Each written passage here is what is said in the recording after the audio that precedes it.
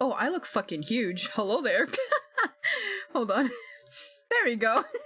Why was I so big? Hi, Michael. Hello. It's been like a week, I think, since I last streamed or something like that. I think I... Michael, thank you for the 8 months. My alerts are still fucked, but thank you for the 8 months of Prime. I appreciate it so much. I'm in the process of getting new alerts. I just need to figure out new alert sounds because my partner, Luna, bless their heart, they're helping me and stuff like that. I originally was gonna stream Nikke today, but I did the hard chapter last night. I need a break. I need a timeout. Like, don't worry, I'll probably play tonight or something. Like, I'll play it on my own again later. But like, I need a couple minutes to myself after that hard chapter. When I tell you, I was sobbing, like I was gasping for air. I was in a VC. I joined the VC last night with some friends, and automatically he was like, "Are you good?" I'm like, "No, I'm not." Like, it was bad. Like, I know I said I was gonna do part 2 on stream, but I got very impatient and I needed answers like meow. So I did that. However, I do have like a new game ish. It's not really a new game. This game came out like earlier this year, but it's a new game I'm playing on stream because I haven't played it on stream. And it is Love and Deep Space. So a lot of you might know this game because when it was first coming out, TikTok did not shut the fuck up about it with their ads. At least they didn't for me.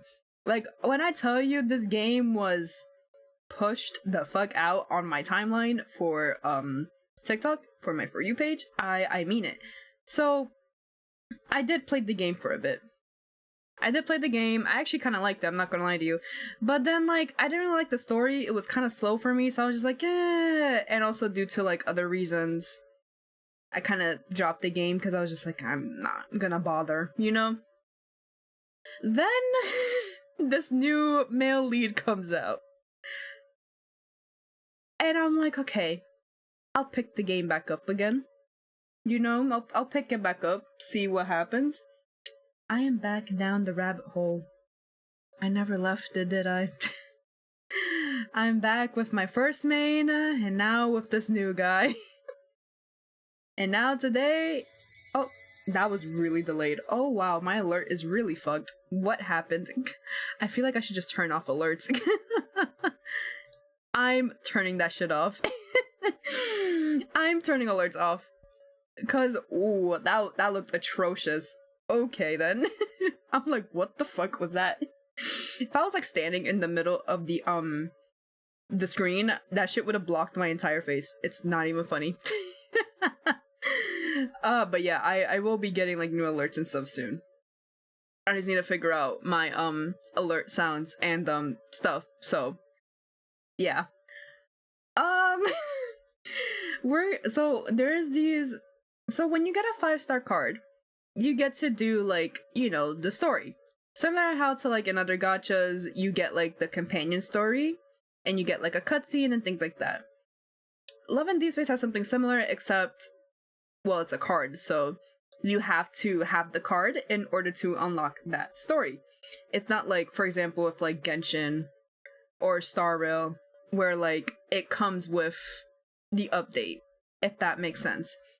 Like, for example, in Genshin, I don't have Emily, I don't have Chiori, but I can play their story quests. In Love and Deep Space, you need to have their card to play the story that's pertaining to that card. There is like the general story quest, if that makes sense, that you can get that comes with the game. You just have to level up their affinity, which is essentially their, like, the bond you have with them, which I'm not gonna lie to you, is a bitch to fucking level up. I don't know how I'm level 70 with some of these characters, but here I am.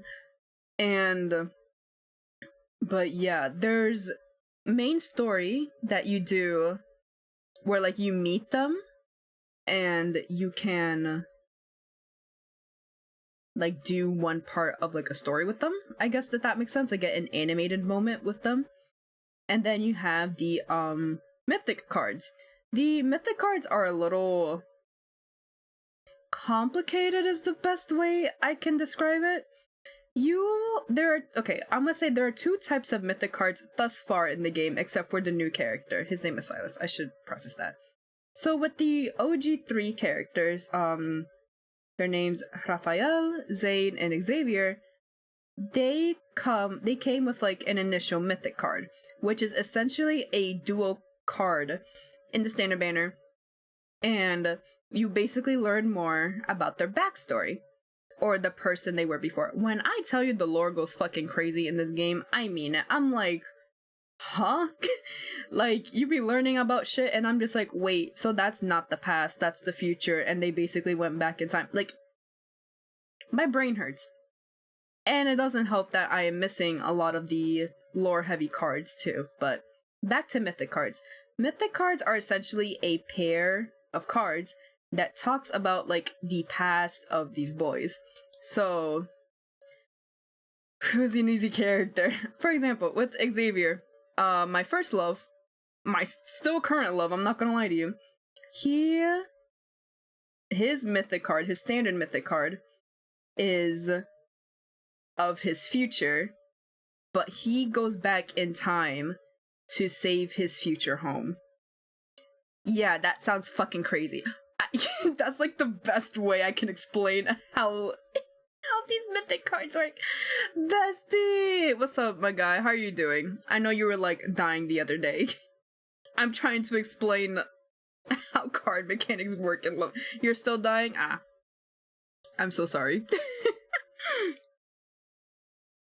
I have like... Ooh. That made a weird noise. Oh. Where are you now? Okay. And I gotta go work for sure. It's time tomorrow. Oh my god. Dude, you're definitely gonna get fired. Dude, did you know you have like 30 minutes? Like, literally that TikTok is you right now.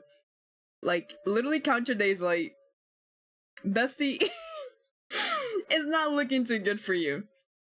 Oh my god.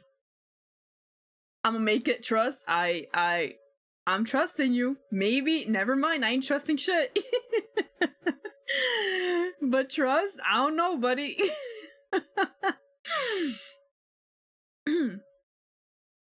But back to my fucking tangent. With the... What was I on? Oh, I was on mythic cards. Yeah. When it comes to... Hi, Luna. Did y'all hear that or no? Because I heard it, but I don't know if y'all heard it. Hello! Watermelons? Hello, watermelons. Thank you for the first time chat. I hope you enjoy your stay here. I'm just yapping about Love and Thief Space to give it some semblance of making sense, because... Yeah. Oh god. I'm kind of just yapping about like the mythic cards. For preference, I don't have all the mythic cards. I only have Xavier's standard mythic. I don't have his limited one that came out sometime this year. So I can't really talk about that one. I just know that that one goes a little and I don't have the standard mythics for the other two boys as well. I have the one for Silas, which I don't know what. The man loves me when he wants to love me and hates me when he wants to hate me. I don't know. It's very confusing. But yeah, let me switch to the... Let me turn on Spotify because I have my own in-game music and stuff. Switch to game. Okay. This is one of the... This is gonna look crazy. I can make myself a little bigger, actually. Like there? Closer? I feel like that's a little better. I don't think I played... No, that's too big. I feel like that's good enough.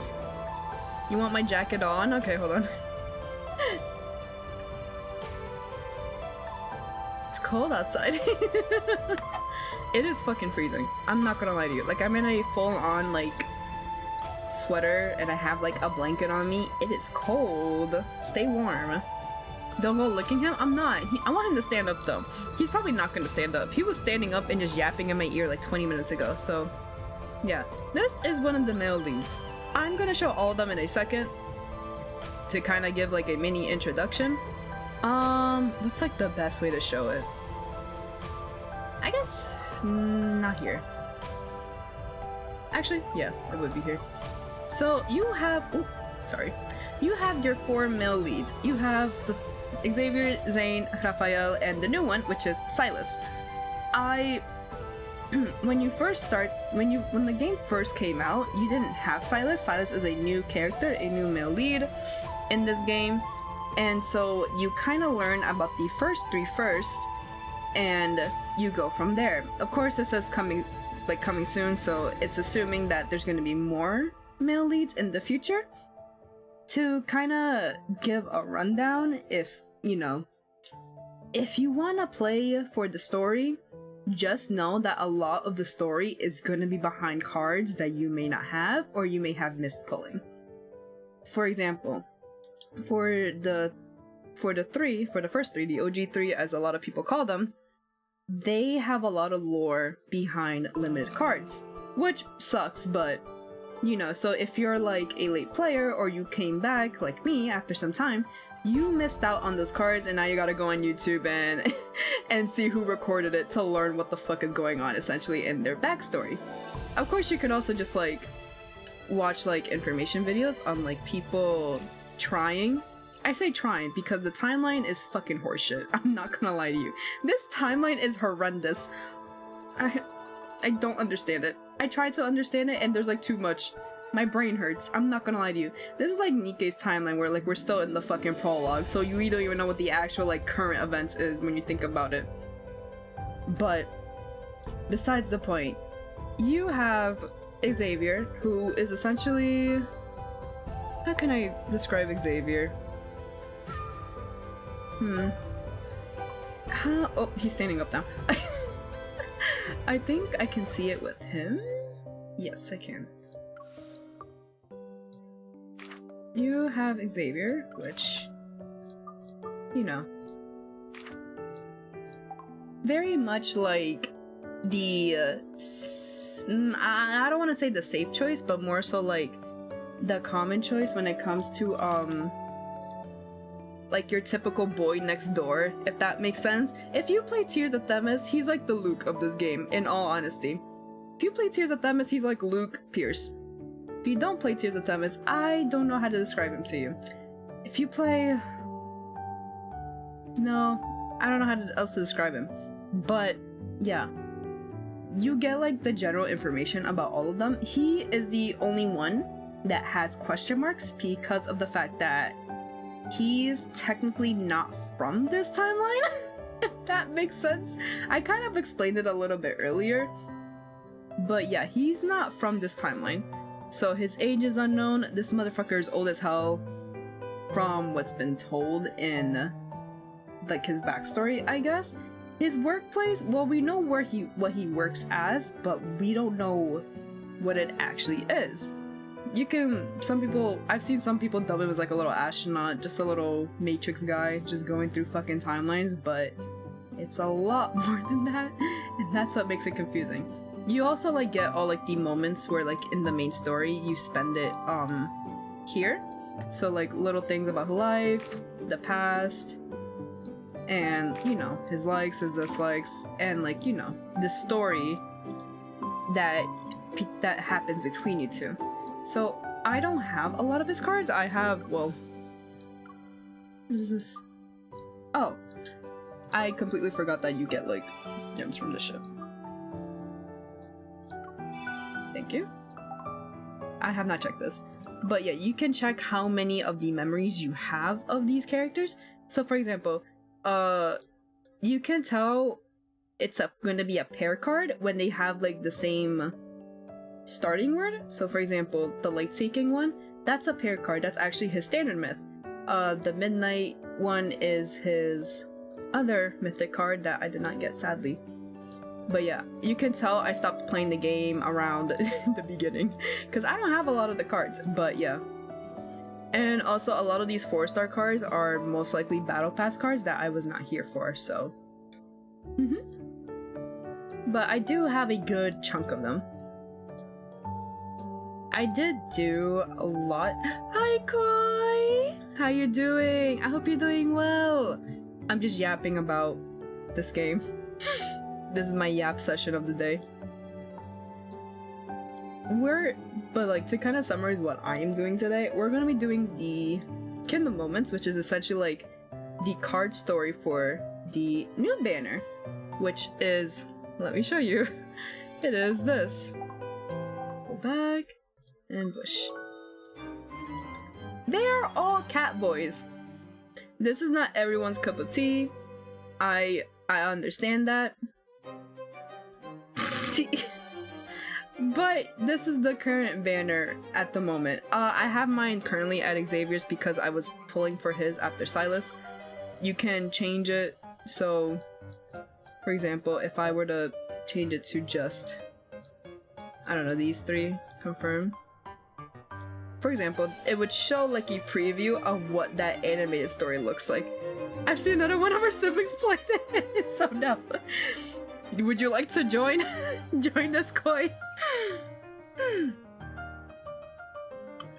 Be one of us in this madness. Yeah, I'm gonna be doing the card story for these cards, and I am very scared. I'm more so scared because I don't know how my sanity is gonna play it out. I've seen this is a question. Is it actually? Oh no. You know what? I need to tune into her streams more. But like her stream schedule is very much the opposite of mine is the issue. Oh god. But yeah. This is what I've been doing for the past like 2 days, is just pulling on this banner. I'm only missing 1 card from this banner. So I'm debating if I even want to keep pulling on it for it because it's just like, I don't really care that much. Very much so, yeah. This is your standard banner. Very different music, very different vibe. What's cool about the standard banner though is like, it's similar to how the Hoyo games are, is that when you reach a certain like, I guess pity or a certain wishing point, you do get like gifts. Except here, you get it like every like 25, but then it goes up to 50. So every like 50 then it goes up. So here you get like a free 4-star card or SR. And yeah, you also get 5 wishes, which is the standard. And then you get this, the SSR, which are your 5 stars, to kind of translate it and things like that. It was very much, I feel like 5 stars is like very much RPG gachas, but when it comes to like card gachas like Tears of Themis or Love and Deep Space or even Obey Me, which I don't know if anyone knows Obey Me, Shall We Date from like the Shall We Date thing. If you do, shout out to you because that was my OG gacha game until I dropped it because the company is garbage right now. But I guess what Obey Me is a little different because they have like UR cards and UR plus cards, which gets very confusing, but that's another thing for like never, because I'm never coming back to that game unless like, you know, it goes back to like the original plot and shit. But yeah, I am actually very close to getting just a random 5 plus pulls, and I've already claimed everything else. But yeah, it's cool that like you get semi-rewarded for pulling so much in the standard banner. But yeah, and these wish crates, you basically get like the standard pairs, or yeah, one of the standard pairs you can choose from. So when I first got it, I think I got one of the Silas cards because I was missing that pair, and then for the other one I got the other Xavier card because I was missing that one as well. If I remember correctly, I don't know. I know for this next box, and essentially sadly my last box, I'm gonna focus on the Silas card because the man loves me a little too much for this card. So when you look at the bottom, also I'm gonna have to say, the grinding system, the leveling system to like just level these cards makes me want to pull my hair out. So you have ranks in this game just like how you have ascensions or like constellations, eidolons, memories, whatever you want to call them.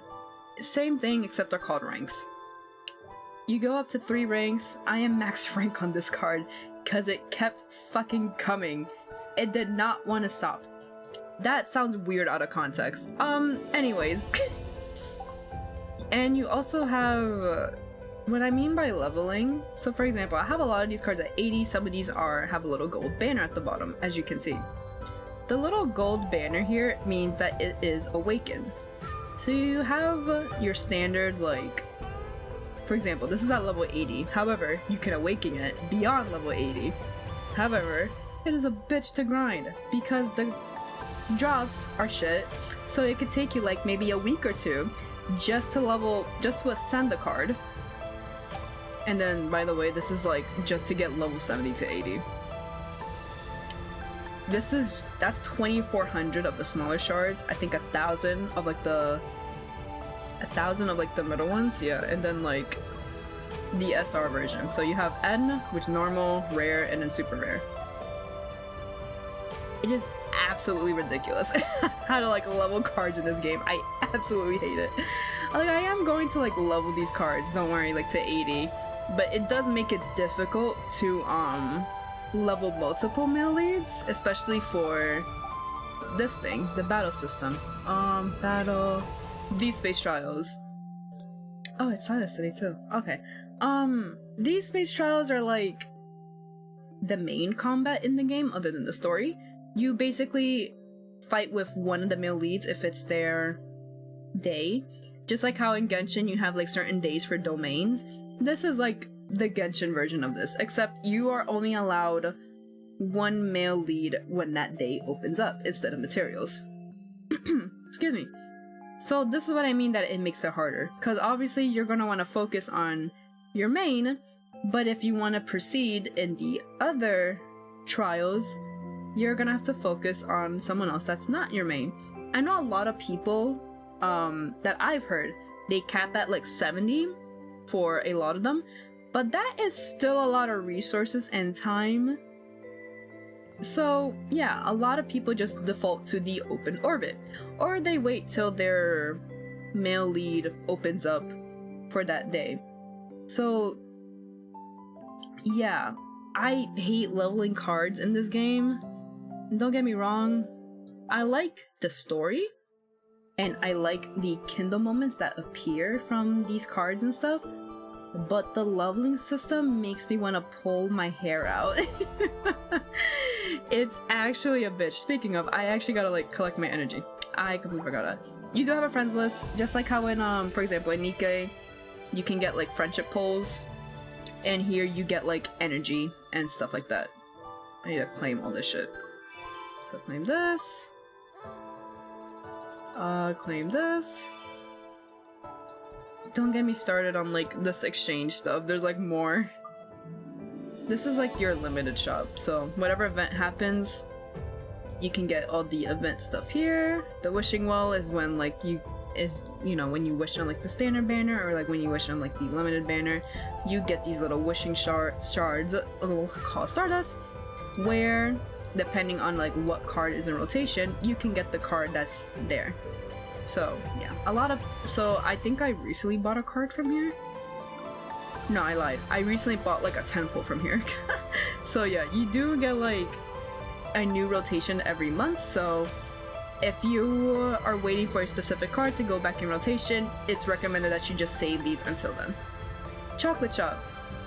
It's very much like your accessories and how to like dress up not only the characters, but also you, the main character.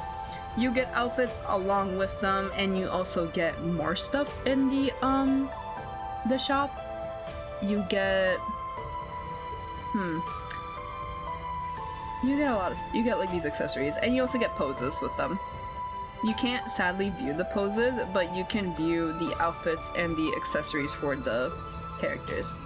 So, for example, you click on the magnifying glass, and yeah, you can kind of see what they look like with it on. And obviously, each one is labeled for a specific male lead. So if I were to click this would be Raphael's outfit. Click on the magnifying glass, and you get to see how it looks on him. Very... You have Raph's card? I thought I did. So, what happens, guys?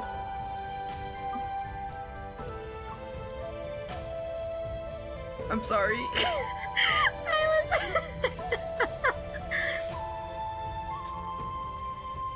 I'm gonna sip my juice as you scream at me. I'm just gonna sip my orange juice as you scream at me, and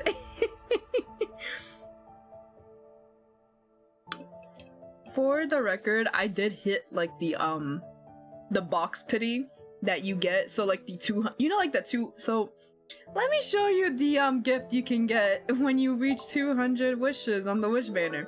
So you're gonna click on this thing here. Yeah, I made 200 wishes. I don't want to talk about it because I was pulling for 2 characters. You can, after 200 pulls, you get to choose this one. So when I pulled for Silas, I actually got 2 of him. So I got R1 of his card. Then I got Xavier, you know. Boy came very easy, I love him. And then I was just like, fuck it. I might as well do an extra 10 pull because I was like literally a 10 pull away from this cart. I mean, this crate. And I just got the Raphael card from there. Yeah.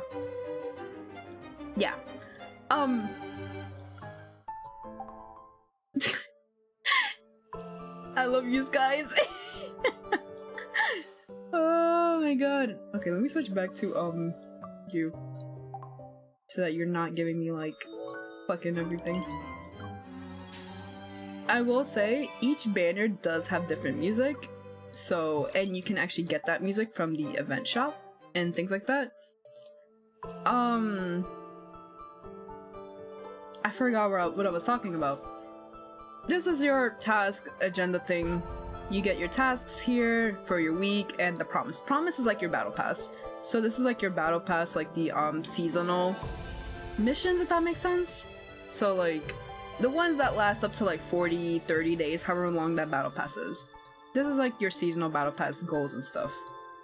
Here's your dailies and here's your weeklies. I already finished my weeklies. I just need to do my dailies. Here is the actual battle pass. It's a very standard battle pass. I always buy it because my mains cannot be in the same battle pass for some reason. So I have to buy a battle pass every fucking month to get my mains. You have a check-in, which gives you stuff per day, and for every month that you get like these rewards. So every 7 days you get a lot of money. For 15 days you get gems, which I'm getting that tomorrow. Fun for me. And then at the 25 mark you get a standard pull and these Rubik's Cube. I can't explain what the Rubik's Cube is, but like, it doesn't really matter that much. And you also get these logins, like, you know, you get energy at a certain time. You get one at noon, or if you were built for daylight savings, it would have been 1 p.m. And then the next one is at 6 p.m., so it's every 6 hours.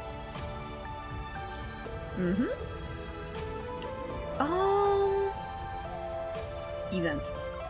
Here is the current event. It's very cute. So as you know, kind of explained that they're all cat boys right now.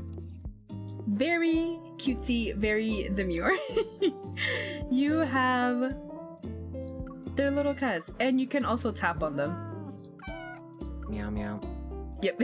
And if you tap on them, there's a chance of like you can hear the VA actually saying meow, which makes me laugh every time I think about it. I can just imagine just pulling up to the recording studio and like you're handed like what you're saying for the session, and it's just a bunch of meows. I'm a little scared for the Kindle moments because I think Xavier's was like the most spicy, I think, out of all of them, but I think Silas's was pretty spicy too. I haven't heard anything about Raphael's or Zane's card, so I'm a little scared. A little afraid. You get like a little mini game. This mini game is very fun. I'm not gonna play the mini game though. I'm playing that shit on my phone because The minigame is like, how do I explain this minigame? You know, for all my Nikkei enjoyers, because it's the best way. You remember, like, when we had that 8 event and we were just, like, serving dishes, but you had to serve, like, the good dishes to the left? No, I lied.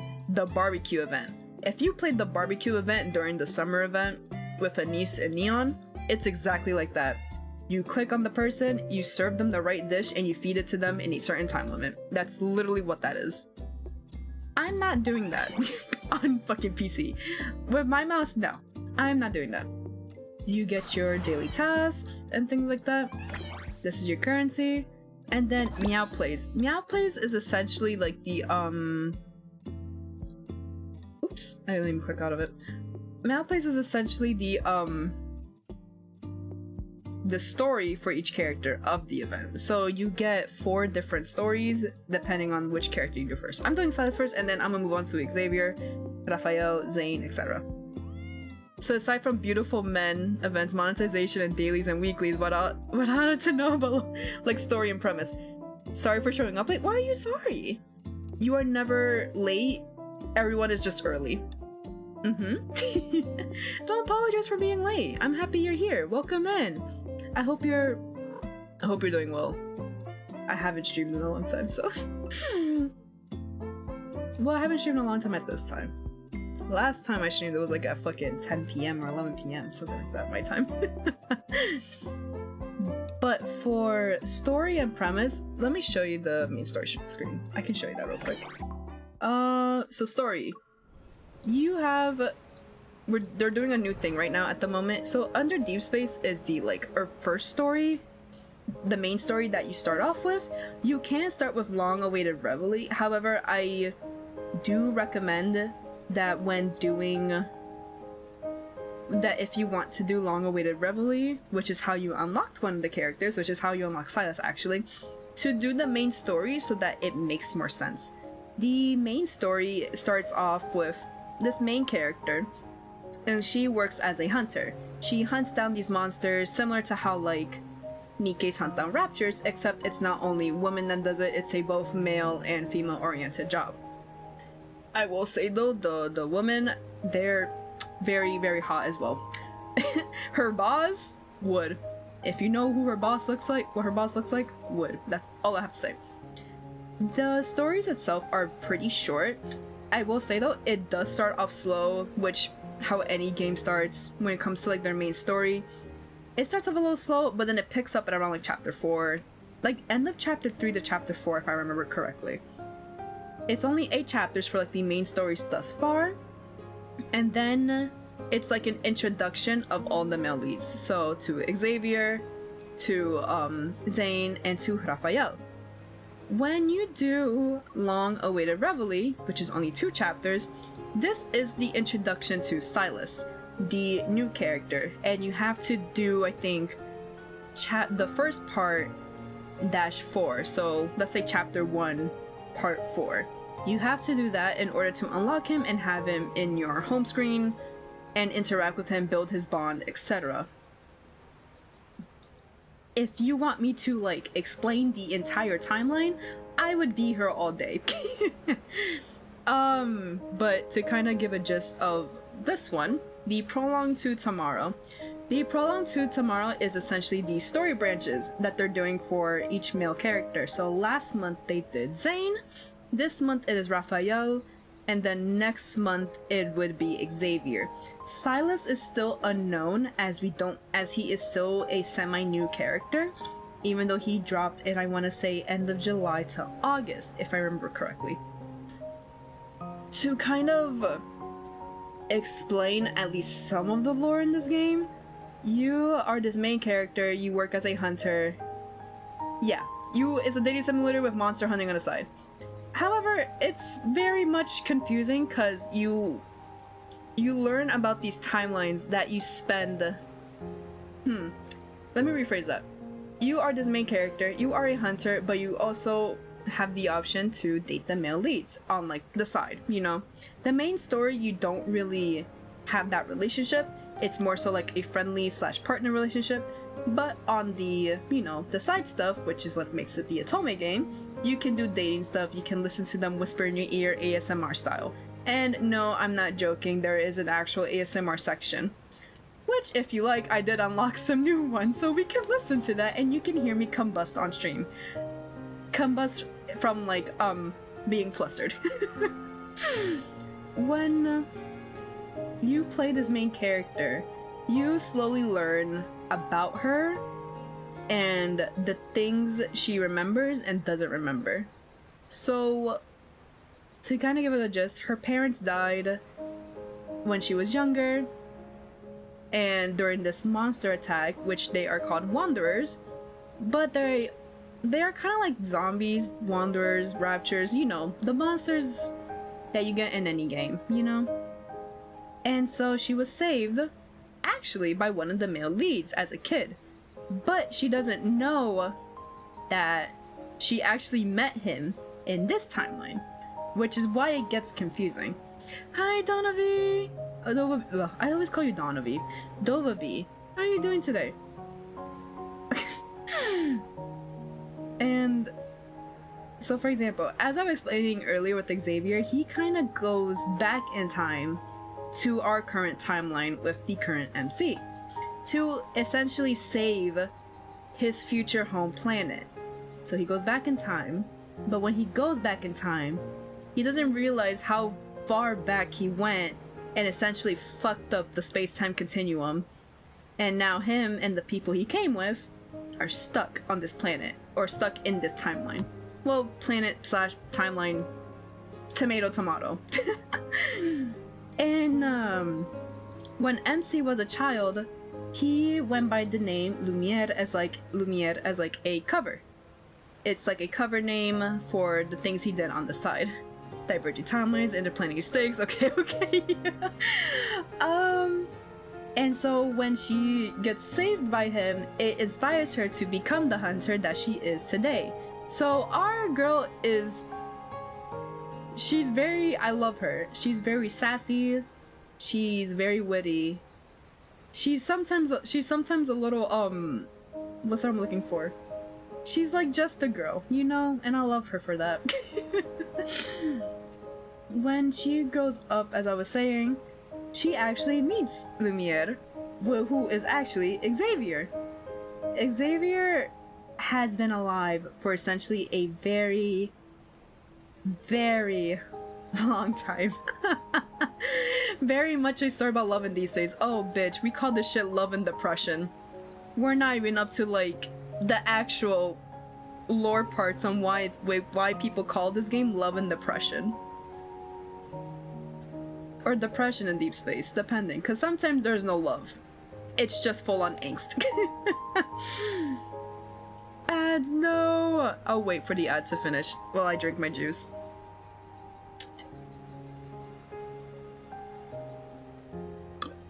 Yeah, I'm gonna wait.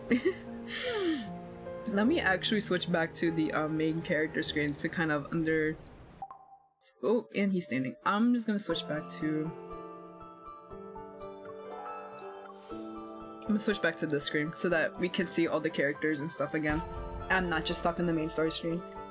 I do want to do the story branches because I need to do Zane's in order for me to do Raphael's, and yeah.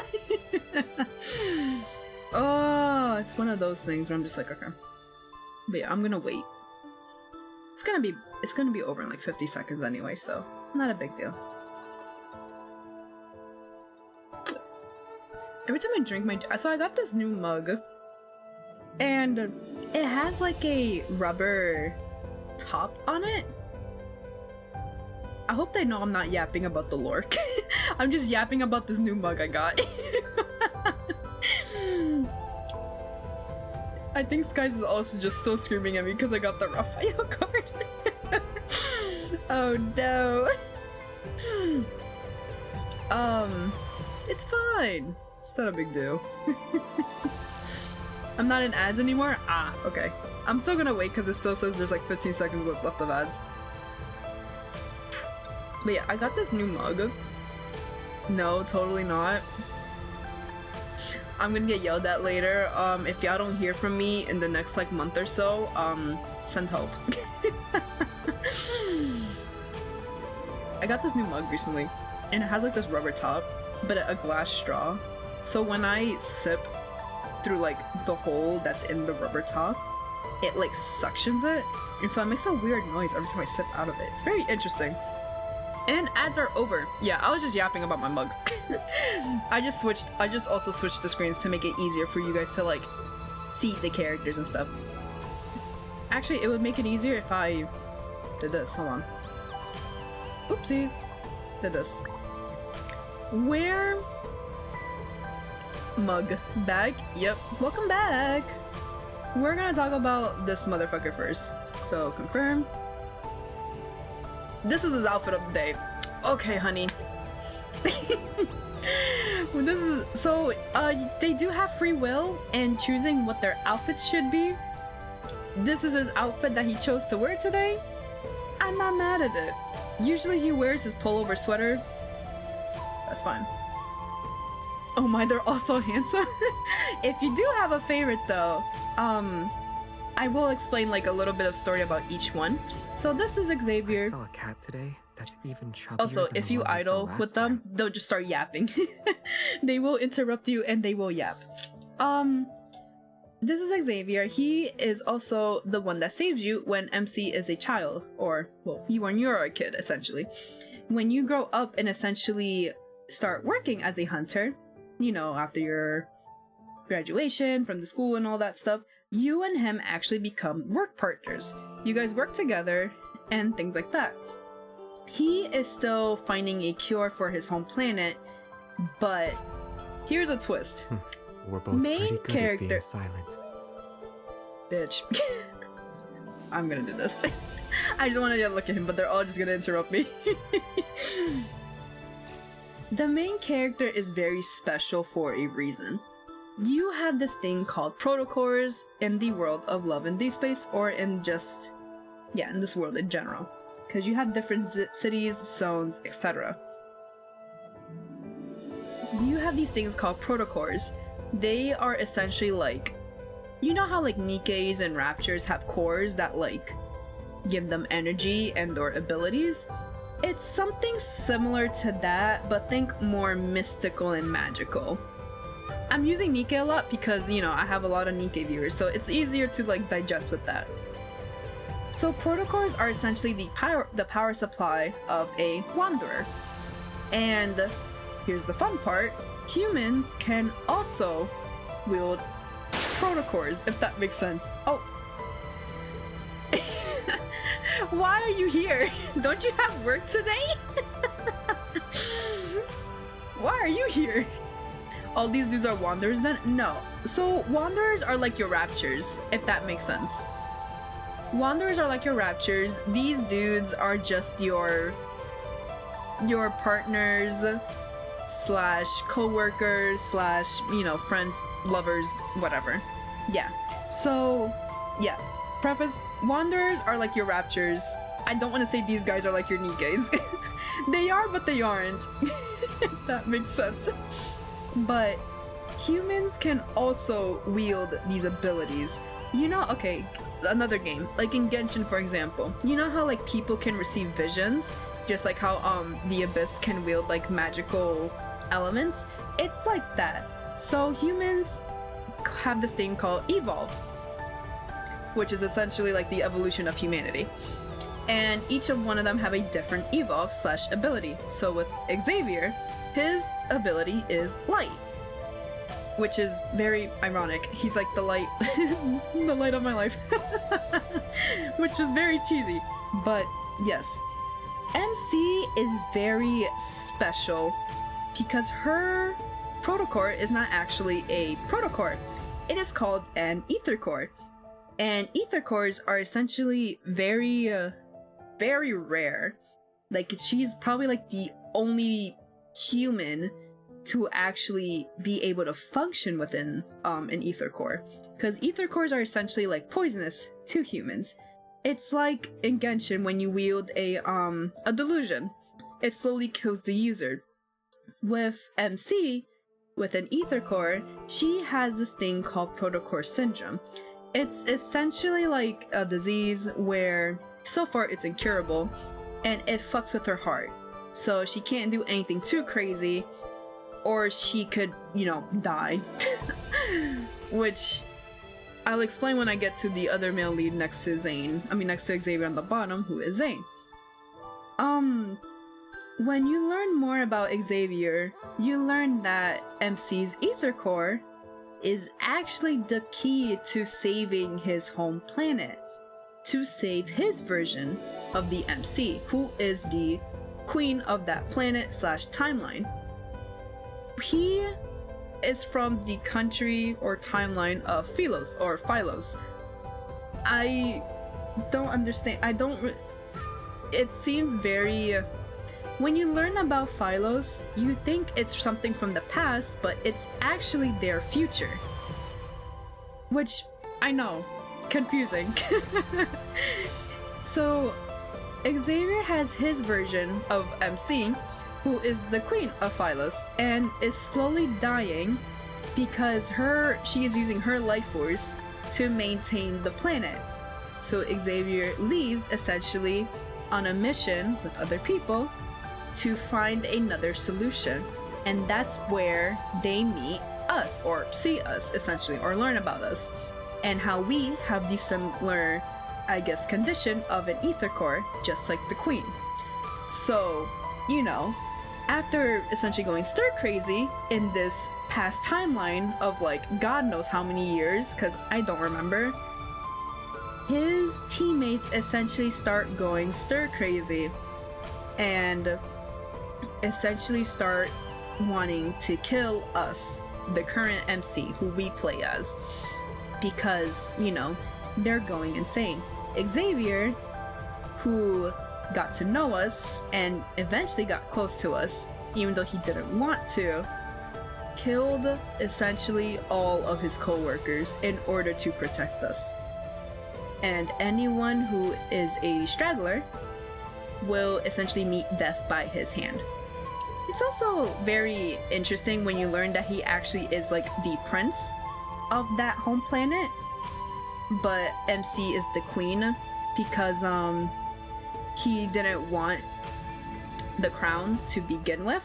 You learn about that in his backstory, actually, how he didn't like his father, and he didn't like the corrupt system and things like that, so he kind of gave away the crown to MC and things like that, to his MC, which is gonna be very confusing because there's different versions of us in different timelines. And this is just one character's backstory.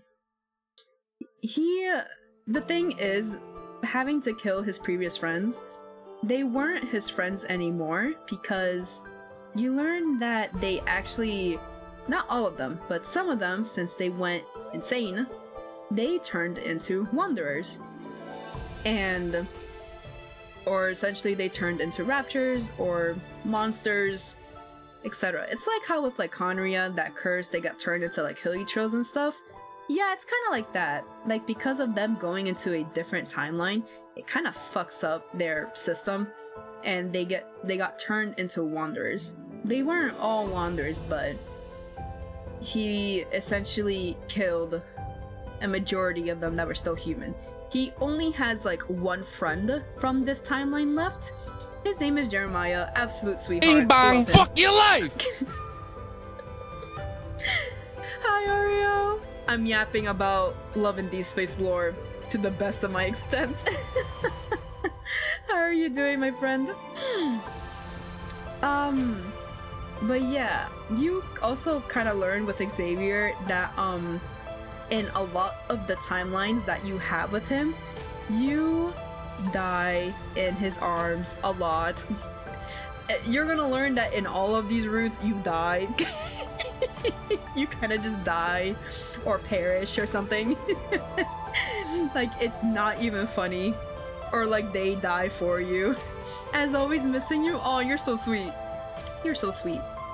I'm trying to stream more, but like I said, I've been busy with school, so yeah, when I'm done with this semester, hopefully I'll be able to stream more. Hopefully. Drinking my juice. Please check DMs? Okay. I got you.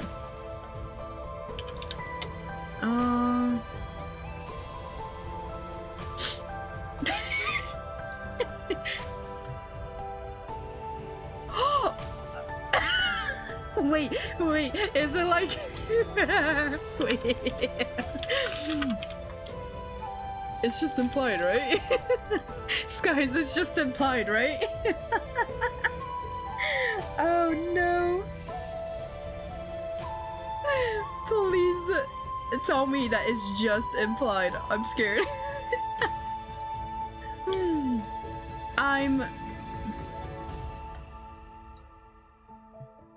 Oh, that's crazy. I should preface that because you do build a relationship over the months with these boys, some of them are gonna be a little bit on the spicy side. You do get that build up, and then you get like there's two types of banners. I should preface. There's the quad banner, or the trio banner, which was the trio banner before, but now it's the quad banner, where essentially it's a free-for-all for which card or character you get. Essentially, they're all together. Then you have solo banners, which is like a banner dedicated to the boy itself.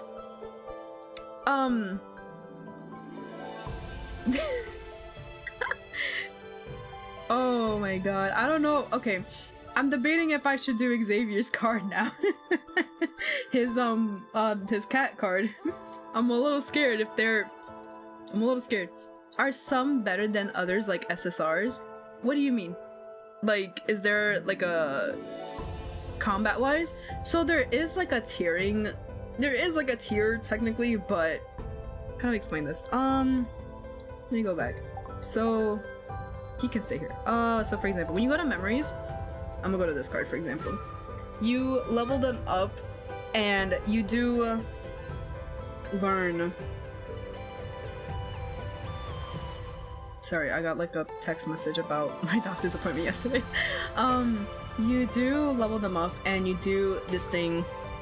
You know how you get like relics, artifact farming, etc. These are protocol farming. So there are some that are better than others. However, you can kind of use what you can to get past certain points. You just have to build them.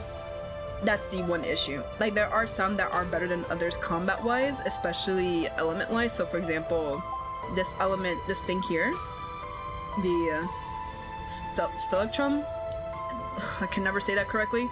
There's different ones, and the more diverse a character has of these cards, the better it is combat-wise, because a lot of them are very much like, oh, you need like the pink and blue one for this battle.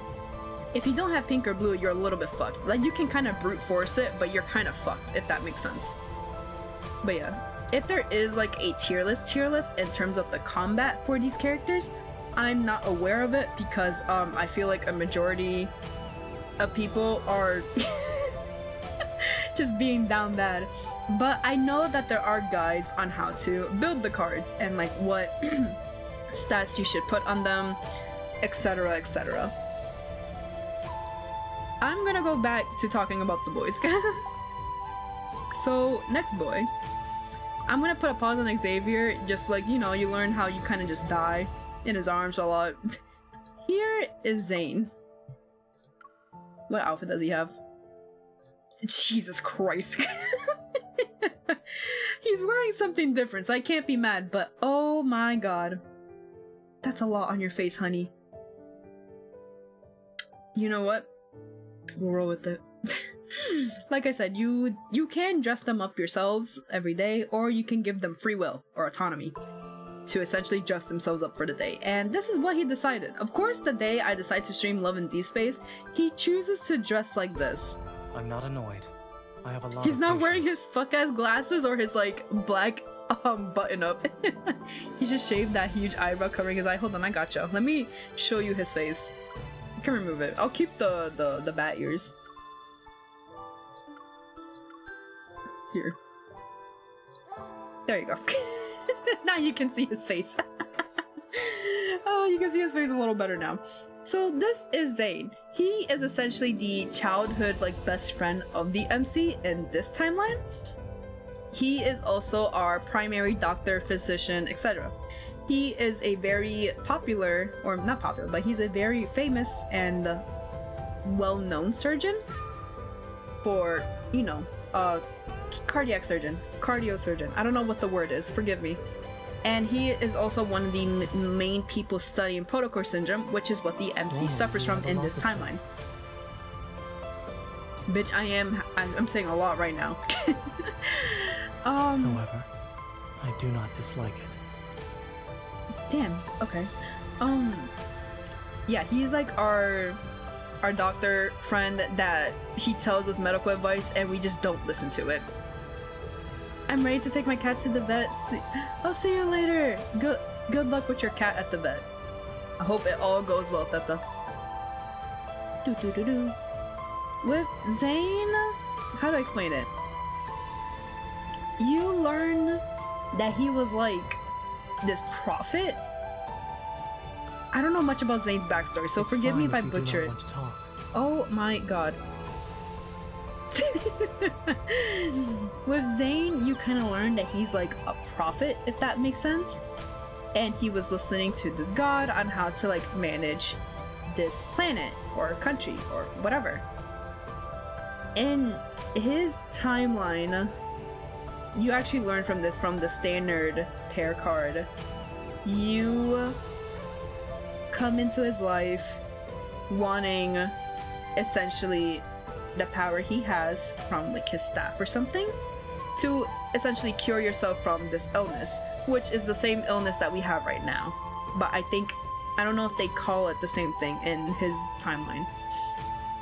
And so at first he was reluctant and didn't want to, especially since like the god whispering in his ear told him no, and that if he does she'll like curse him forever or some shit like that. And he said, well, fuck it, and he helped us. And his curse is now that whenever he feels any sort of attraction towards us, he can turn into ice. Like he freezes, like physically, like his skin turns to ice and everything. And which is funny because his abilities or evolve is ice. You do learn that there is another counterpart to Zane called Dawnbreaker.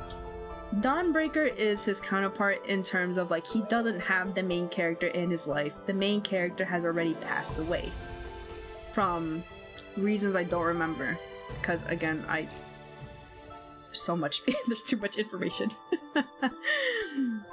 But in his story branch you kind of learn a little bit about Dawnbreaker and like the curse that is implemented on him by the god, and how, you know, essentially he can't love us, he can't feel any sort of attraction to us, he can't even be like, let's say, nice to us, or else he'll turn into ice.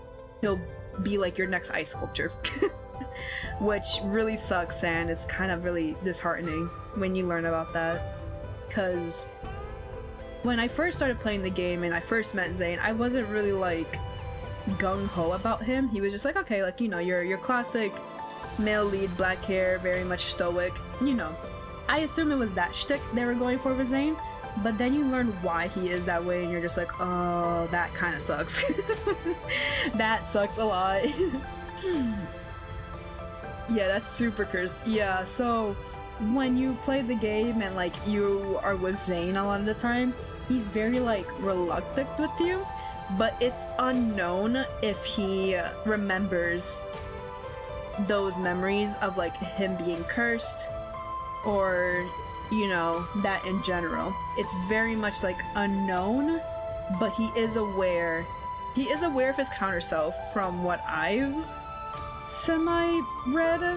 At least to my knowledge, he is like kind of aware of his counterpart being Dawnbreaker, but I don't know if like he's aware of like the memories he had of like why he has to be the person he is now. Like with Xavier, he remembers everything.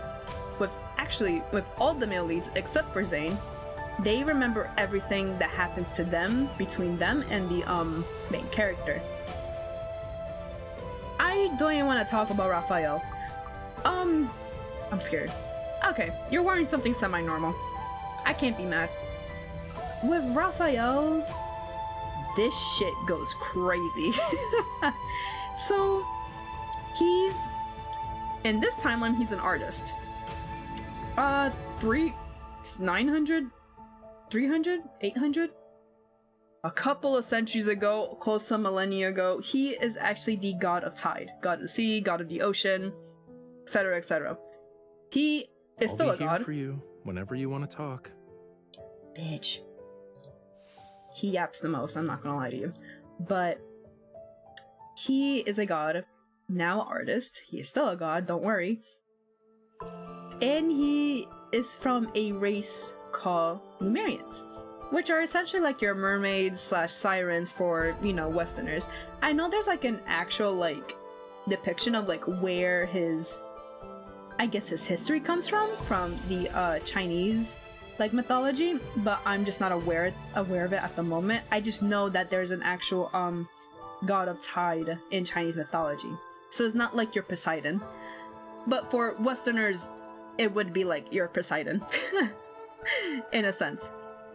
Raphael is very interesting, because you learn about him, let's say 30 years into the future from the standard card, but you also learn about the backstory you two share, let's say almost 1,000 years ago. So this man is also old. And he also remembers everything about what happened between you two. This is like very much like, for preference, I don't have all of these cards. So if I am like misinformed or like saying something wrong, I do apologize. There is someone on Twitter who is like doing like highlight again, that is doing like I guess an accurate translation of the cards from CN over to English, because sometimes the localization, they leave some things out, which sucks.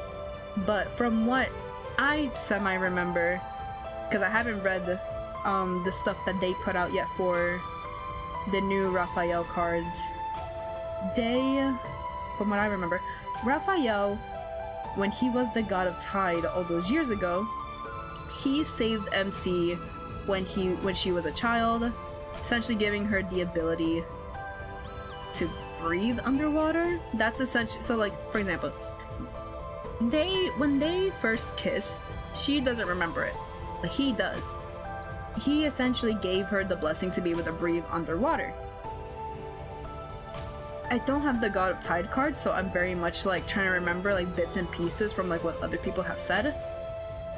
You kind of go back and you see him, and he's in like this conflict of like how to save his home, you know, because you have like, you know, the internal flame. I should also mention his ability is fire, which is ironic because, you know, fire, but he's a water god, essentially. Ironic, but besides the point. MC essentially is down there as like a disciple, and you learn later on they actually were about to get married or are married, because he does say beloved bride. But in order to save his home, he would have had to like rip out her heart and feed it to the internal flame. But instead the inverse happened, and she took his heart in order for her to survive. Again, the same syndrome as before. And yeah, essentially dooming his home, making him, I don't want to say the last Lumerian, because I know you do see them occasion. I don't know if it's confirmed if he's the last one of his race or kind, or if there are others out there. Because in the main story, you do a chapter where you're actually with him, like when you meet him and stuff, and you're like going around with him, you go and visit this man who has a Lumerian skeleton in a fish tank. I should preface, these motherfuckers are huge. you know how like mermaids are like, or sirens most of the time are like, you know, the same height as you? No, these motherfuckers are huge. It's actually terrifying. And this was like, you know, a standard Lumerian, like I think woman, I don't remember. Like she was strung up in a fish tank in a very like quote unquote artistic way. It's the best way to describe it. And so with Raphael, it's like, yeah, that's crazy. Would I don't blame you though, cause same. Yeah, so you kind of like, you guys fall in love with each other, but you essentially like, I think, rip his heart out or like stab him or something to save yourself because he gave you that option, because he wasn't willing to like kill you. And then remember, he still remembers all of this, so he never like, I don't know if he like reincarnates or if just this is like him still living and just still going on, because that's like the most confusing part for me in all honesty. But you learn again, not in this timeline, but in a future timeline, I think, you guys meet again. I think it's a future timeline. I don't remember in all honesty. Yeah, it is a future timeline, where essentially everything is like dried up, a desert, etc. And he's also again given the option to either kill essentially his beloved bride to make Lumeria happen again, make Lumeria exist and thrive again, or not. And he decided to be against that fate. He wasn't willing to take her heart a second time. And he essentially has been waiting for us. Even though we don't remember him and we die eventually, we don't remember anything about what he did for us. But he, you can say, holds some resentment when you meet him in the story and you do some of his cards. There is like a little resentment there because he just hates human beings in general. Which, you know, don't blame him. I do too. There is like some resentment there, but it's not resentment towards her. It's more so like frustration, which is understandable, because it's like, imagine you literally like physically and like methodically you give your heart to someone, essentially dooming the place you call home and all the people in it just for them to not remember. So he's dead in his own time, but is somehow alive, reincarnated in the current timeline and the future timeline, separate from this desert, like where he rejects. Yeah, basically. I don't know if he actually like dies or if he just walks around without a heart. I know some people make the assumption that he walks around without a heart. Well, yeah, like he's just like literally a dead man walking, to use that terminology. But yeah, he essentially had the option twice to either save his homeland or essentially have it doomed for like fucking God knows how long. And he didn't take it because he loved her so much. You actually kind of like learn in like one of his cards, I think it's actually like the first kiss card, where they have a bond with one another. And this bond is very special between like Lumerians because it's a strong bond of like love and all that stuff. It's very cute and it's very much like important because it actually gives MC a little bit of power and like, you know, in the sexy way, controlling him and things like that. But it's all consensual, of course, obviously. But yeah, you do learn more about it, and I know you learn more about like his feelings, his resentment, his anger as like the god in his story branch, which is why I really want to do it. With Zane's story branch, I haven't, like when it first came out, I heard mixed things about it, so I'm a little scared that I'm not gonna enjoy it, but I've heard nothing but good things about Raphael, so I'm very excited to do it when I have to do Zane's first though. So yeah, that's kind of Raphael's timeline with MC, or relationship with MC. It's like it's like another childhood to disciple to wife. I don't know, it's very confusing. But it's a lot at the same time. Last but not least, the new man himself. This is Silas. Silas recently came out, like, I say recently, but it's been a couple months by now, so I want to say, let's say late July, early August he came out, give or take. Or mid-late to July. To my other man. This is the man that dragged me back to the game. Sorry, I was stretching.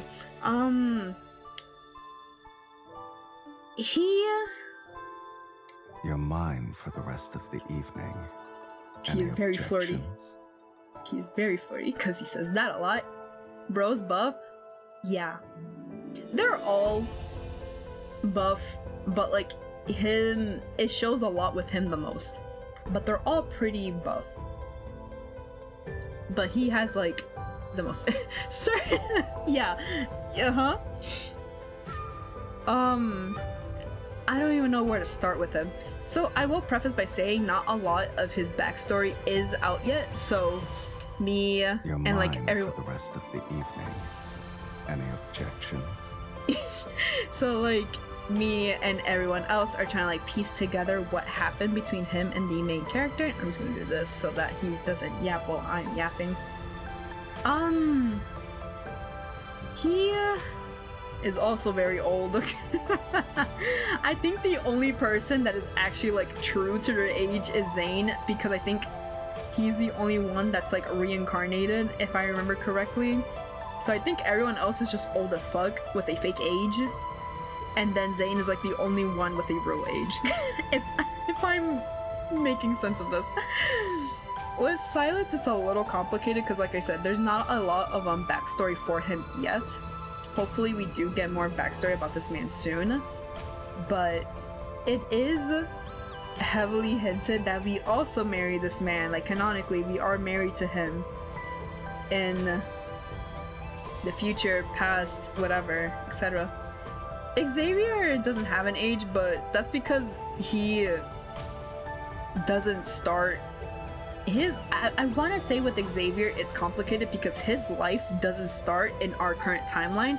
His life started in the future, but he just goes back in time to our timeline. I think that's why he doesn't have an age, because technically he would be old as fuck. He's also old as hell, but it's more complicated than... yeah, he's probably, let's say, the same age as like us, give or take, or even, I don't know, fucking Raphael, I guess, to like give him an age, but like I wouldn't know. Sorry. Silas? How do I talk about Silas? When you first meet him, we try to kill him. And by we try to, I mean like we actually do like shoot him in the heart, and that literally does nothing to him, so.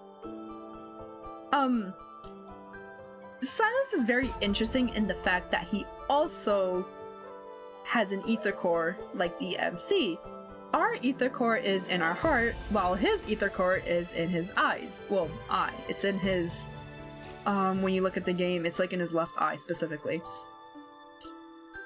You will learn that he is essentially the most wanted criminal in all of Philo or Philo history, with one of the biggest bounties on his head. He is he's like your typical, to like kind of break it down, like your mafia boss kind of lover, if that makes sense. And yeah, his abilities, his evolve is called energy, so he's like energy manipulation, but it is just beyond energy manipulation. When I tell you this man, like the localization does not do this man justice in terms of what he can do, I mean it. He can essentially control other people with his abilities if he's so pleased. Not like he doesn't just control the energy of just like inanimate objects, he can control the living as well, from what I can tell. Like take like take over their minds like with like a parasite kind of thing. He can't read minds, but he can kind of learn about their desires and learn like what they really want. So like he learns their intentions, but he can't read minds, if that makes sense.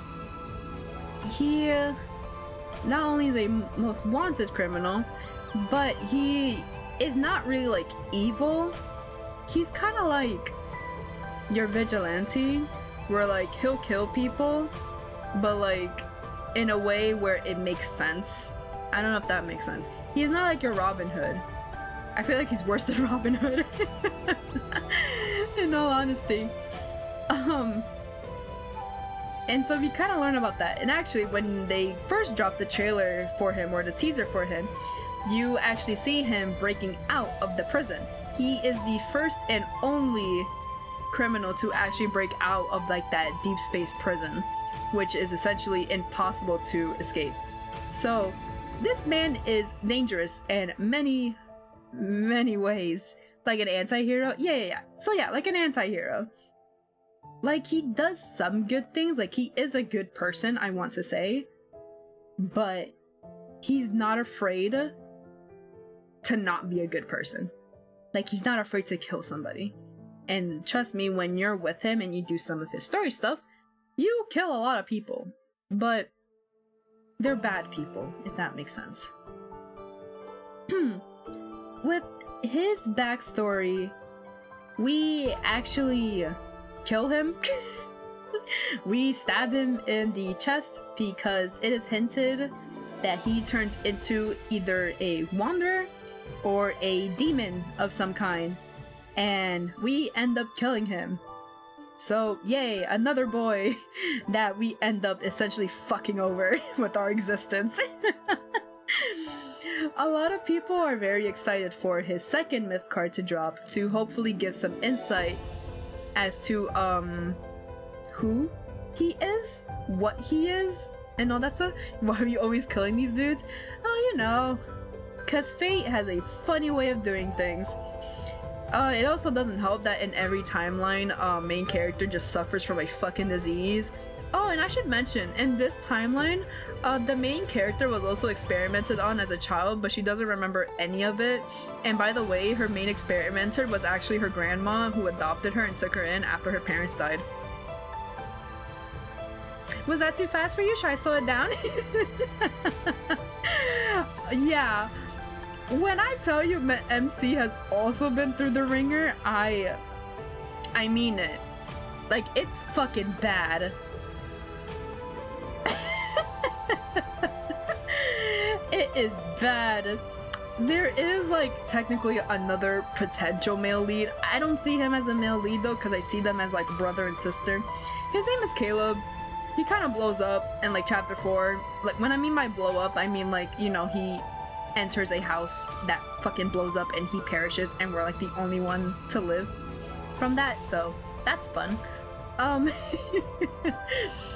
I do like the theories that are out about Caleb, how he's the there is like this one theory about how Caleb is like the snake in MC's life. He's like the snake in MC's life that's always essentially causing her downfall, not only like from herself, but like the downfall with the other male leads as well. And I find that theory very interesting because of like essentially like how they centered his character. If they try to make me romance Caleb, I'll be so mad. I mean, you don't have to. Like, me personally, I'm not going to. I know some people find Caleb hot, which, you know, to each their own. I can give less of a fuck in all honesty. Me personally, I wouldn't romance him. I just don't see him that way. I see him as like an annoying fucking brother, in all honesty. But again, to each their own. Because, you know, if you play in different languages, I know like it's very much interpreted differently how characters are. Like, for example, in the CN dub, I think they portray Caleb more as like an actual love interest than as a brother. Then like the localized version, it feels very much like brother-esque type relationship, if that makes sense. I'm here. Hi, Val. You're lurking because you're working. Have a good day at work, my love. I'm kind of just yapping about Love and Deep Space lore, so yeah, I just been yapping for like the past like hour and a half about this game and its lore. I haven't even like started the Kindle moments for this new banner. I will in a second though. But yeah, please continue. I love the lore. I just kind of had to like give a general background on each of them. I hit the last one. I was with Silas, but like with Silas I was just kind of explaining like, yeah, we're kind of we kind of like kill all of them when you think about it. We're all kind of like their downfalls when you think about it. With Xavier, we die a lot with him. Like there's actually like a whole card story where like we die in his arms and things like that, which is fun. With Zane, he kind of dies for us in order to save us. Raphael, same thing. He sacrifices everything to save us. And Silas, again, similar.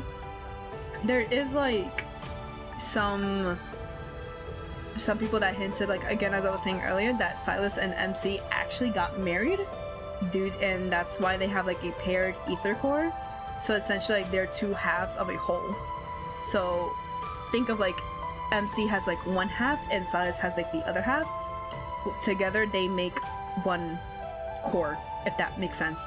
At least that's what I understood from like the localization. I should also mention what MC's abilities are, because she does have a core, she does have abilities.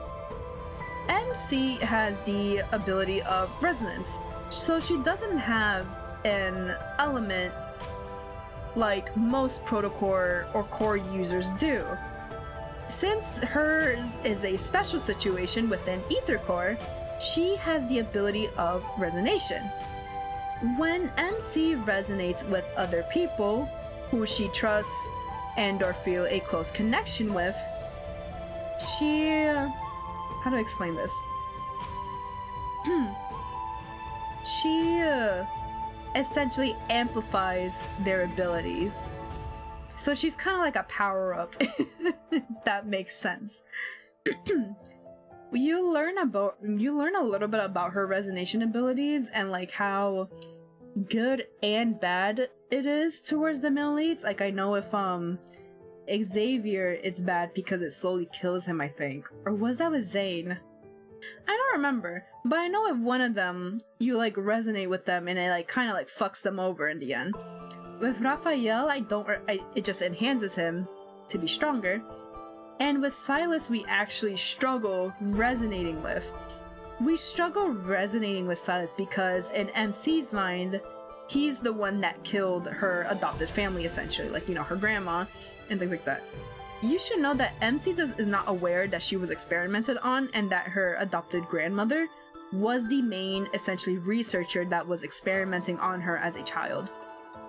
There were some people like hinting that that Zane and MC come from that same lab where they were experimented on, and that's why he holds such a protective I guess like thing towards her. I don't know if that makes sense. Like, it's how he's just very protective, and also explains why he also has an ether core, except it's in his eye. It's very much one of those situations where like we don't know enough about the man to fully comprehend who he is, where he comes from. Like, for all we know, he could be like another Xavier that just comes from the future and essentially comes back to this timeline. There's also people hinting that this man is like almost 3,000 years old, so there's like, you know, also that. It's very difficult to manage because there's so many details, and a lot of it is locked behind cards that I just don't have. Which, you know, I can always go to Twitter and YouTube for, but it's also nice to have them at the same time.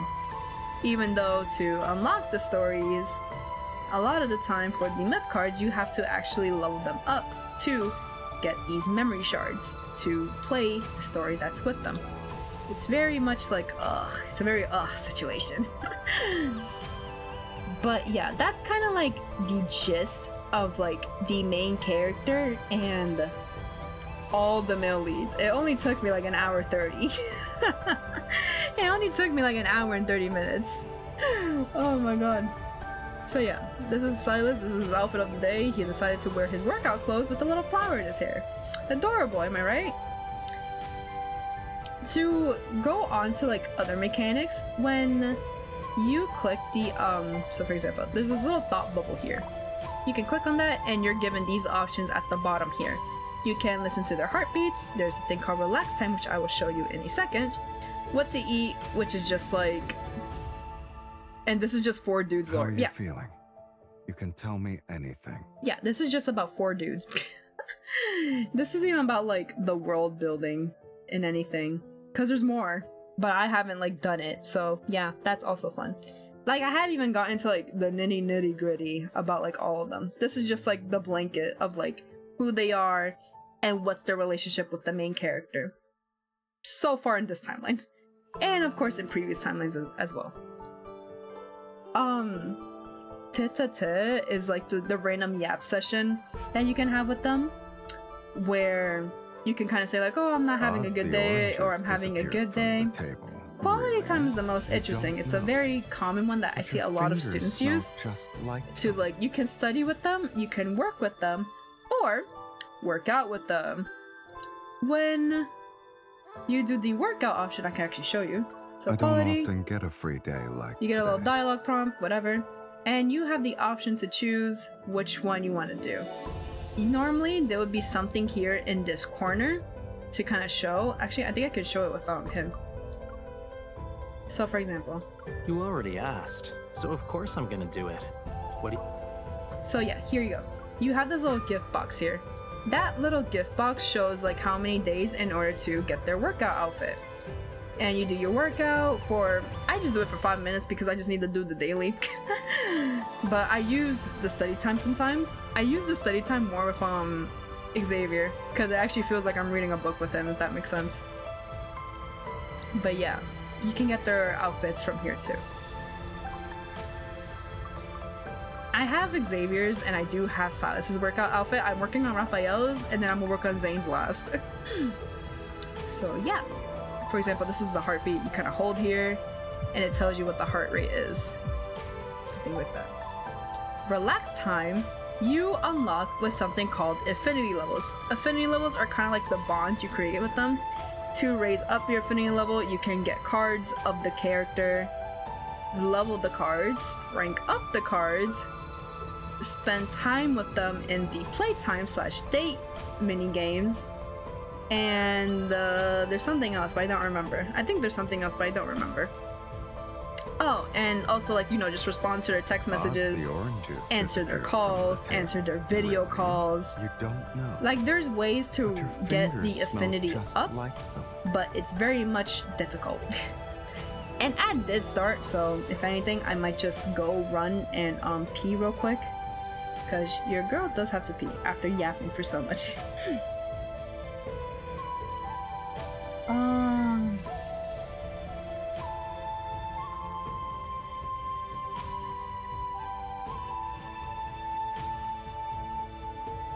Trying to see something. Odd, the oranges disappeared from the table. Really? You don't know? But your fingers smell just like them.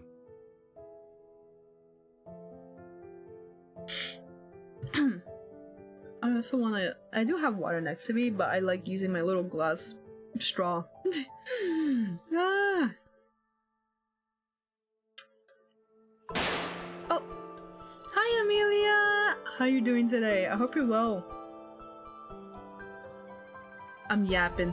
I've been yapping for the past hour 30, so. You're mine for the rest of the evening. I will be doing Any the actual objections? card stories in a second. I'm just gonna wait till the ad is over to do that.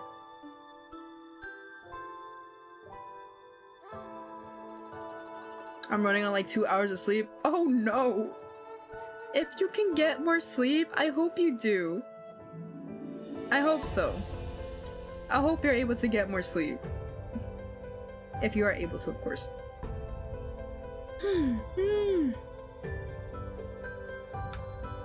Oh my god, my teeth hurt. I'll probably have a nap The later. Okay, oranges that's good. disappeared from the table. Good, as you should. Really? You don't know. Cause But your it's always fingers funny because I smell also have just to like like something to do them. later. I have to do a whole ass paper later. It's not that long. It's only 1,000 words, but it's just like annoying.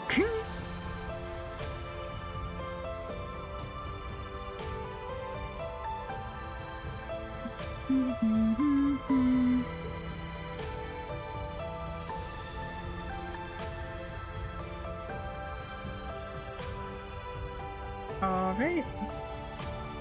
And the ad is over. Welcome back everyone who is back from the ads. You're mine for the rest of the evening. I'm gonna show you what relax Any time is. objections? Relax time is kind of like the silly things you can do with them when you get their affinity up. You get it up every 20 levels. So for example, I'm on level 70 with him. So at level 80, I'll get a new one. You start off with Palm. This is Palm. Is this bait? And then you have 2 different lines with Happy? this. You get 2 different lines with this interaction. Here's a gift. Nice. You get 2 different lines with these interactions. I don't know if he's gonna do it the different line. You want to decide? Oh, he does a different line. Okay, good, thank you. This is Palm. Good. It's very simple, very cute, and then he fucking bites your hand. And I'm just like, okay. There's a quid pro quo. It'll be long term. You can also zoom in on them and then they'll say something about it. This is gift. A gift.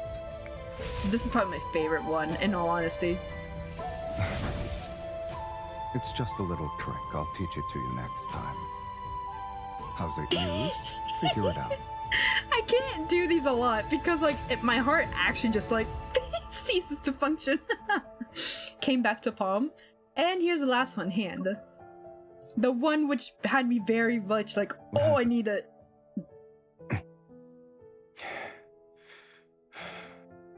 They breathe a lot. Here's one more person who won't let go.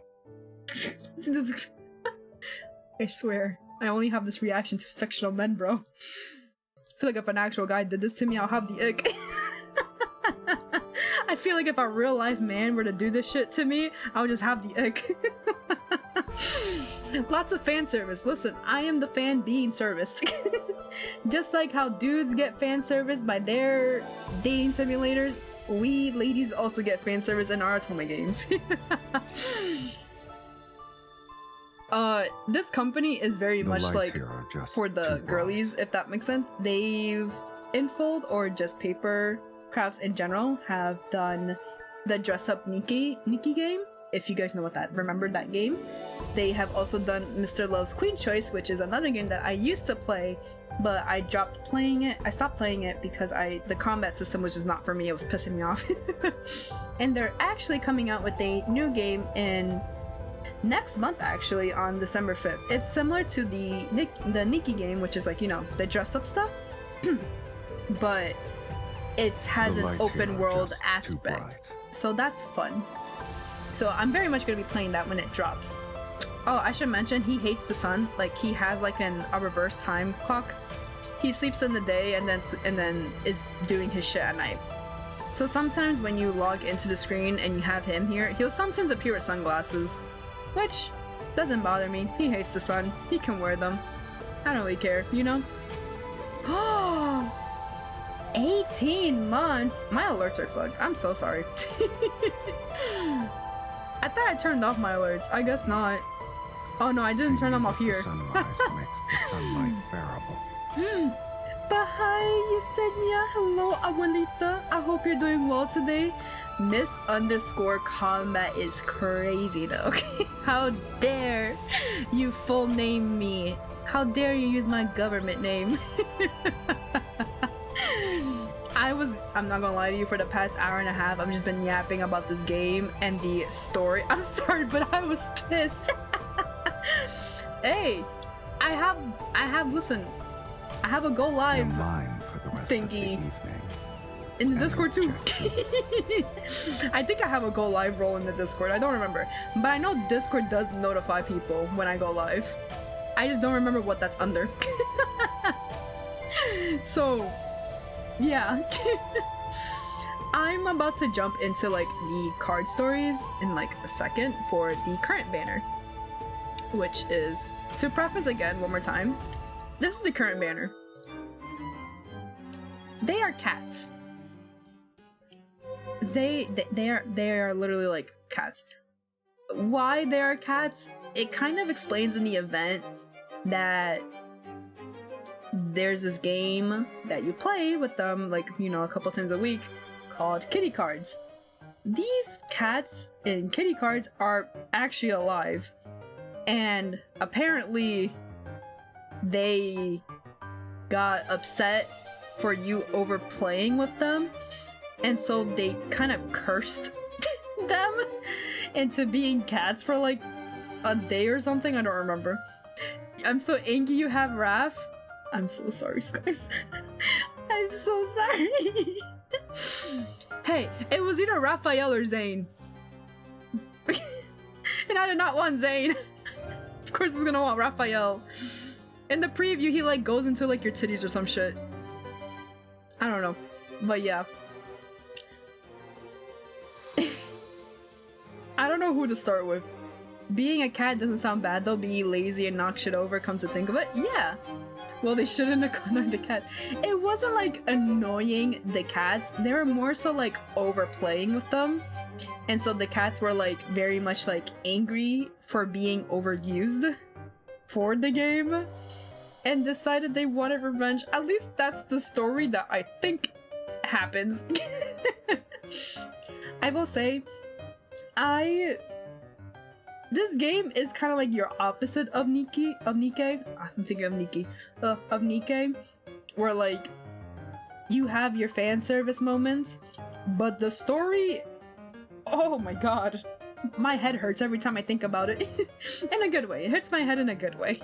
So, if you want to try the game out for the plot/story, I do recommend it. I just have to warn you that a lot of the story is locked behind limited time cards, which sucks, but you can still learn a lot from the main story and the current story branches that are out for these characters and things like that. But if you don't like men and you don't feel like playing it, then don't. It's fine. If you want to try it out, sure. Just know that this game will give you a headache. This game will literally give you a headache. Hello, Leoral? I don't know if I'm saying your name correctly, but thank you so much for the follow. I hope you enjoy your stay here. Yeah. I'll stick with your streams for the lore. Yeah. I do want to keep playing this game, as like a streaming game. Cause like this is a game that like I kind of just played on my free time, but I'm just like, you know what, let me just like bring it to stream. Let's see what happens. And yeah, I'll live vicariously through you and Skies, yeah. But you know, if you like a game with a good plot, this one does have a good plot, I will say. But if you know you're not gonna like it because you're not really a fan of like men, then you don't have to. You can just read up the stories on fucking YouTube or Twitter, you know? Too many gachas? No, I get it. I get you. I'm playing way too many gachas. I'm playing way too many. Like I literally last night for Wuwa, I pulled for Camilla, and then I closed the game. I shit you not. I pulled for her, got her, and then I closed the game. Cause with Wuwa now it's like, okay, I got my 2 wives. I got Shorekeeper and I got Camilla. Who else am I waiting for? That's really it. Oh, she's out. Yeah, she dropped last night. The update happened last night. Not gonna lie, I might update my Woo and see if she's out. She's out. No, she's out. She's out. Her update was last night, so. But to be honest, I doubt I have the wishes. I barely had the wishes to even get her, because I think she took me to like hard pity. So I have like no wishes right now. I do want to get her weapon, You're but mine like for the rest of the evening. Yeah. Any objections? I have a question. Which outfit of each character do you prefer? Between the one you can have with 75 pulls or if you have 2 of them on the same card of this event. Which outfit? Oh, okay, I can show you with Silas to kind of understand. Click here. Here. So, the original outfit for Silas would be this one. Hold on. I can... No, it's this one. this one. This is the like original outfit with him. That you get from like the 75. And then this is the second outfit he can have. I will say I like the first outfit, the 75 one, a little bit more. Cause he looks like he's about to like marry me, I'm not gonna lie to you. He looks like he's about to like go and have a wedding with me in this outfit. I like how it's interactive. You can play with the tail. You can click on it and stuff. Not in this screen, but I do like this combination personally of like the lighter colors of the second outfit of the rank, I guess, outfits, and the main color of the 75 like gift box. Cause you can get the outfits of these cards, you just have to like pull for them, which sucks, but yeah, it happens. I think the only way, I think they eventually you can buy them with like crystals, not like these crystals, the diamonds, but with these crystals. So you have diamonds and then you have like crystals, which is like, you know, your basic top up stuff. But I think this is like what I like, but I do like the original 75 for him, me personally. For Silas though, I think with all of them I actually do like the original outfits because it just fits them the best. I feel like a lot of the time the rank outfits don't really look that good most of the time. Some of them do. Like for example with oh god, what banner was that? With Misty Invasion, for example, if some of you were here for that, the robe colors for the boys, I actually really liked a lot of them. Like the alternatives more than the original. But with this one specifically, for this banner, for this event, I like the OG a little more. I liked for all of the characters, in all honesty. But yeah, he's not gonna change it to that. He can stay. Excuse me. But yeah, I hope that answers your question. Thank you for the first time chat, I appreciate it. I actually do my dailies before I jump into this actually. Let me do my dailies real quick, and then this game also has an auto play, so if you're lazy like me, do your fucking autoplay. It's fine. It still counts and whatnot. You're all good. I need these. Yeah, I need these. I need the pink ones. Yeah, I need these desperately. Then you click agenda, you can claim all, then there. Obviously, I will do the rest of the dailies later, cannot be bothered. Date. So, to kinda, you can also take photos with them, I just kinda forgot to mention, there's like a photo studio. You can kinda like take photos with them and stuff.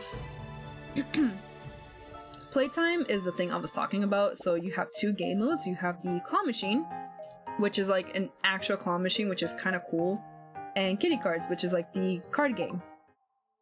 By your side is like where the more ASMR kind of stuff comes in. Good morning, Hippo. Hope you're having a good day. How you doing, my friend? So you have Tender Moments, which is the essentially backstory for the 4-star card. So you know how like in Star Rail you have we used to have like companion stories for the 4-star characters. It's the same thing. It's like your backstory for the 4-star characters. Secret Times is more of the ASMR stuff of the game. So you know, you don't have to like read, you can just kind of like listen and like sleep to it, which is very nice. Some of them do get a little bit spicy, but you know, oopsies.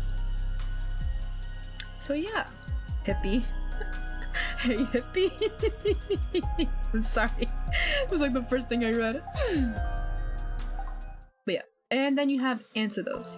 antidotes are the things that actually tell you more about the BRB taking a day trip. Hi Meg, how are you doing? But antidotes are kind of like, they kind of explain to you the backstory if you don't have the myth cards, but not at the same time. I don't know how to explain it. Yet the hope he's after me. My door is open. You can come in here. The door is open. Just let yourself in. And then last but not least, the Falling For You. So Falling For You is where it shows like all the stories and stuff like that. So you have Bond, which is what you learn from the main story. It's like the main story like part where you learn more about them and essentially and how you can raise your bond with them. You have the myth cards, which I was explaining before. It's kind of like your backstory or your current relationship with them. I'm doing alright watching your stream before my doctor's appointment. Ooh, good luck at your doctor's appointment. Bro, I'm just trying to clean the bird cages. Can people just stop staring at me? They know that you're watching Love in Deep Space. They can sense it. They can sense it. Here's the thing. If people can stream Nikke with all the shit Nikke has, I think I can stream Love in Deep Space. I should be fine. I should be. And then you have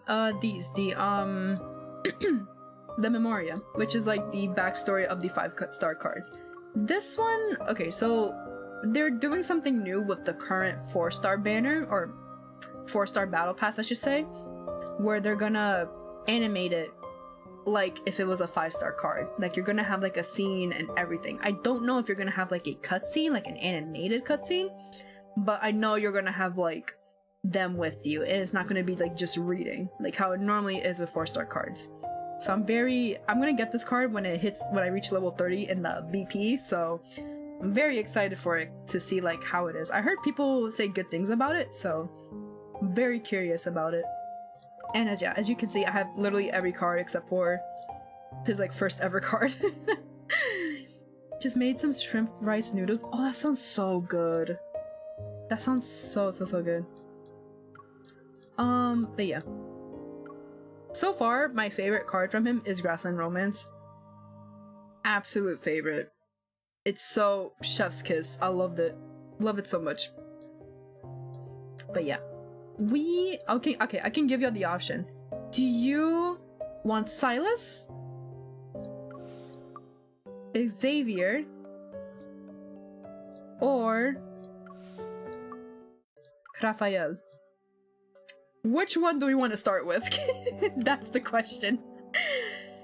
We have 3 out. I don't have Zane's, so no Zane.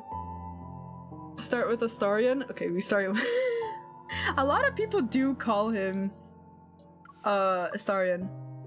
So it's very funny. This is like the little synopsis / description you get. Meow's Cafe is currently closed after locals reported hearing meows coming from it every day. Even more bizarre, Silas has vanished since I convinced him to play kitty cards a few days ago. Okay, let me make sure my... I'm gonna turn up the voice a little bit. I'm gonna turn up the voice to max, and then, yeah, I haven't tested out, like, kindled moments on stream, so if it lags out, I do apologize. Okay, so far so good. I haven't seen this, actually, I haven't either. You know where to find me, Miss Hunter. Oh, that's fast, okay. Oh? Another voicemail. Commission. Uncover the identity of the black market dealer codenamed Snowy Owl and stop the illegal trafficking of high-risk evil wanderers. The true identity and age of Snowy Owl remains unknown. This individual uses a protocol as authentication which contains trading passwords encoded through unknown technology. Objective. Locate Snowy Owl's hideout. Confirmed. Does your boss man know who Snowy Owl is? Could it be by chance an old friend of his? Boss Man only has enemies as far as we're concerned. I'm afraid you'll have to ask him yourself about this person. how does the volume sound for voices? Is it okay? Is it good? Do I need to turn it up more? Let me know if I need to turn it up more, because I can turn it up in the emulator itself, if anything. All good, all good. All good? Okay, okay, okay. Thank you. So, a little bit more about Silas. He has 2 sidemen that we know the most. We have Luke, and then we have, I guess, his twin, Kieran. They are like his main men, and we see them a lot, and people are attracted to them. Me also being included. But he's been missing for 3 days now. Bitter smiles discreetly grace Luke's and Kieran's faces as they answer my questions. He hasn't returned since he went to Lincoln last week. But why couldn't I contact him when I tried to call? Boss didn't want us to talk about it. But if it's an emergency, you can check Meow's Cafe. You know, the one in Lincoln. What is he doing at Meow's Cafe? He's just visiting.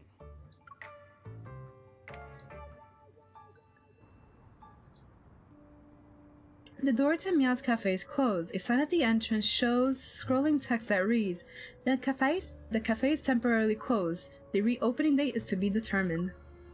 Last week, I dragged Silas here to play kitty cards with me, and taking advantage of his bad luck, I made him suffer a crushing defeat. Don't tell me he's still upset about that. This cafe had a week-long celebration event, but after it ended, the establishment closed. I guess they're doing some renovating. I passed this place a few days ago when I just got off work. The lights in the cafe were still on after midnight, and the constant meowing creeped me out. There's a metaflux fluctuation inside the cafe. I sneak in and mentally prepare myself for whatever awaits me, yet what I see is still beyond my wildest imagination. The evolved kitties that usually stare in their cups are out and about. They're circling the auto manager and meowing incessantly, as if they are speaking something. I'm sorry, miss, but our cat cafe only serves cat customers at this time. The Siamese cat jumps onto the table with its tail raised high. Its bristling fur makes it look like a sea urchin. Meow! I apologize for the negative experience caused by our Caracal butler. We value everyone's feedback, and your comments have been recorded. Is the kitty filing a complaint? With a sleek body, long legs, perfect toe beans, and beautiful fur, the Caracal butler should have made a great human cuddle buddy. A sleek body, long legs, perfect toe beans, and beautiful fur. But he always has the stern look on his face, and he's very rude. He disrespects the customers and doesn't cooperate. This isn't the first time I receive feedback like this. They're not talking about Silas, are they? While Otto is calming down the agitated cats, I quietly slip into the other room. That's not a spot for you to climb on, little guy. Silas sits leisurely on the sofa since he's buried under a pile of fluffy kitties. He picks up one that's attempting to hide under his shirt collar, his tail. He looks. I like how the ears like twitch too. Like they aren't just like on his head. Like they actually like move and stuff. It's very cool. The cats are actually cuddling him. He lifts his head and meets my surprised gaze. His expression remains unfazed. Ah, here comes another one. Okay. Cat ears? Oh, he did not like that.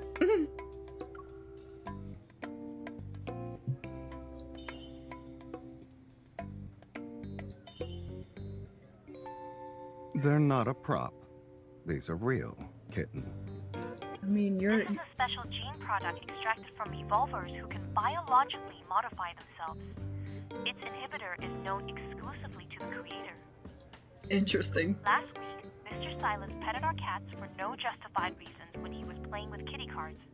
Our staff was very annoyed. We decided to punish him for his actions.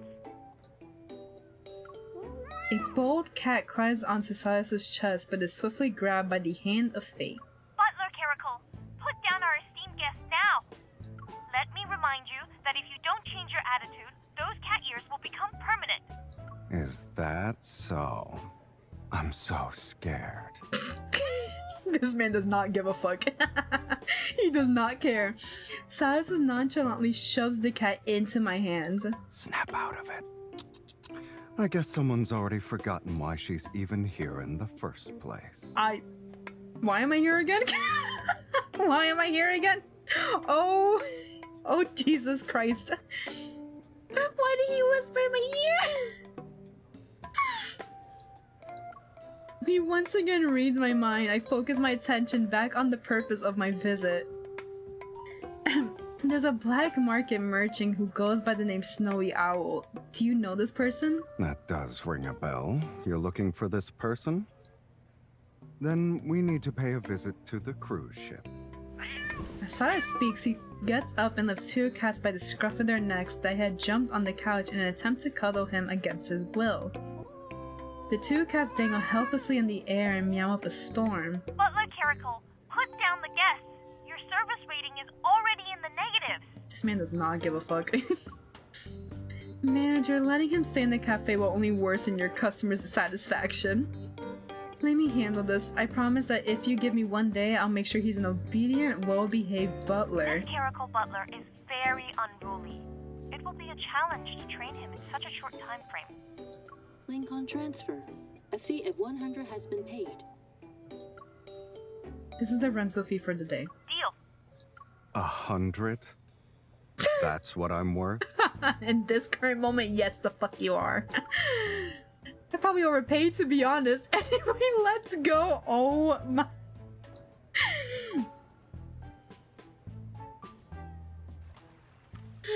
Oh my god. Once we board a small yacht, we set sail into the vast sea. The grand luxurious cruise ship awaits us as it teems with activities. Silas and I step onto it in the afternoon. We'll be entering international waters tonight. That's when this boat will become a black market. Snowy Owl has been a permanent resident on this cruise ship and never sets foot on land. I can't take him seriously. According to the intel provided by the association, Snowy Owl is very interested in evolvers who can biologically modify themselves. And Silas, who's currently being punished by the evil cats, will be my assistant in helping me use his info to my advantage. Now that you're wearing your butler uniform, you'll have to put on an impressive show later. We'll lure Snowy Owl out in one go. Okay. But shouldn't you have asked for my opinion before coming up with this plan? I paid good money for you. Please watch your step, my lady.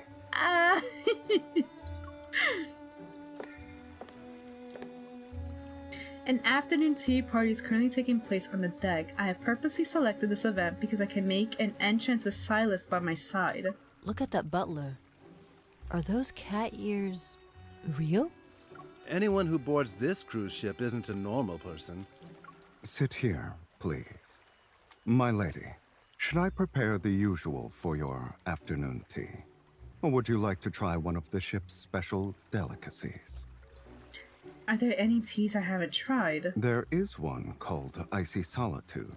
Since it's brewed using the leaves of a rare polar plant, it can only be obtained through special means. I'm not gonna lie to you, when this man speaks, it's just like nice. It just sounds nice in my ears. It does something to my brain, bro. Since when did you thoroughly research this? We sit up. Still a glance at Silas as he pulls out a chair for me. His etiquette is impeccable. His name does pique one's curiosity. Alright, I'll try it. I hope it proves to be worthwhile. With his hand clad in white gloves, Silas gracefully stoops down to prepare the tea for me, executing each movement with remarkable elegance. And with composed grace, I sip my drink. I can feel many eyes focusing on me. Honestly, it's rather mediocre. This can't compare to the strata that I usually have. Indeed. The plant used for strata is gathered from caverns that lie hundreds of meters below the Earth's surface. Its exceptional rarity truly sets it apart from the rest. Silas and I play off each other. our nonsensical show is flawless more or less. Although she has an understated demeanor, she has an air of finesse. I wonder who she is. She must be a big shot, since she can train such kind of evolver into her butler. Good. Everyone's attention is on me and Silas. Now we just... I turn to address Silas, who's standing behind me, but he's captivated by the sky, his gaze fixed on the seagulls circling overhead. Miss, are you willing to trade away your butler? Name your price. Jenny, you're being rude. An item as rare as this should be presented to all potential buyers.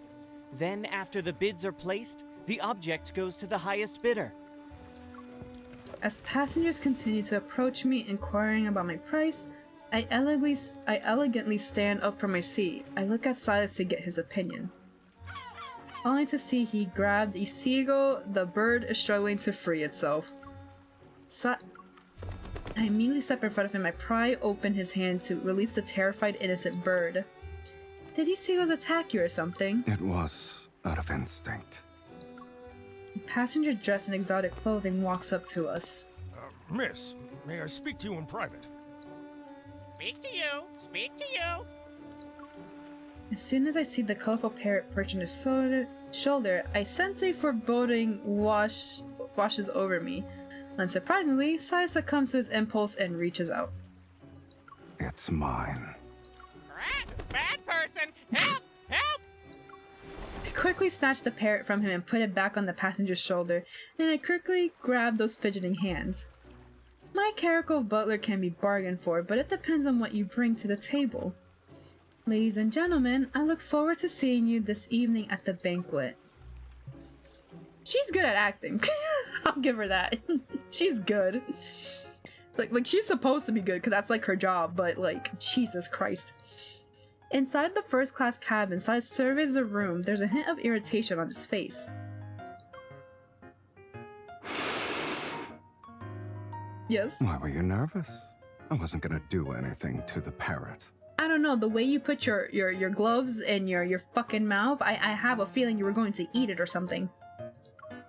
I don't believe any felines promise to not harm birds, so why are you all riled up? I'm not. I'm just patrolling my territory. He casually settles down on the couch and starts blowing on his palm. A colorful feather rises and falls. Wait, isn't that a parrot? No, isn't that feather from the parrot? You didn't pluck it, did you? The bird was molting because of how scared it was. Why are you blaming me? Because you grabbed it. The colorful feather is blown into the air. He catches it and brings it to the front of his mouth. You're not your usual self, Silas. Yeah, I'm not the Silas you'd normally see anyway. Is it because of the special gene product? Caracals naturally dislike water. You brought me onto a ship, so of course I'm going to feel agitated. Ah, so he has like the traits of like the actual cat, not like just like general cats, but specified to Caracals as well. Interesting, okay. Come closer. Closer? Okay. Silas pulls me into his embrace, burying his head in my shoulder as he takes a deep breath. I knew it. Only familiar pheromones can calm me down. Sir! Hold on. I can't read. I'm still counting on your dazzling charm tonight to help me catch the big fish. Then you should stay quiet and don't move. Let me get more of my sedative. Why is it? I can't. When I tell you I'm going in blind, I mean it. Oh Lord.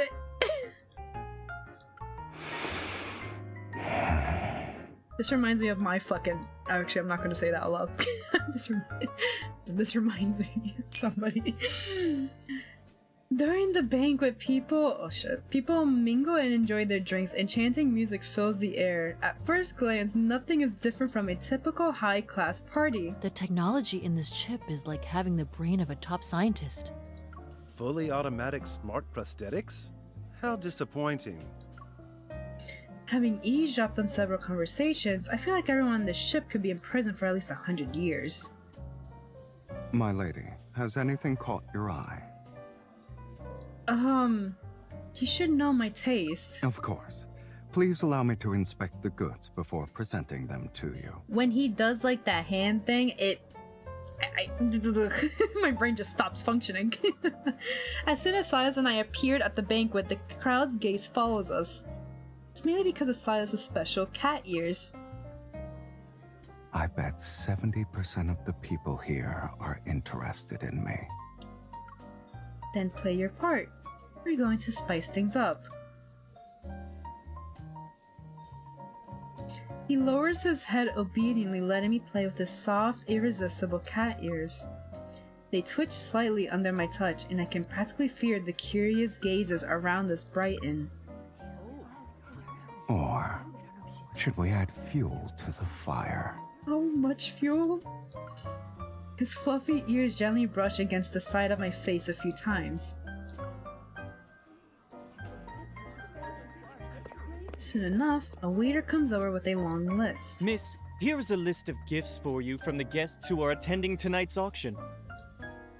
Should you find something that suits your fancy, you may visit the sender's private lounge. They would be delighted by your presence. Oh, and don't forget to bring your butler.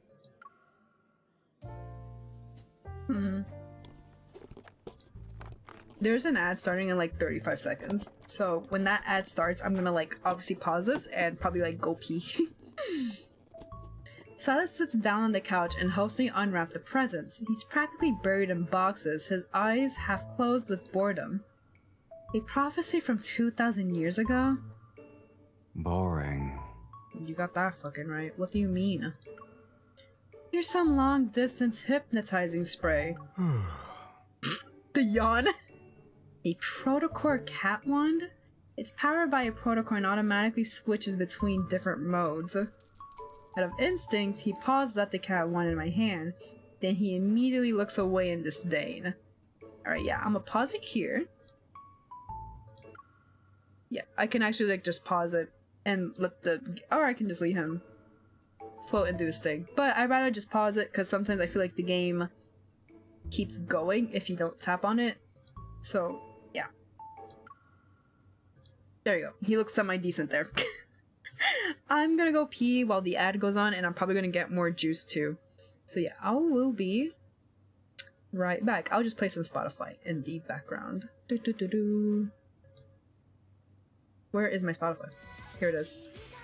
I could not find my Spotify for the fucking life of me. We'll do this song. Actually, this song. I like this song right now.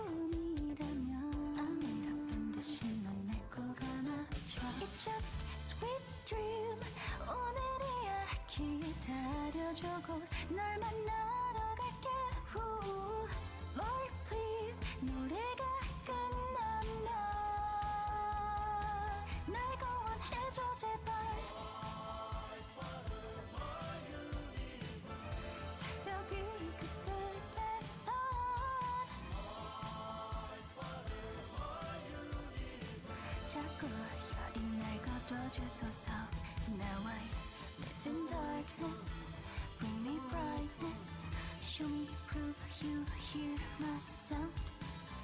Live in darkness, bring me brightness, show me proof that you're here now, Lord.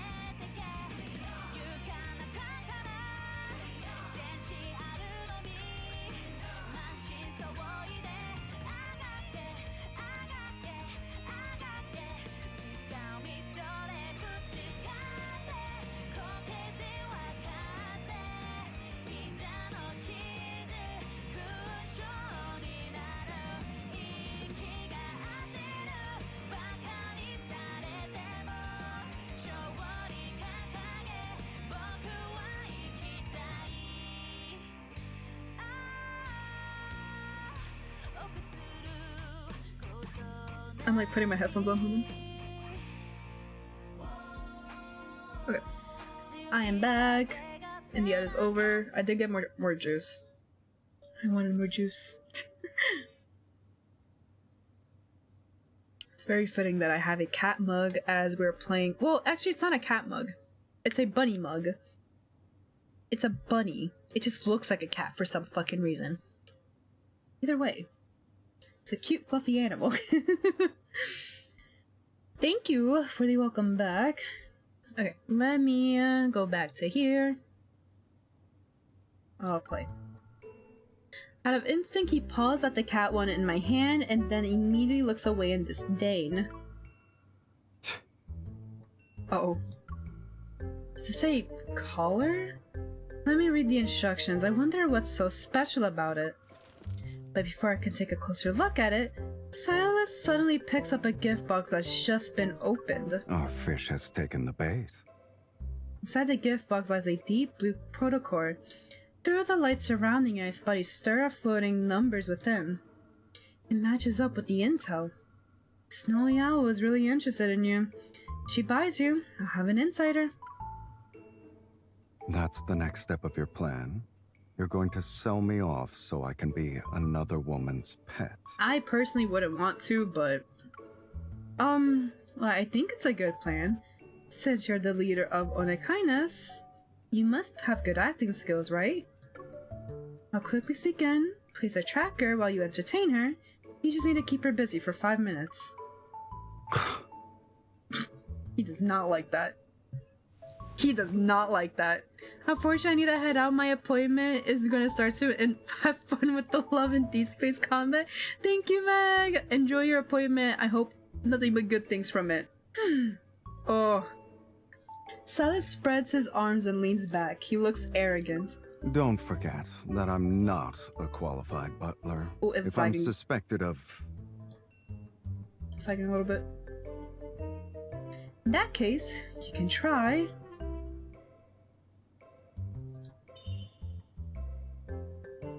You can try being super cute. Who will be ever suspicious of an adorable kitty like yourself? I'm sorry, kitten, but being cute isn't my forte. Come on, it's easy. Pretend I'm Snowy Owl. Let's do a practice round.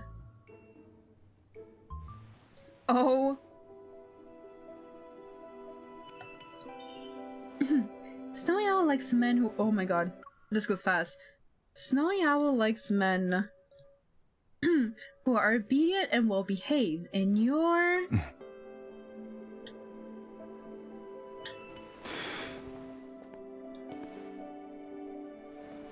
Do I meet your expectations, my lady?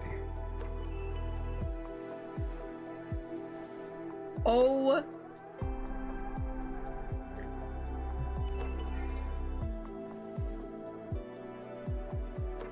Well, you cost me a lot. Oh my god. I hate when it does that. Well, you cost me a lot of money, so what can you do? I've only been a butler for a few days.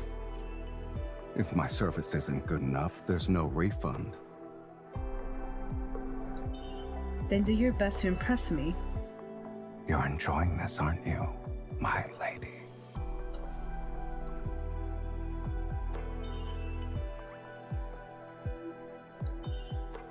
Good, that's a cute expression. Cute, huh?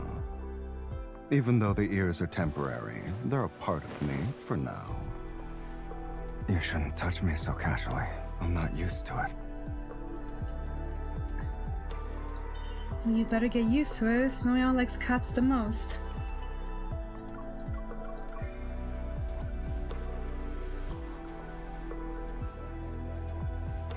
I guess you're well acquainted with a cat's weak spots.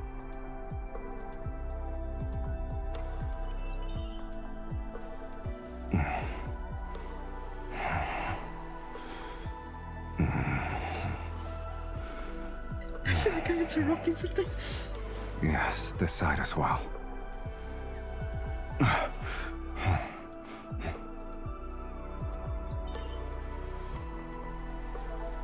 Why did you stop? You were doing so well. My lady, are you really doing this so another woman can have me?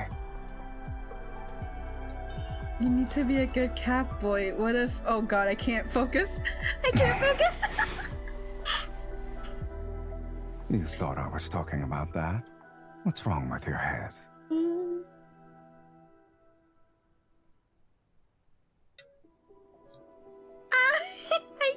Wait. Silas, is that you don't want... God, I can't fucking read that fast. You don't want to be bought by Snowy Owl. I don't recall ever agreeing to this little plan of yours. Oh! By the way, do you actually not care if I become someone else's cat?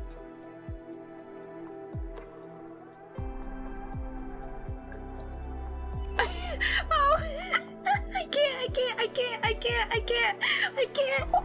My face is so oh my god. Okay.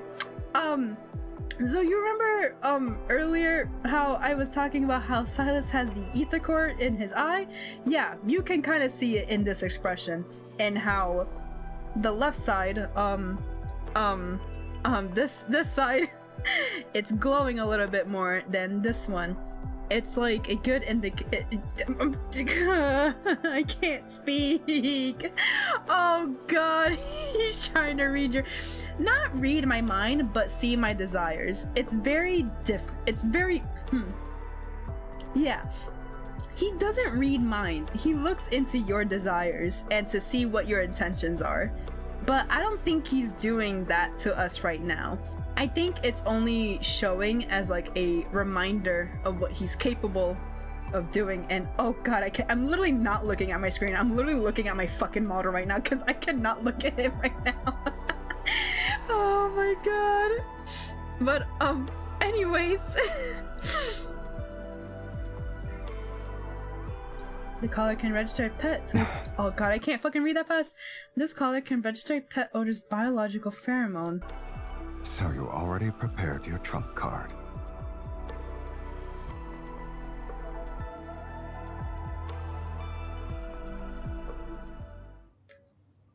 In the evening, while Silas distracts Snowy Owl in a private lounge, I use this chance to sneak into her room and install a tracking device.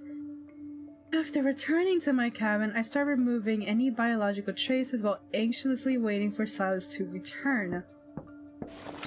Suddenly, there's a knock. I grasp my firearm and silently hide behind the door. Meow. Can you say that one more time for me, a little lower? Meow. Why is that meow so quiet? But then again, he's behind the door, so... You're a very cautious person, kitten. I grasp Silas's hands to expect them, then I gently caress his cheeks. Now you look like someone who just reunited with her long-lost cat.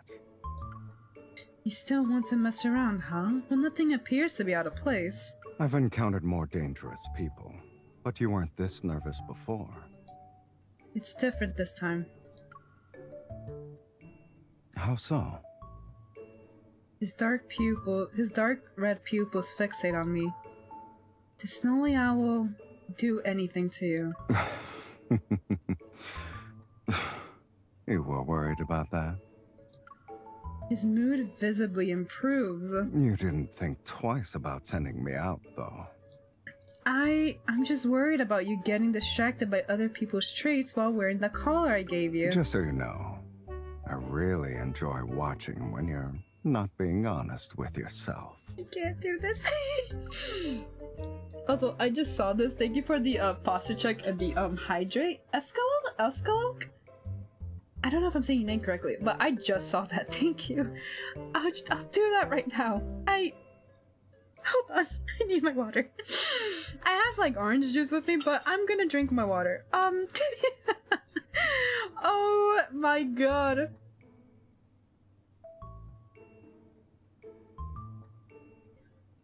There we go. There we go. Okay, I'm gonna put this down. Okay, never mind. Silas takes my hand and places something in my palm. Don't worry. Everything was properly dealt with. I didn't even have to step through the door. It's a slender little bottle, the spray that is said to be capable of making anyone fall asleep from a long distance. There was actually something useful in all those gifts you received. I decided to put it to good use. Why didn't you tell me earlier? I winged it.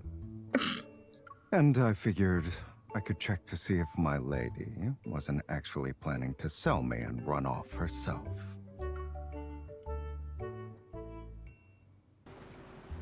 Oh?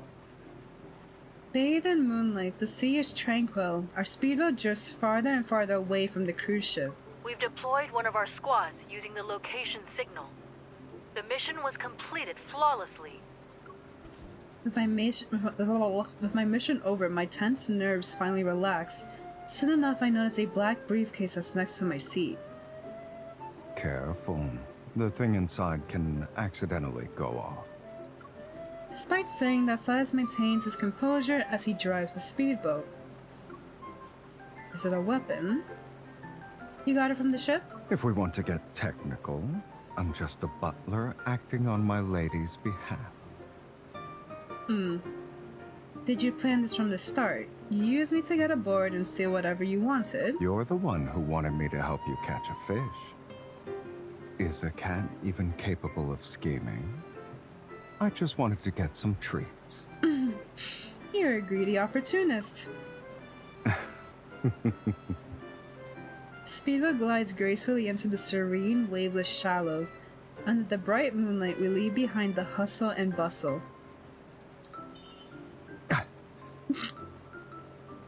You used me again to get something for yourself. That was your lesson.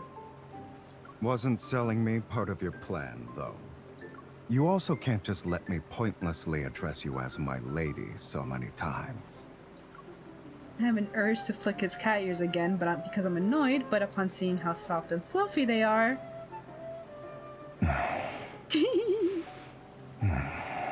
Why is he breathing so heavily in my ear? Oh god. Silas slightly squints like a content cat. Silas, you're acting like a real cat now. Being a cat every once in a while isn't too bad. A cat can be easily satisfied. How can you usually get whatever you want? How are you still not satisfied? The more you have, the more you desire. When was the last time you felt satisfied? I don't remember. Oh. That's not fair. Compared to you, I'm content all too often. Touching cat ears can make you satisfied? Yeah. Reluctantly, I nod. Mirth appears in his gaze, and I can't tell if it's because of his feline nature or how he currently feels.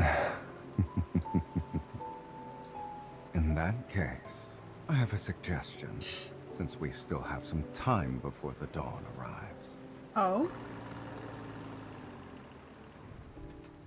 Silas says this, he stops the speedboat with one hand. Lincoln's coast is in the distance.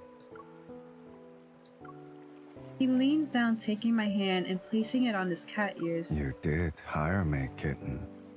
It's only fair to get your money's worth. And on this speedboat, there are only opportunists who never accept losses. In the shallow water's serene embrace, the small speedboat sways. Oh, they fucked. They fucked on that boat. They 100% fucked on that boat. There's no way. Sway like a cradle. Oh yeah. They had sex on that boat, bro. There's no way. Anyways, let me get my...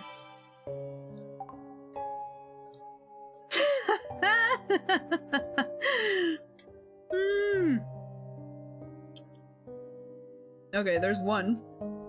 I think this is the second time we fuck in a card. I don't know if we fuck in this one. I haven't seen it, surprisingly. But I know in this one... No, not this one. And in this one we do. Do we want to do Xavier? Or Raphael next? Or do we need a break from silence?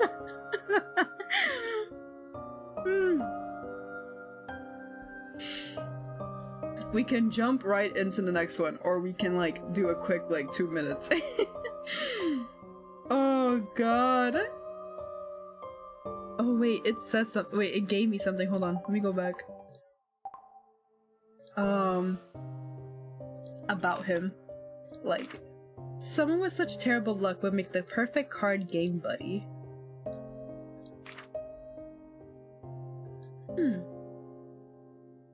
Oh, and for the record, he is an Aries. It tells you. He's a Libra, I think? Yeah, he's a Libra. For all my bitches that are curious. He's a Virgo. And I don't know what he is. He's a Pisces. Of course he's a Pisces, but yeah.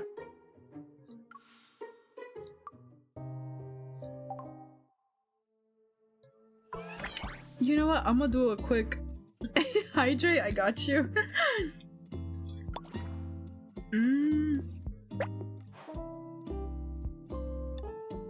You did rest and you did reception. I'll have you in entertainment.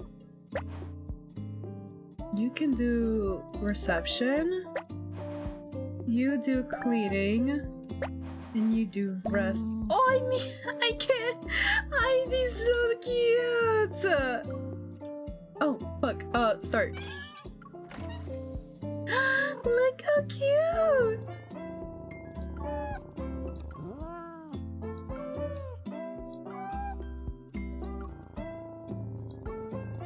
Oh my god, I'm going to eat him. He's so cute.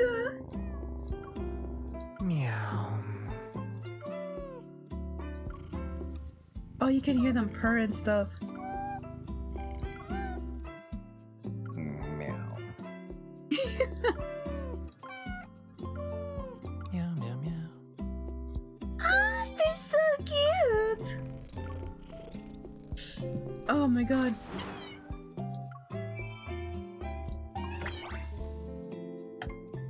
Okay. Let's move on. Who's next? Do we want to do Raphael or do we want to do Xavier? Oh my goodness. That's so cute.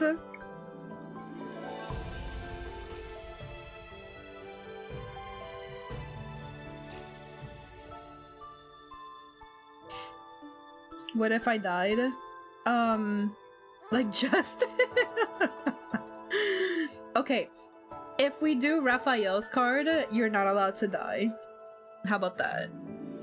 I have not seen anything for Raphael's card, surprisingly.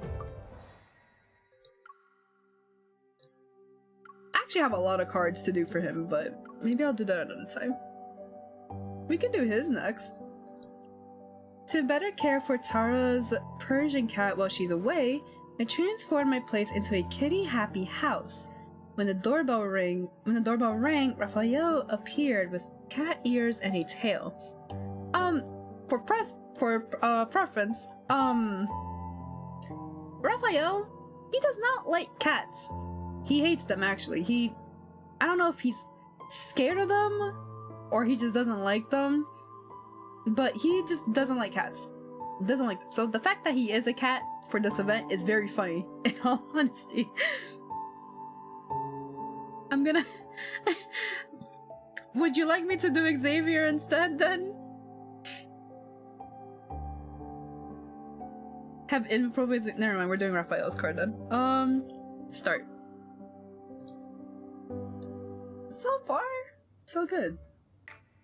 Tara got a Persian cat recently. She asked me to look after her while she's away in a neighboring city.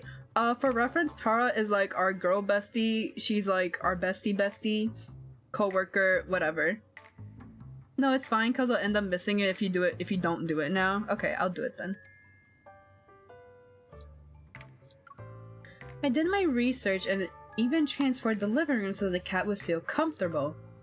Everything's good to go. Now you just wait for Tara to bring her cat. Okay, damn. Help me. I've been possessed by a demon. Wait, he uses the pet name. Oh, that's so cute. So, for preference, we can, when you reach a certain, like, affinity level or bond level with them, you can actually, like, have them nickname you something. So a lot of people do honey, darling, beloved, sweetie, cutie, etc. I have him as beloved because of his lore. I think I used to have him as, love or my love, but I think I changed it to beloved recently. I know for Silas I have it as honey. For Xavier I have it as darling, and I don't remember what I have Zane as, in all honesty. I know I did it for Zane, but I don't remember what he calls me. I think I have him as, like, is it love now or cutie? I don't remember, but yeah, it's really, I didn't think you could actually, you know, they would actually implement it into, like, the card stuff. It's very nice. And they do, and, like, for, like, the first time that you input the nickname, they do actually, like, voice it and, like, call it, but, like, they won't do it every time, obviously, but for the one time they'll do it and then that's it. As soon as I open the door, my upset visitor embraces me. Raphael, why are you here? Were you expecting someone else? Raphael nuzzles my shoulder and I quickly pat his head. Slow down, take a deep breath, and tell me what happened. Feeling something fluffy in my hand, I check to see it's a cat ear. What the... Raphael stands up, his cat ears twitch and his face is red. Don't touch them. Let's head inside. I don't want anyone seeing me like this. He walks in and gestures for me to quickly close the door. His long tail sways behind him. Wait, are these ears and tail actually real? Sitting on the opposite ends of the sofa, Raphael and I exchange a look. We're trying to figure out how things got to this point. Long story short, when I woke up today, I was already like this. Let's take a moment to think. What did we do yesterday? Raphael hugs a cushion and rests his chin on it. He's lost in thought. You took me to that cat cafe to play kitty cards. And you were reluctant at first, but you got really competitive and didn't want to leave. Raphael tosses the cushion aside. Excuse you, that's not what happened. It was like 300 rounds, which I guess can be considered a long session. And I bided my time so I could win big later. Grabbing the pillow, I toss it back to Raphael as if we're playing catch. The cafe was already closed and the employee's expression was screaming at us to hurry up, but you insisted that we do another round. Didn't you see the poor cat who was constantly yawning? It was forced to stay awake. Raphael slightly tilts his head. He's unwilling to admit his loss. Was that what happened? You know, I just think someone here can't deal with being a loser. Or maybe someone's experiencing the wrath of a cat evil. When I mention cats, Raphael buries his face in a cushion. Why did it have to be a cat out of all things? Hippos, seals, whales, even jellyfish are better than this. Why does my punishment involve cats? It's a sad scene that can make anyone cry. I pat Raphael's shoulder to comfort him. Unexpectedly, he leans back and collapses onto the couch and then... Hearing a rustling sound, Raphael takes out a packet of fish treats from under the cushion. There's a cat on the package design. Cat food? Well... After digging around, Raphael finds all the gifts I bought for the Persian cat, minus the larger items like the litter box. Why do you even have this stuff? Staring at me, he lifts up a cute leash that has a fish pattern on it. You planned this, didn't you? I did not. No, I didn't. Let me explain. Just as I'm about to speak, the doorbell rings again. Here comes the actual cat that we're taking care of. 10 minutes later, the actual cat arrives. The two of us sit at the dining table with the cat, bewildered, while still looking at each other. Meow? The Persian cat meows and breaks the silence. Raphael's ears are flattened against his head. I think Cerberus is calling me. I bring over bowls of food and water. The cat immediately jumps down to rub against my leg. Eat slowly. There's plenty of cat food here. See? For humans, it's game over as soon as a cat nuzzles them. And a couple of meows get you wrapped around their little paws. If you meowed, you would have turned me as well. I ain't falling for these simple tricks. Ignoring Raphael's sass, I filled the cat bowl with dry food. Actually, I'm kinda hungry. Please don't actually eat the cat food. I know you are part cat, but please don't. Please don't eat the cat food. Please, I beg. Didn't you eat before you came here? How are you unaware of the fact that fish never feel full? This tummy is a bottomless pit. Like, I can keep eating, as long as you keep feeding me anyway. He gestured towards the pantry. I bought some cheese bread, try and see if it appeases your taste buds. After Raphael walks away, I take out a new outfit and hold it up to the cat. You're gonna be a cutie patootie with this. Seeing how I'm focused on the cat, Raphael squeezes a cat toy.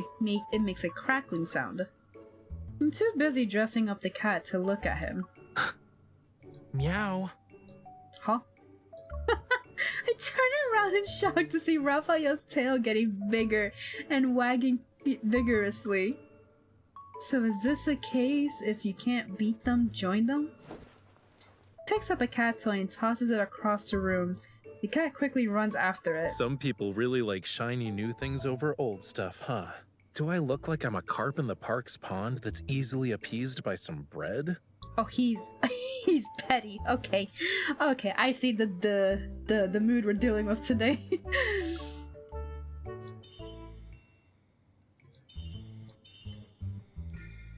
Gently squeeze Raphael's chin. Didn't mean to give you the cold shoulder, you big kitty cat. You better not be lying. He speaks in an indifferent tone, but his tail excitedly swishes around. You've been wagging your tail ever since you walked in. Do cats even do that? I'm struggling to control it. That's weird. The computer screen shows a cute little Devon Rex with its name next to its picture. Spacepedia says that Devon Rexes wag their tails like little dogs. They express their emotions through their tail. So he's just excited to see us. Got it. Raphael, you're a Devon Rex. It must have been the Devon Rex from the Cat Cafe. Raphael is perched on a chair beside me. He angrily waves his tail. He angrily waves around his tail. During our game last night, it kept hissing at me. That cat even stepped on my shoes when we were leaving. I knew it did it on purpose. Hell is empty because all the Devon Rexes are here. Yeah, cats are evil while fish are nice. Cats hold grudges. A real cutie wouldn't do that. I quietly covered the Persian cat's ears and whispered to it. You're the exception. This room is small. I can hear everything. Just saying.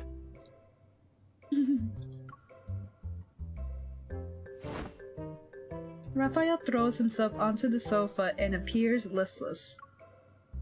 I'm a disgrace to my Lemurian ancestors. My grandpa and his grandpappy must be laughing at me. Why are you only talking about your grandpas? What about your dad and his dad? Doesn't, like, everyone know your dad's dad is your grandpa? I leave the cat teaser in front of him. Why not stay here until you're back to normal? Looking after two cats isn't any different from caring for one. Raphael reaches for the cat teaser and realizes what he's done. He slaps his own hand. I need to control myself. I pick up the complete guide to feeding cats as well as a bunch of pet supplies. I promise to keep you two well fed and happy. He rests his chin on his hand and gives me a skeptical look. You can't play favorites. Both cats need care.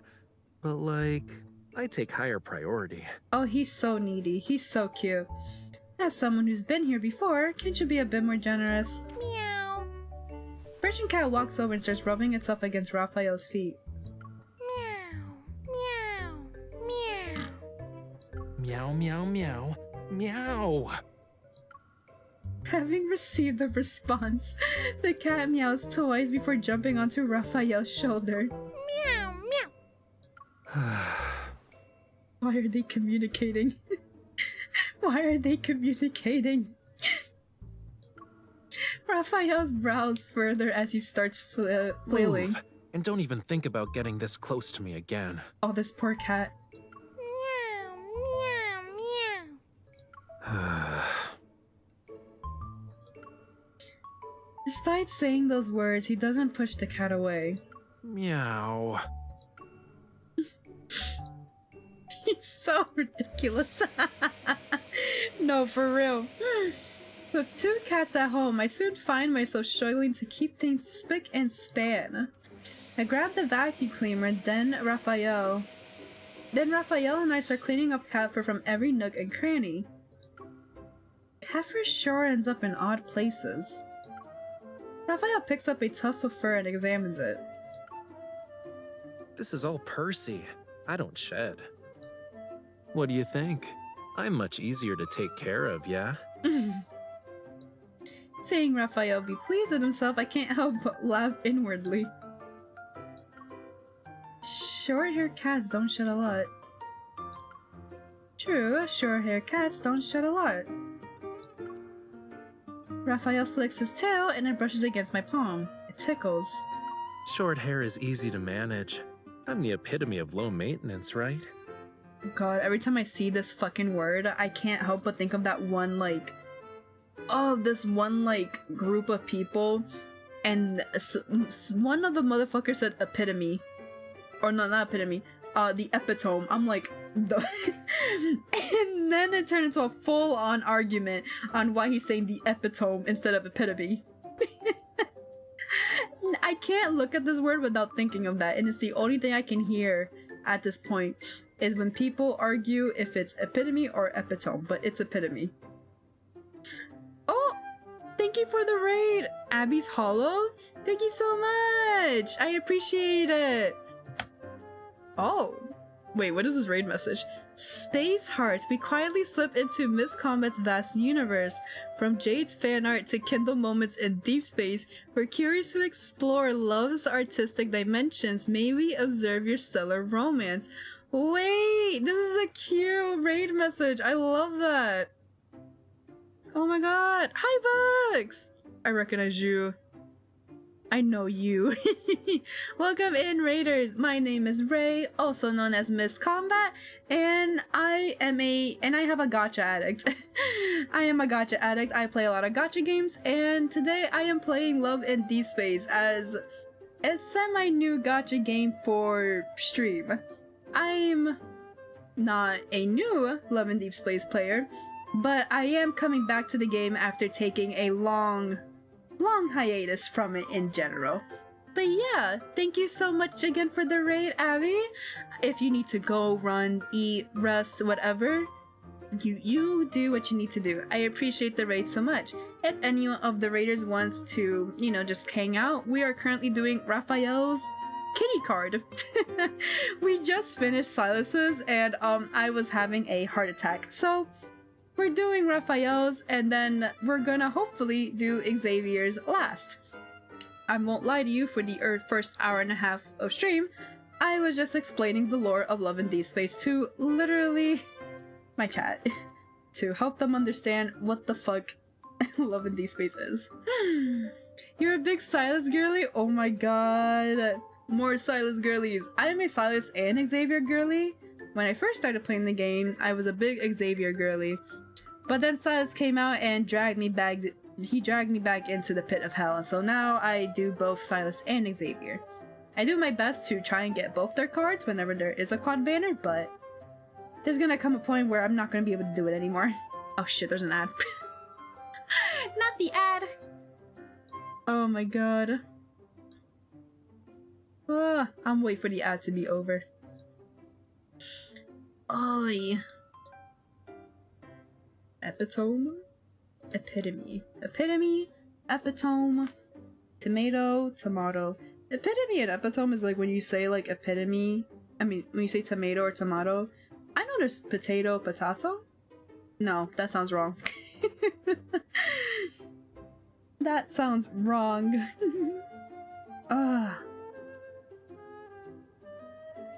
I'm like responding to messages in 2 seconds. It's so cold in my room that I'm like actively sniffling. I am actively like, the ads cut you off at oh shit.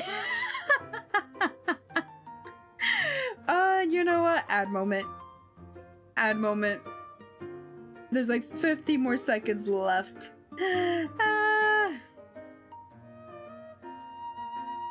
There's like 50 more seconds. Less than that. Give me rough back. Oh my god. Ba-bum, ba-dum, ba-dum, bum, bum, ba-dum, ba-dum, ba-dum, bum. Da-da-dum, da-da-dum, da-dum, dun, da-dum, da-dum, da-dum, dum. 19 seconds, I promise. Like 20 more seconds.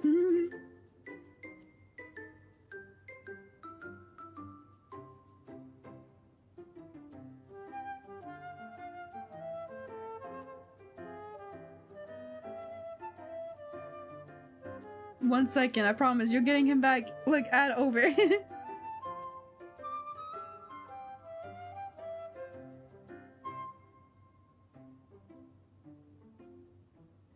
Alright, are we back? I think we're all back.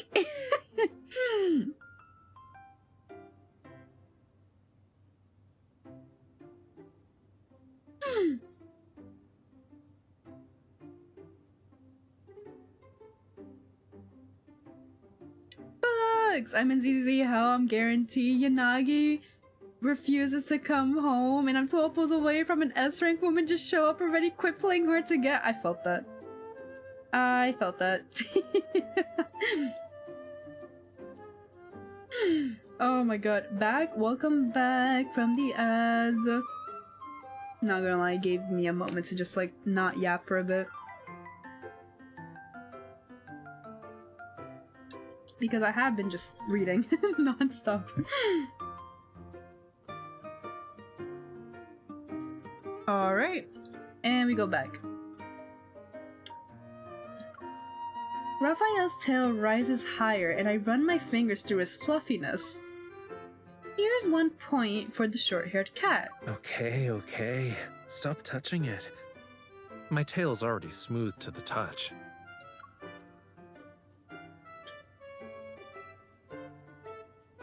After tidying up the living room, Raphael and I move to the kitchen.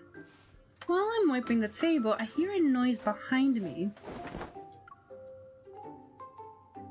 Turn around and see Raphael sitting on a rolling ladder by the cabinet. He looks at me. What are you doing up there? Organizing your kitchen stuff for you? Aren't you afraid of heights? Also, Kafir shouldn't be that high up. Come down. No. Bitch. This is the same motherfucker that is scared of heights. I would sub, but I need money for tomorrow. I will sub after I'm no longer... Bestie, you don't gotta worry about that. Fuck you mean I would sub. I don't care if you do. Like I said, I appreciate it. It's not mandatory. I always wait for the ad to be done anyway, so that nobody misses anything. Like, bitch, don't worry about that. You use your money for you, and obviously for the thing we were talking about, so... Don't worry about that shit. Raphael continues to arrange my cooking utensils by color. I'm worried you might fall. I'll be done in just a sec. Okay. He picks up 2 plates with one hand and wipes them. He almost drops one, but he catches it in the nick of time. That was close. Raphael steals a glance at me. He carefully puts the plate back and closes the cabinet. As he turns to get off the ladder, his step loosens, he's about to fall. I rush forward and quickly steady the ladder. Are you okay? He quickly climbs down and his tail is lowered. Why does this feel familiar? I checked. This ladder isn't really sturdy. I mean, you're the expert here and stuff like that. I want to be up high today. As for the reason, I'm not entirely sure. Literally just cat instincts. Raphael's ear drooped to show his shame. I think I know why. It must be the little cat demon in you. Following my gaze, Raphael looks at the Persian cat happily playing on a cat tree. His expression quickly changes. It's tough to fight against your nature. I nod to agree with him. I'm fighting my laziness right now. As long as I keep my inner demon in check, cleaning shouldn't take that long. You know yourself well. Catch a glimpse of the goldfish Raphael gave me by the window. I smack my forehead. Been so caught up with the cat that I forgot to change the water. Let me do it. No, I'm scared you're going to eat it. Listen, I had Silas trying to eat a bird. I don't need you eating my fish that you gave me. I'm a little scared. I don't want him to touch the fish tank at all. I think for a second before stopping Raphael. I'll take care of it. You might scare the fish with your current appearance. But I'm also a fishy. Well, right now you're a cat, my guy. You aren't one at this very moment, and desperate times call for desperate measures. To make it easier to change the water, I moved the fish tank to the table in the living room. But I didn't think I'd attract a little troublemaker. Just as the Persian cat approaches the fish tank, Raphael quickly stops it from messing around. So, are we like taking turns in being mischief makers? Unexpectedly, the cat refuses to give up and holds out his paw. Raphael has had enough. He grabs the cat by its scruff and locks eyes with it. Listen up. Any place that has water is a fish's home. Putting your claws in someone else's space is a big no-no. Now stand in the corner for 10 minutes. Why are you putting... He's putting the cat in timeout.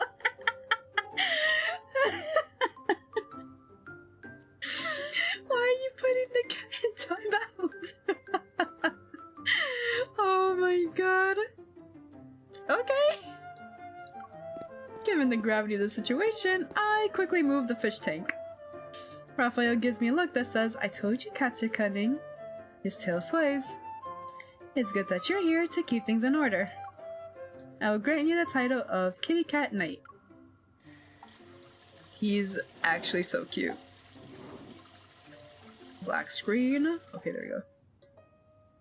After changing the water, I return to find Raphael sprawled out on the couch. He's still lecturing the Persian cat that's under the coffee table. You need to respect all animals. Fishies are our besties. Him saying bestie reminds me of when I heard Silas said bestie for the first time in it. That shit killed me. I was dying. I nod to give my seal of approval. Also, you shouldn't eat them unless you absolutely have to. Seriously? Stupid work Wi-Fi, I can't see. Oh god. Oh, I can see you good. Since you're on mobile, you're probably a little delayed. There was like a moment where it was just like a black screen, so you're all good. I learned something unusual today. Afternoon sunlight shines on these two cats. Their tails are outlined in a golden glow. Oh, he's getting sleepy! Oh, so cute! Oops. Time passes. Raphael stops talking as he curls his tail around himself and falls asleep. Oh, he's so cute! While Raphael rests, I quickly head to the cat cafe where we played kitty cards and find the manager. That's basically it. Can you do anything to speed up the process of him returning to normal? Expecting a fish to act like a cat is a bit much after all. Unfortunately, there aren't many options. All we can do is wait for the evolve effects to fade. Don't worry, it won't take too long. We'll just have to rely on comfort therapy then. As an apology, please accept this butler uniform from Mr. Selfdom. Oh? Thanks. Sudden chill hits me as I take the paper bag. Outside the window is Raphael. His ears are standing at attention, and his tail is stiff. Both his hands are on the glass as he glares at me. Inside the cat cafe, the Devon Rex is seemingly casting at Hexanon as it meows non-stop. I quickly leave the cat cafe and approach Raphael. Raphael, you... I see you've been checking out other cats behind my back, Miss Bodyguard. No, you're mistaken. Sad Raphael looks down, his ears lie flat against his head and his tail droops. Why do you need to go to a place like that? Don't you have me? Oh, he's so precious. And aren't 2 cats at home enough? What do you mean? The cat cafe is fine. Nothing good ever came out of this place. It's on my blacklist. Let's go. We shouldn't stick around for too long. Okay.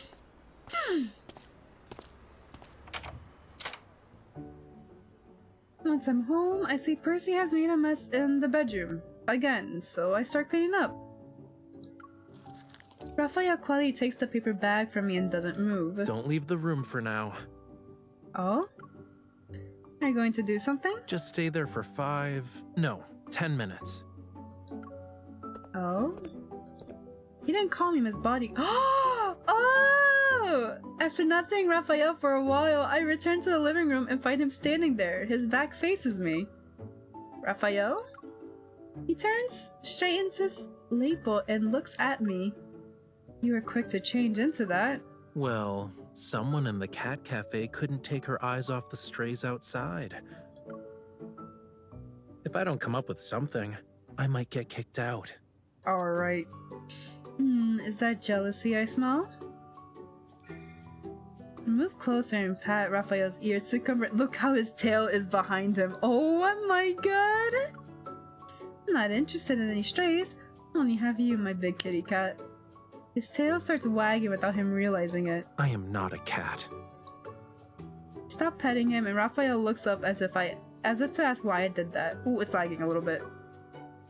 Didn't you say you weren't a cat? I only pet cats. Do you want to reconsider? Maybe being a cat isn't as bad as you think it is. What's so great about being a cat? Oh god, I hate this part. I have to speedrun this. Cats just end up being a source of human entertainment. Why is his back towards me? Don't pinch them. These ears may look weird, but they're still mine, you know. So pouty. It's so cute. You... These ears have no self-control. Fine. Go ahead. Touch them. This is not enough. Cats are notoriously hard to please. Just saying. Oh? Oh?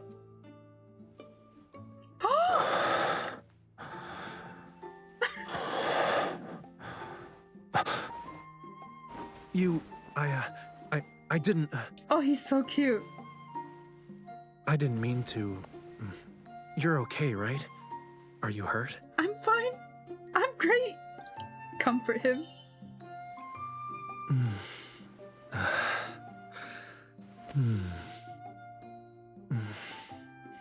I'm not like Percy.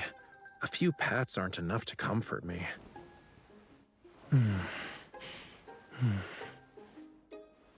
Don't tell me we tease him?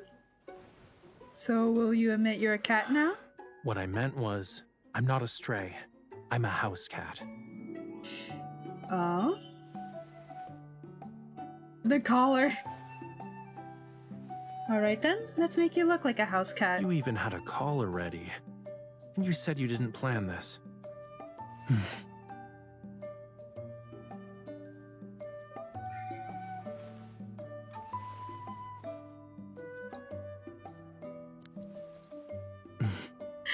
If I got lost, would you put up missing cat posters everywhere? Oh, he looks good in a collar. Oh, bitch, he looks good in a collar. Oh no.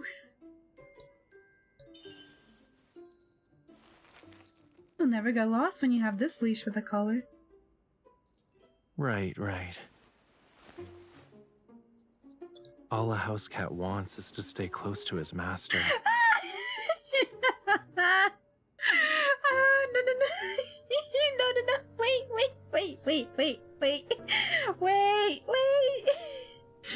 I can't do this. I can. I just need 2 seconds. Oh, God. My heart. Oh, God. My fingers glide from the nape of Raphael's neck to his chest, and my touch warms his skin. Raphael leans over to look at me, and I only see my reflection in his eyes. The mood is perfect. Ah. Suddenly, the Persian cat leaps onto the sofa and settles down next to my legs. I gently push Raphael away and sit up straight. Strays outside and a cat at home? I literally have competition everywhere. I guess I have to fight tooth and nail for your attention like a real cat. Any cat owners, is this true? Do like cats fight for your attention? Is this true? Raphael takes off his collar and falls onto me. I catch my kitty cat. You don't have to go this far. Do you even know how big you are? It doesn't matter. I'm all yours. Stroke his back and notice his tail suddenly being raised in response. Tail is like a lie detector. Being a cat means you don't have any privacy. Even if you didn't have a tail, reading your mind would be a piece of cake. Only you can say that. Persian cat takes his opportunity to snuggle against me. I feel nice and cozy as I cradle against it while also hugging a big kitty cat. I guess having a tail is not without its benefits. Like today, my balance when walking around was better, and I land gracefully after I jump from really high places. Is it better to be a cat or a fish? Unexpectedly, Raphael hesitates instead of immediately giving me an answer. Oh? Good question. Usually, being a fish is better. There are moments when being a cat isn't so bad. Does that mean yes all the time? Thank you. I stroke Raphael's tail and his eyes narrow in satisfaction. Like right now? Raphael doesn't answer, but his tail chases after my hand. If you like your tail so much, why don't you just keep it forever? Raphael's expression suddenly shifts. He quickly sits up. Nuh-uh. Nope. N-O. No.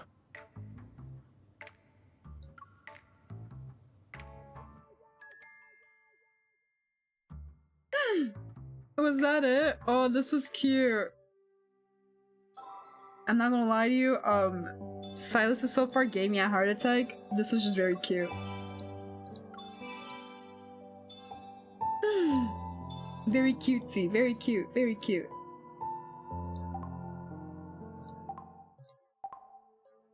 Alright, let me check on this. Oh, we got new stuff. Silas! Aren't cats supposed to be sleeping most of the time? Why are you so full of energy? Look at him jumping on the thing, it's so cute. Don't stereotype cats. When you rolled around, it was like you were spinning on a washing machine. I can see you snapping photos even through a washing machine. Took a few snapshots, but they all turned out blurry. Delete them. Nope, I'm going to show off my cat's backflipping skills. Your cat's coming after you right now. Raphael? You look like you're about to head into battle. No, the battle's already won. What's behind that door? A vast desert and endless darkness. This cafe seems like you can see through it at a glance, but the world of the unknown has no end. Do you need me to accompany you when there's a battle next time? It's not that dangerous, I can handle it on my own. Instead of that, would you like to celebrate my triumphant return? First of all, a reunion hug is needed. Cute. Xavier? So, how's the quality of this batch? Snack quality inspector? Everything's good. Fancy a bite?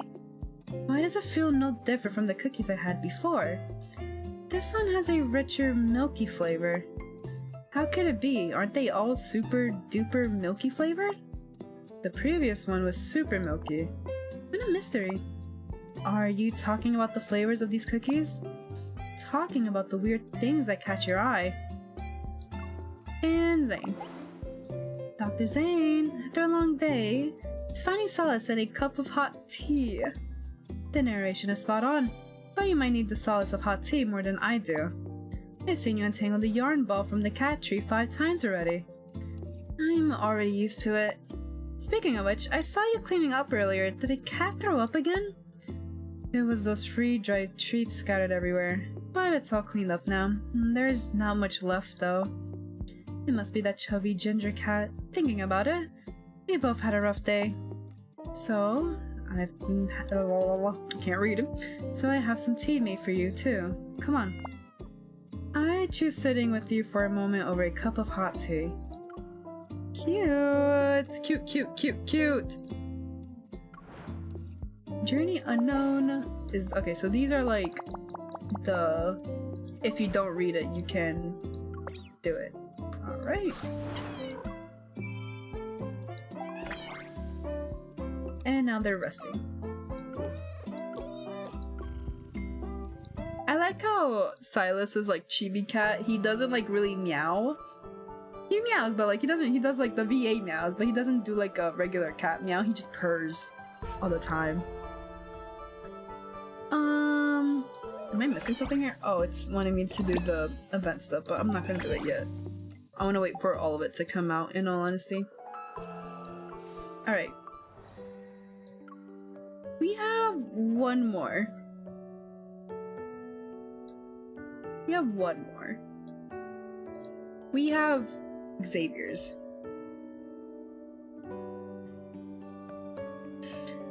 I don't know if I'm ready for Xavier's. I doomed myself in ZZZ. Oh no! How? How did you doom yourself? Oh no.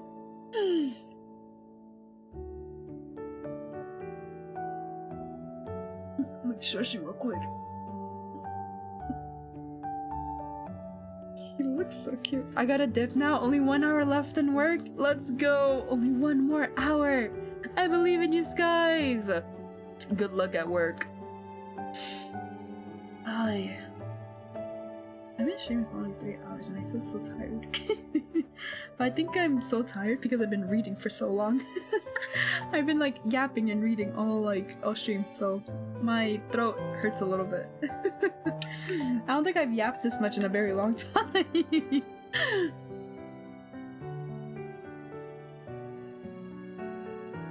Alright.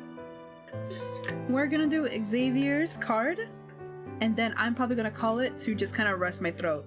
Because my throat is actually starting to hurt, I'm not gonna lie to you. I can try playing the mini game like on stream, but like I didn't want to because the mini game looks like hell.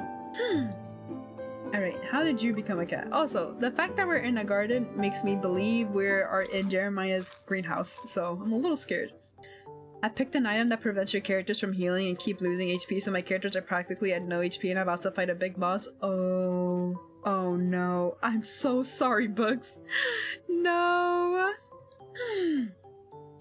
Afternoon sunlight streams into the room and envelops Xavier's fluffy cat ears in a golden glow. While they twitch, he absentmindedly snacks. The crunching noise is so loud I feel like I walked into a live stream of cats eating show. How did things even get to this point? He's so cute! So cute! 3 days ago. Meow's Cafe. You won again? How? It was a close match. I've never seen you play so well before. Did you and the evil cats plan this? Meow, meow, meow! Honestly, I thought you can keep up your own win streak. Those last few games don't count, so let's do another 300 rounds. Meow, meow, meow! As long as you're up for it, I don't see why we shouldn't. Meow. This poor cat is like, please stop playing. I want to go to bed, please.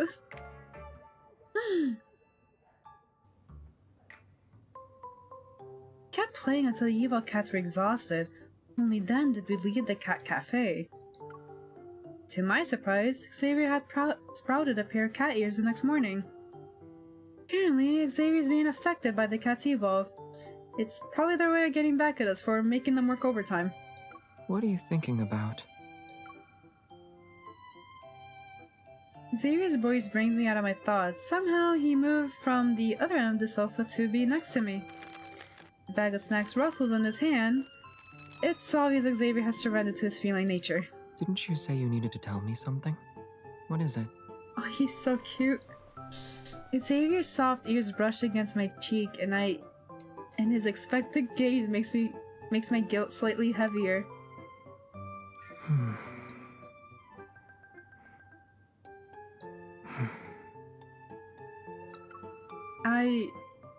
I've been struggling to tell Xavier about my business trip. He's been very clingy since his transformation.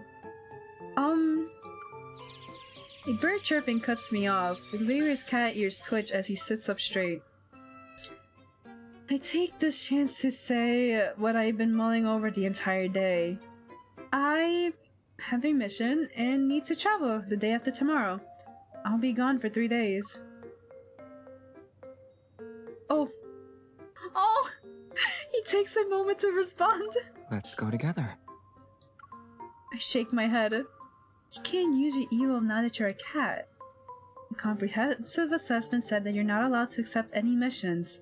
Not until you're back to normal. Even without my evil, I still have my wits and experience. That's not enough, as they say, safety first. Okay.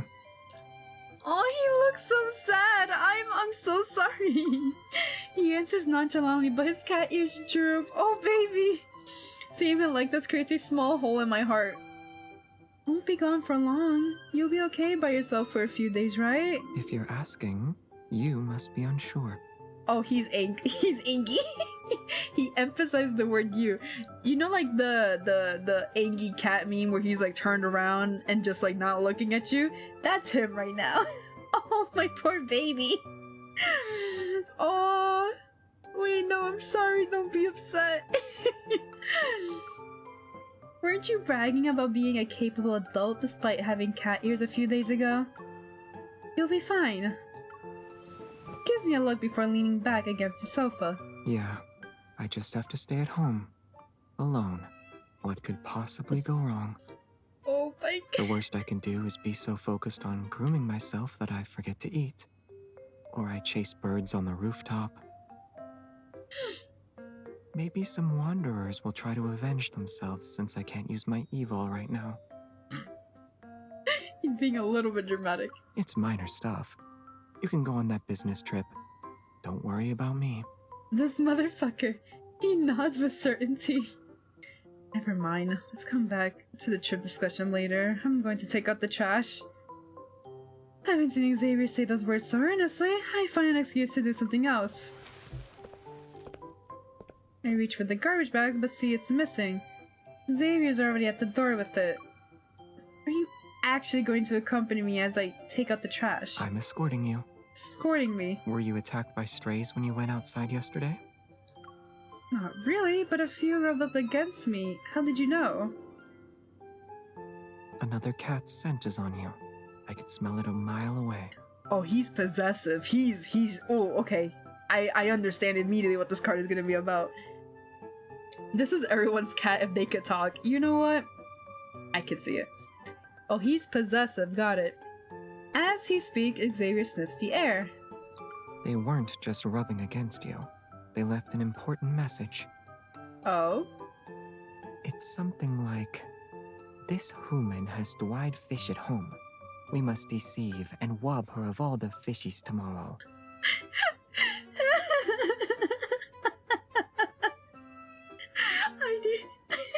He did not just say that. Oh my god! I love him. He's so precious to me.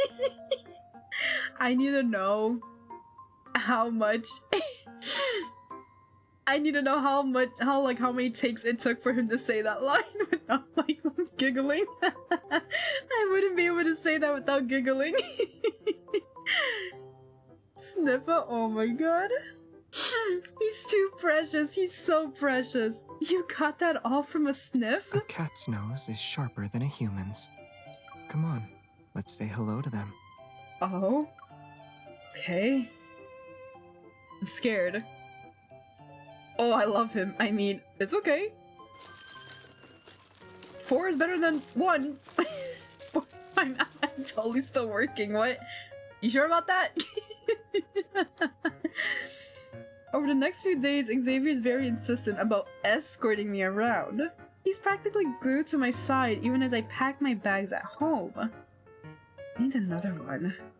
Xavier, can you get the gray bag for me? It's in the living room. Xavier doesn't respond. I'll turn around and see him sneaking to the door. He's holding the 2 bags I just packed. Xavier? He stops in his tracks. What is it? Oh! Oh! I quickly approach Xavier, who hurriedly hides the bags behind him. Didn't we agree yesterday that you'd stay home while I'm away? Why are you going back on your word? Yesterday was yesterday. Can't we make a new agreement today? Oh, he's so precious. Of course not. Even if you hide all my stuff, I'm still going. Okay. Oh, I no longer would want to leave. I would be like, Captain Jenna, my cat needs me. And by my cat, I mean Xavier. I hold out my hand to Xavier, and Xavier reluctantly gives back my bags. Did you hide anything else? Nope. He did. Are you sure? Yep. I don't believe him. I pull up my watch, search interference, and to locate my phone. Follow the sound to the sofa. I lift the cushion to see my phone that got tucked under it. I also find my face wash, electronic toothbrush, and portable charger. Until I'm done packing, you will sit on the sofa. You're not allowed to move more than 5 steps. I usher Xavier to one end of the sofa and make him sit down. Then, I take 5 steps. From the sofa to the suitcase is exactly 5 steps. I take bigger steps than you. We should count with mine. Before I realize it, he moves the suitcase a bit further away. It should be around here. This motherfucker. This motherfucker. With no more interruptions from Xavier, I quickly check to see what items I still need. When I return to the living room with them, I notice the suitcase had moved quite a bit from its original spot. Did the suitcase grow legs and walk 5 steps? Xavier, who close to it, nods. As I finish packing and close the suitcase, I see Xavier's face darken. Are you really going by yourself? Yes. Oh, he looks so sad! Wait, this is actually like making my heart like, oh! My poor baby. Sure you don't want shit. to reconsider? He's so cute! He frowns and I rub his cat ears to comfort him. It's just 3 days. I'll be back before you know it. I can't believe you'd actually leave me alone in this house. I can't do this! He's too cute! Oh my god! His expression shows and he quickly leans on my luggage. If you can't stay, at least leave something behind to keep me company. Like this suitcase.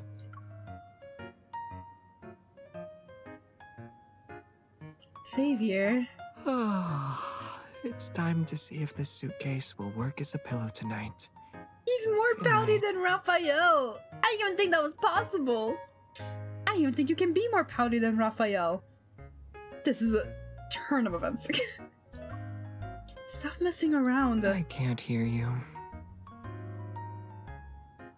As Xavier starts to close his eyes, I come up with a plan. Don't sleep. I'm taking you with me. Where are we going? Can find foster families for cats, and Xavier, who's now a cat, the airport. Really? What are we planning to do? Right? Raph is the drama queen around here. No, for real. Like, I thought Raphael's card was a little sassy. No, this one takes the cake. The taxi comes to a stop by the side of the street. I open the door and help a groggy Xavier get out. We're already there? Oh, is that why we're in the greenhouse? That looked like Jeremiah's? Are we dropping him off? Confused, he looks around, then he rests his head on my shoulder. I thought we were going to the airport. Where are we? You got here pretty fast. I thought it'd take another 10 minutes at least. Jeremiah! I love Jeremiah. I love him. Hearing Jeremiah's voice from behind, Xavier steps to the side. His eyes are slightly widened. Why did you bring me to this place?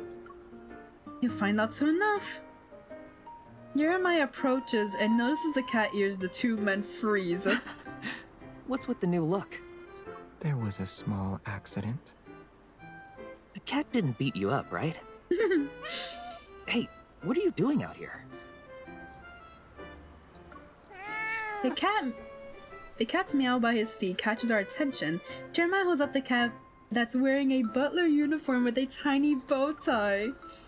Is this the cat you adopted? Yeah, he's well behaved and understands us. Ah, cute, cute, cute, cute. But he can be a bit clingy. He meows up a storm if I'm gone for 5 minutes. That's literally Xavier. Good to know.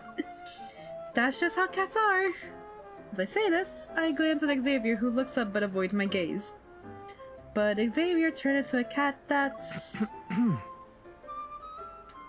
He's an exception. He likes being alone and is anything but clingy. Like right now. He insists on staying home alone while I go on this business trip. I brought him here because I'm worried he'll be bored by himself. Cat meows at Xavier. I turn my head and notice Xavier's silent protest in his gaze. That's it? Well, you can leave him here with me. You've got nothing to worry about. I feel like I'm like dropping off like my kid.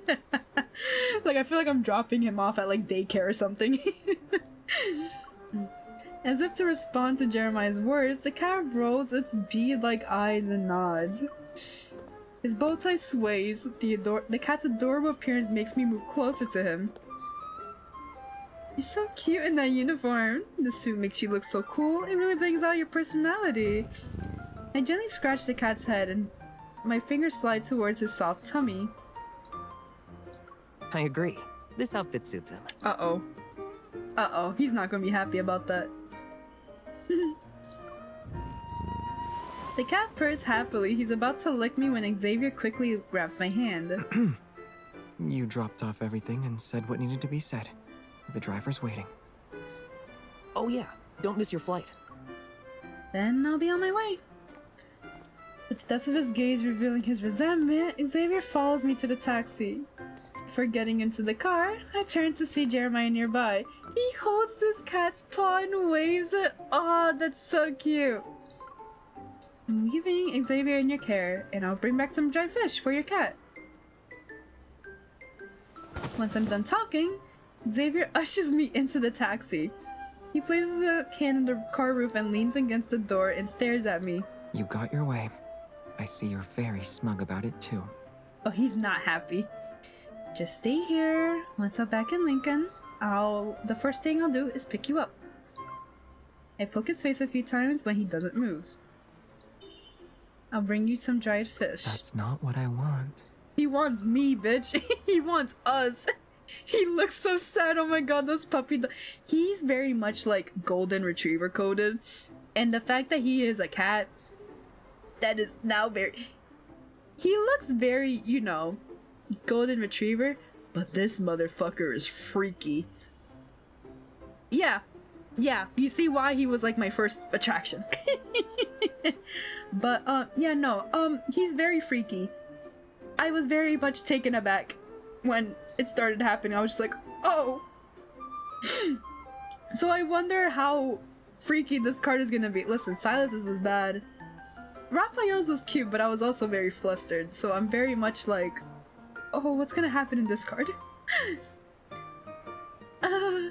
Xavier leans closer, but then Jeremiah calls out to him.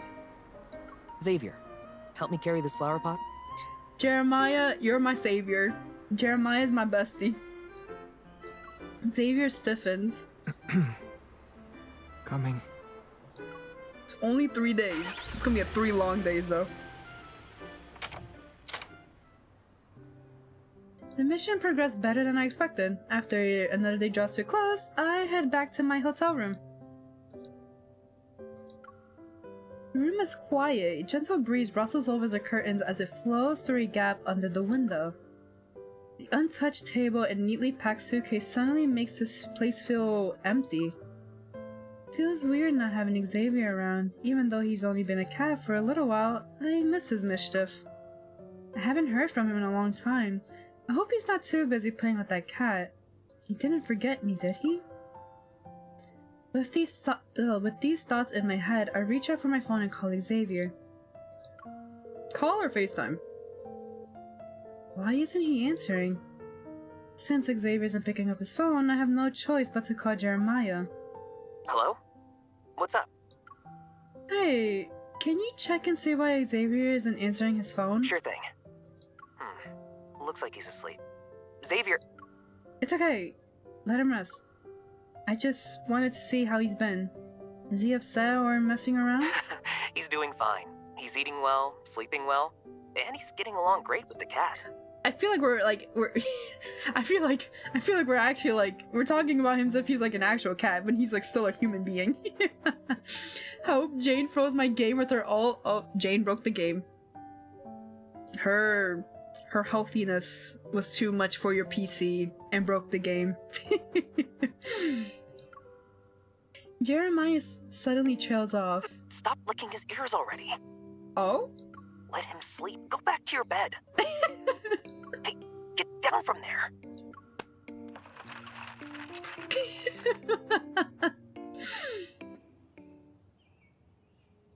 Now that the mission is over, I return to Lincoln and head straight to Philo with cat treats and cat toys.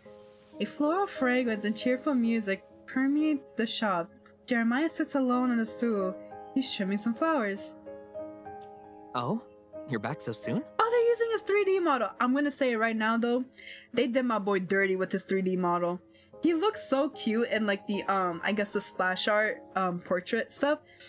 But there's something about his 3D model that just looks off. I don't know if that makes sense. I managed to get a flight that had an earlier departure time.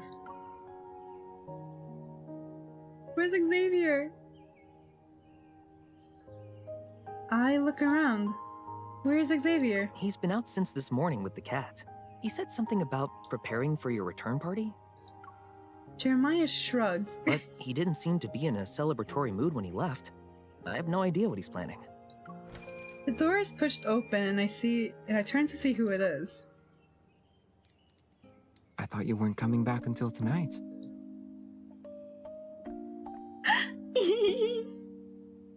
He looks so cute. He looks so good. He looks like you know, like the cat from literally Tom from Tom and Jerry, when he like wears a suit in that one episode. That's what it looks like. Xavier, dressed in a butler uniform, stands at the entrance of Philo. His expression is obscured by the sunlight. What are you? He glances at me as he steps inside. I notice what he's carrying. The lively cat from a few days ago has been stripped of its butler uniform. What's wrong? You liked his outfit.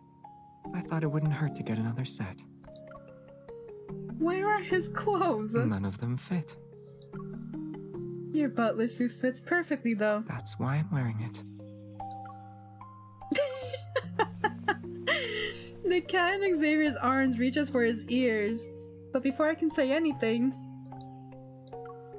Xavier quickly catches the little paw. Are you using the same old trick again?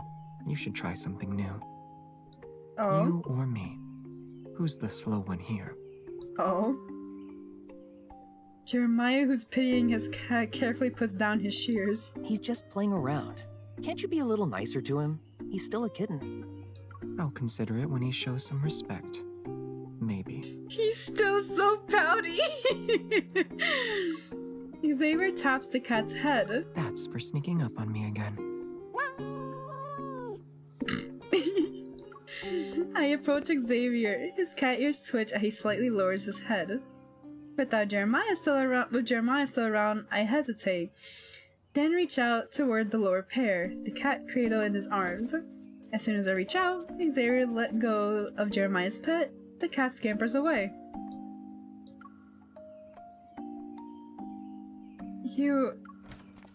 The door opens and two customers walk in. Jeremiah quickly gets up to greet them. Good afternoon. What flowers are you interested in? Xavier picks up the spray bottle and heads to the greenhouse in the back. We have a few plants here that need to be watered. Do you want to help out?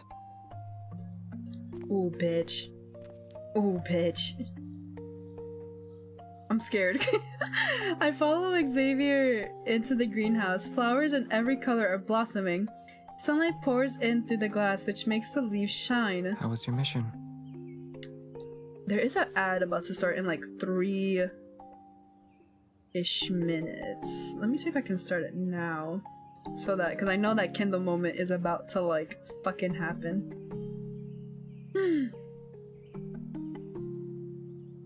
I can only snooze that, never mind. Anyways, I'm gonna grind for Yanagi for 12 more wishes before it takes me to max pity. Have a good stream. Thank you, Bugs! Thank you for tuning in! Oh my god. I hope you get Yanagi soon. I hope she doesn't take you to max pity. It starts in 3 minutes. I can't fucking... I can't run the ad now for some fucking reason. Why aren't you letting me run the ad?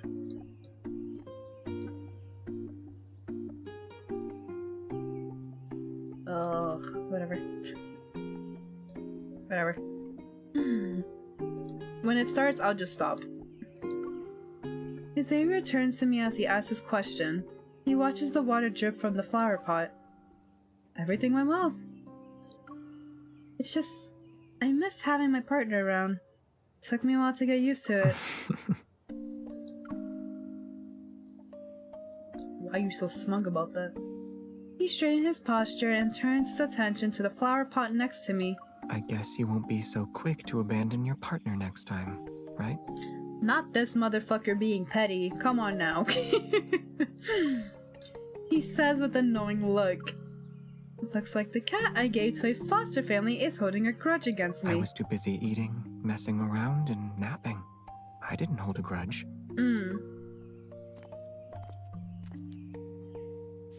He walks to the other side of the table and I follow him. True.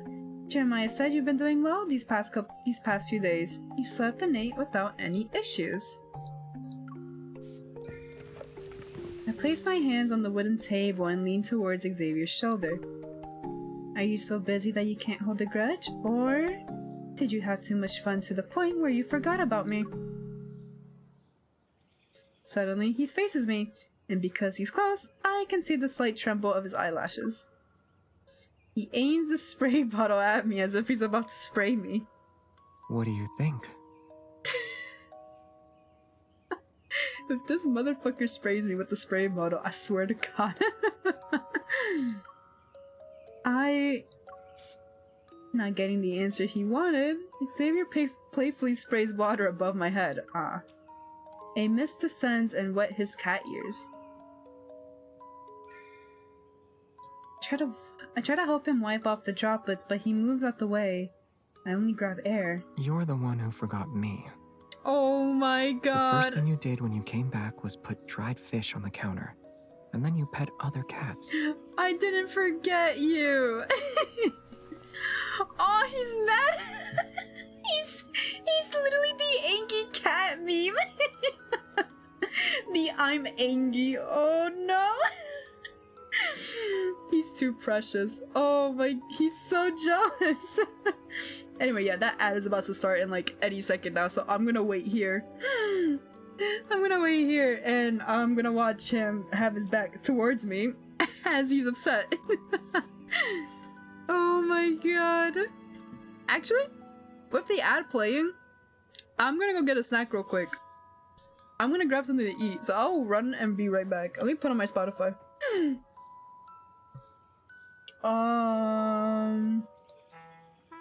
Do this song. Skies, if you're still here. Let me pause this real quick. There we go.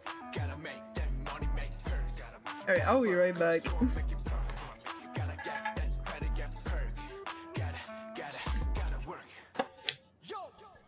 착착 준비되는 golden plate 이제만 도착 LA to Tokyo 지창의 밖에 고르시계 classic type 내가 움직이면 뒤따르지 Guardians 어딜 가도 튀어나와 breaking news 하루 종일 내 노래가 나와 radio 그냥 뜨은 춤을 추는 flamingo 허나 내 시간은 금이라서 adios 단속해 보는 래퍼 스텝으로 24시간 다 부사는 중 관심 없지 난 지목도 원해 no no no no no Gotta work Gotta make that money, make purse.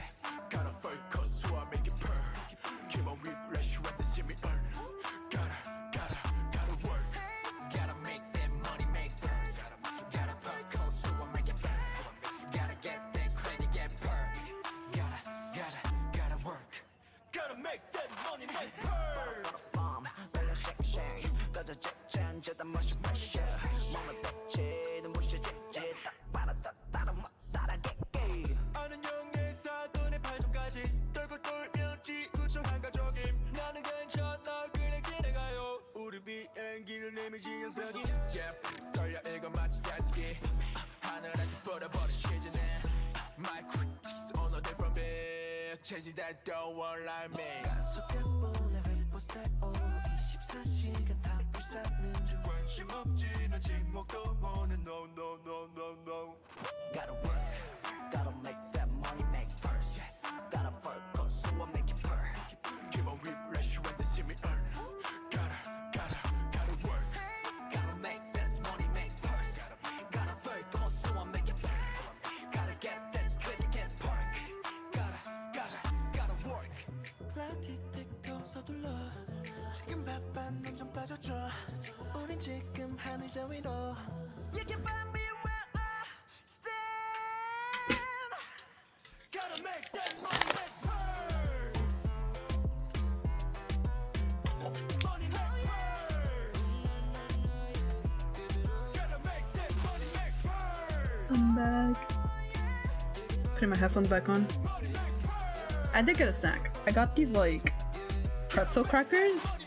So I'm not gonna eat them now, but I am gonna like open it up in a second because I know I'm gonna have to read and yap. Anyways, let me pause this. And we can jump right back into the thingy.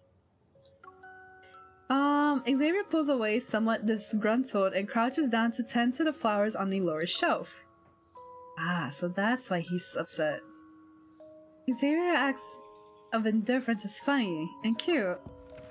I pull over a chair, sit down, and take out an item from my bag. It's for Xavier.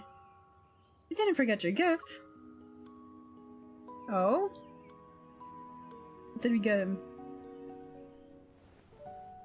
Even though I don't know what to do with a sulking Xavier, he's sulking Xavier Kitty is...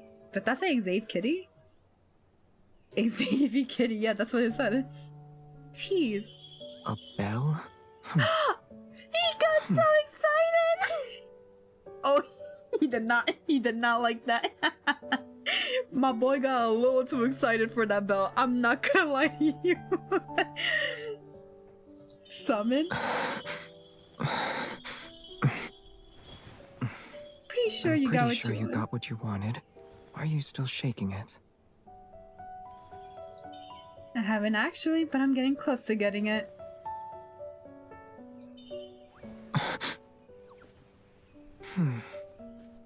So you remembered to be gentle with my ears.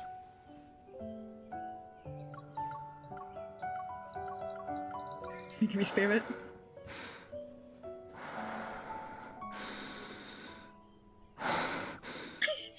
Why do you keep pushing your luck when you find an opening? Oh my god!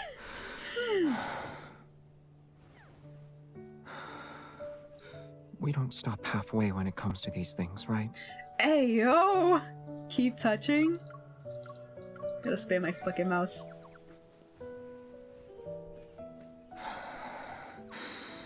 Yeah, right there, by my ear. That's wait! Wait!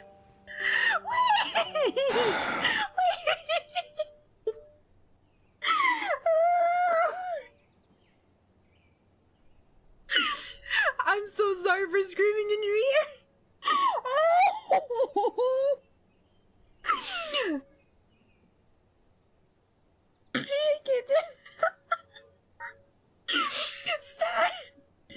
Sir, we are in public. We are in your bestie's like fucking greenhouse. We should not be doing this.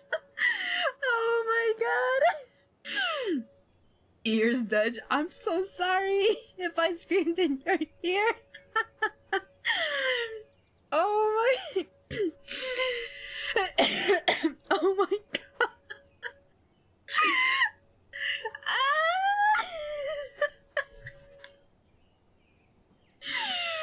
Oh my god.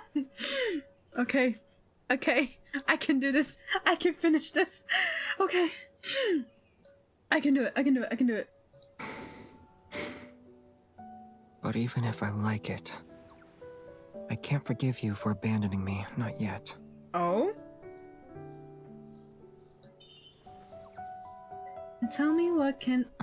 Bitch, why you go so fast? Then can you tell me what's the best way to comfort a cat? It's the way we make him show his teeth. Not like this. Oh?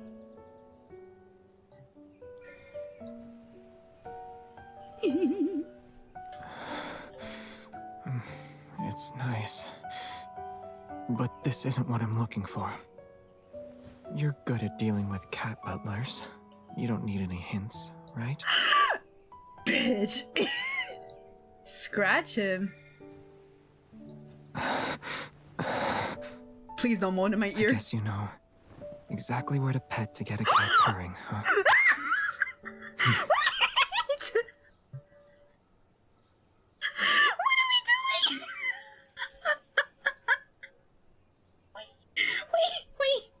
Wait.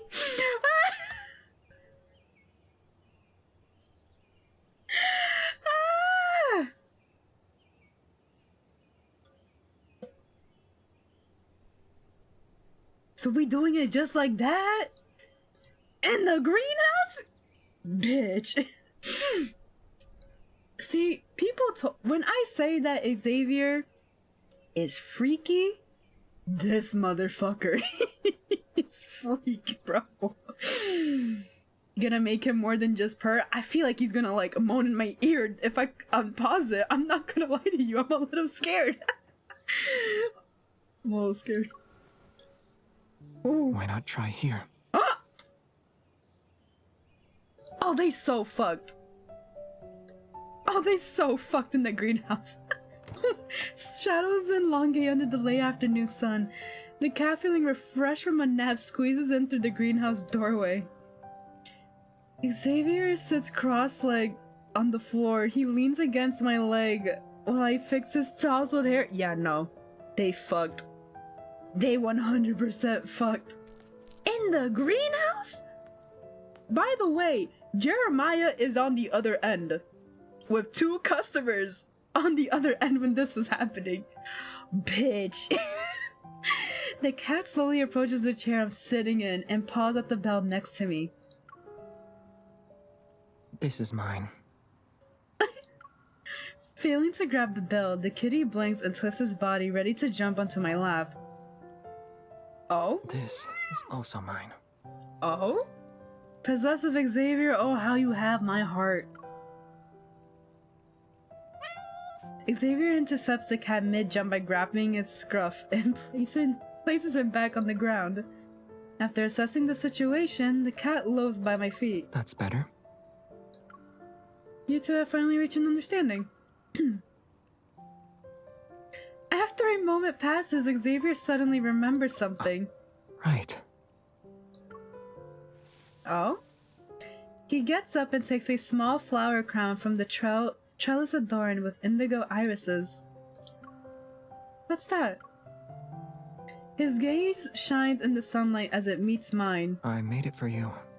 For when you return to me. Aww. Aww. His expression remains calm, but his cat ears slightly perk up. Humans miss each other when they're separated. Really? This doesn't apply to cats? Of course not. Oh my Missing god. is just part of a cat's nature. Breeze blows past us and the dappled light on Xavier's hair sways. Xavier's words mingling with the scent of flowers drift on the wind. Your cat always misses you, even when you're right next to him. I see, you know what? Never mind. I see... I see why Luna's at work right now. You know what? I see why he's my type. They're the same fucking person. God fucking damn it. Ah, fuck. He done grabbed your cat like you might? No, he... Possessive Xavier. Oh, how you have my heart. I'm back to say Yanagi came home. Congratulations on Yanagi books! Yay! Apparently your motto was lucky. I'm surprised. I usually don't bring good luck. I usually bring bad luck, but I'm glad you got a Yanagi. Congratulations. On the end of a plant stand in a flower pot with blooming indigo irises, attached to one of its corners is a handwritten note. It reads, "In the language of flowers, this means I miss you." Aww. Aww.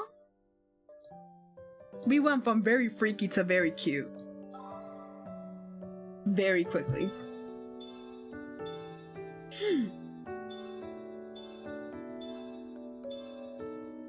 Oh god.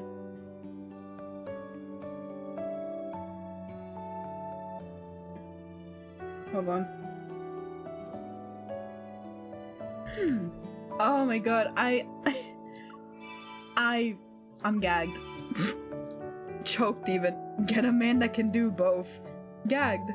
Choked even. Jesus Christ. Oh, this is stuff for me space. Oh, can I get anything from the shop actually? Can get some of the icons. Look at the... Oh, these are cute! Oh, these are cute! Whisker of Genius, Paw Art, Perfectly Still, and Paw in Pot. Cute! So cute, so cute! Okay, I can only get 74. Oh, I need to get the rest of these. Whoopsies! I'm gonna get 49. 1. Are these stickers? Oh, these are! Yes, yes, cat taker. Aw.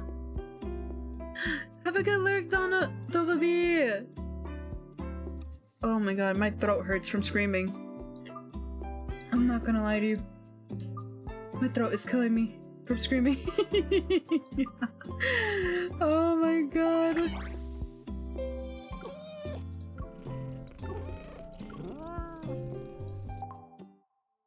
And now this man is asleep.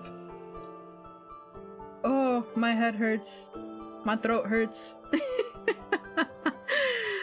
When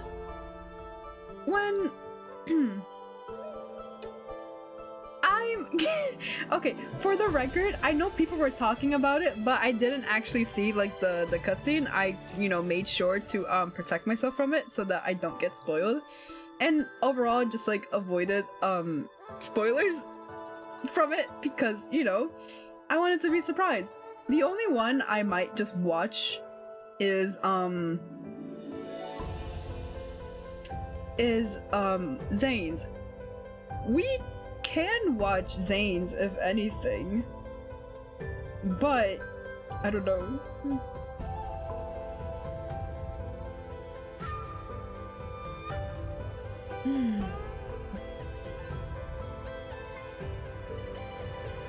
Hold on. I'm like responding to somebody.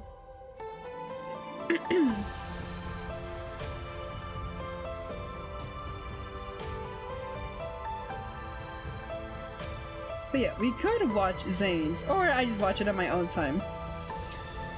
Is Zane's Kindle card even out on thingy? Hold on, let me see.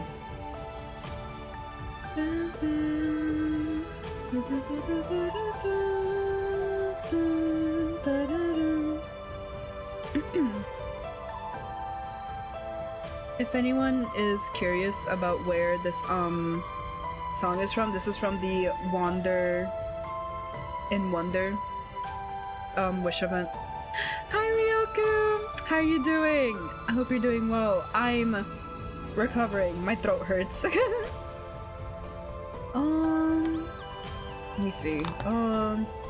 What is Zane's card called again?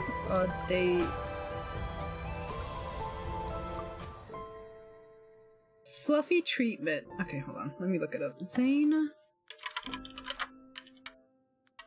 Fluffy treatment.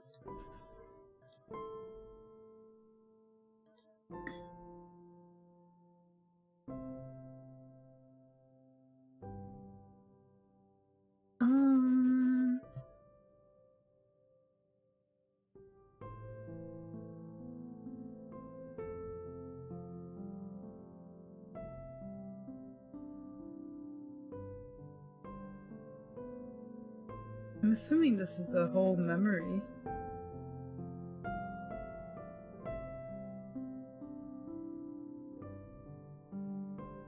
I'm assuming. I can't tell though. Let me click on it. Optimum's Black. Oh, Jesus, that's loud in my ear.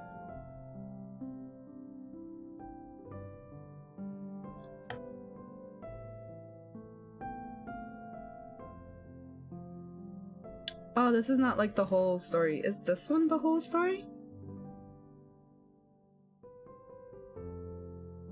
Okay, it is. I found someone who did the whole story, so if anything, doing good, enjoying the early morning. Ooh, morning to you. Enjoy your early morning. It is 21 minutes long. Hold on.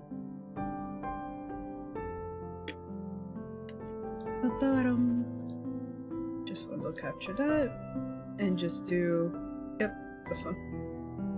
Except just move this all the way down here. I just needed to go over the current one and I'll fix it. Thank you for the headpats. I appreciate it so much. My everything is broken. Okay, never mind.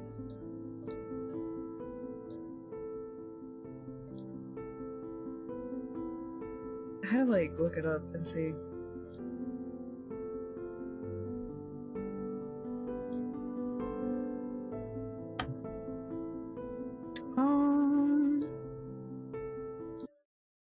Do that for now. Okay. I need to probably make this full screen.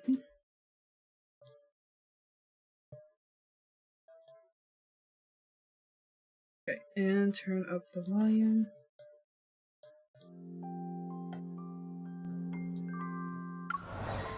Oh Jesus, that's loud. We're gonna watch this. I need to know. I need to know what the card is about.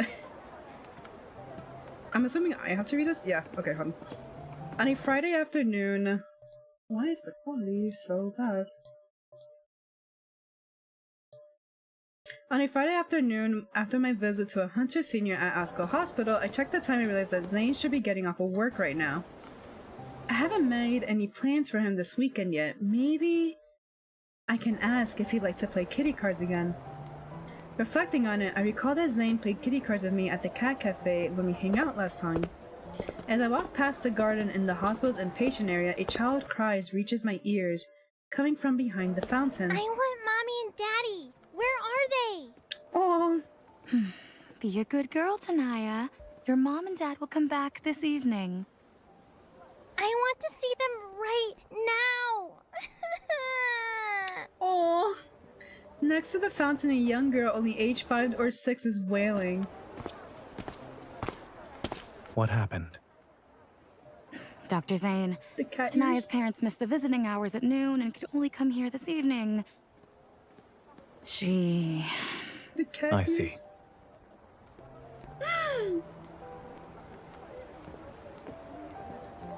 Zane crouches down before Tanya, gently pulling her hands that they're rubbing her eyes. Tanaya. Tanaya wailing soon turns into sobbing. Zane, I want Mommy and Daddy. Don't think Zane has ever failed in soothing a child. Hold on a second, am I seeing things? As Zane calms Tanaya down, I notice in his hair are...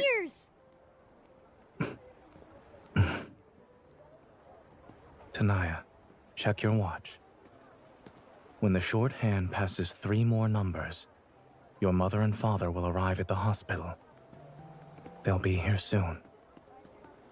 Zane's tone remains patient and gentle, but it doesn't seem like Tanya heard him. Fluffy ears capture all her attention, her gaze is filled with curiosity and an eagerness to touch them. Can I touch your cat ears, please? Cat. Hold on, I need a... Bitch. Hello and goodbye from Japan. Have a wonderful stream. What? Cat. Thank you. Have fun in Japan. Oh my god, be safe too. I love you. Mwah.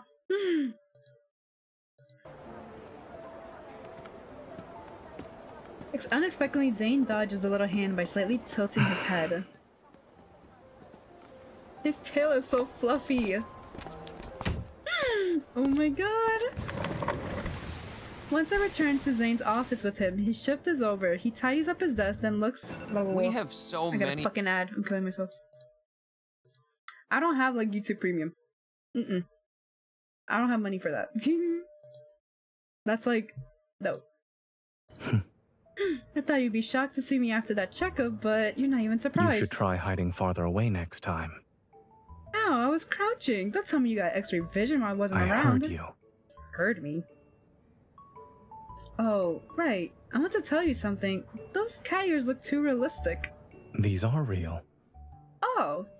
I thought... As I inched closer and wanted to confirm how authentic Zane's cat ears You are, he think they moves were away. props from our hospital to soothe children? Anyway, I don't just have cat ears. There's also a tail. I see that. Hidden by his white lab coat, big fluffy tail sways. You even have that. So what happened? It's only been a few days. How did Dr. Zane become Dr. Kitty? I've thought about it, and the only logical explanation involves our last visit to Meow's cafe. Are you up for another round? I'm feeling lucky today. Let's keep the momentum going. All right, we can do that.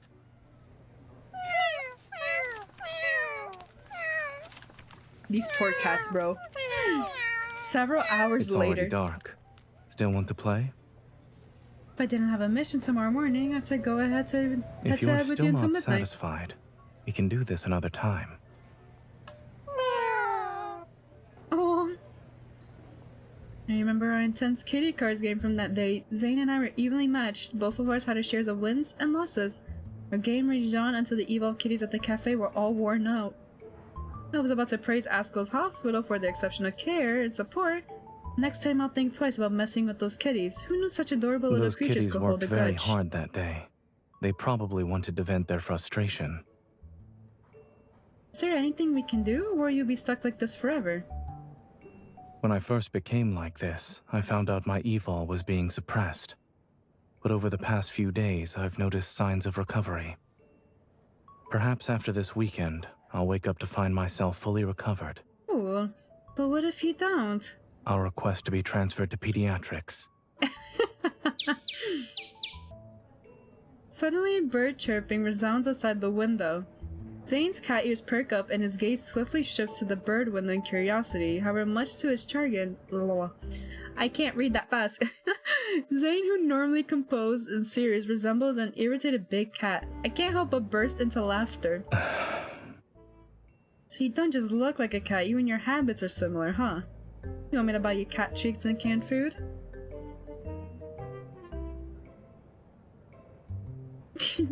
Zane flicks my forehead. Thanks, but I'll pass. Okay, you bitch.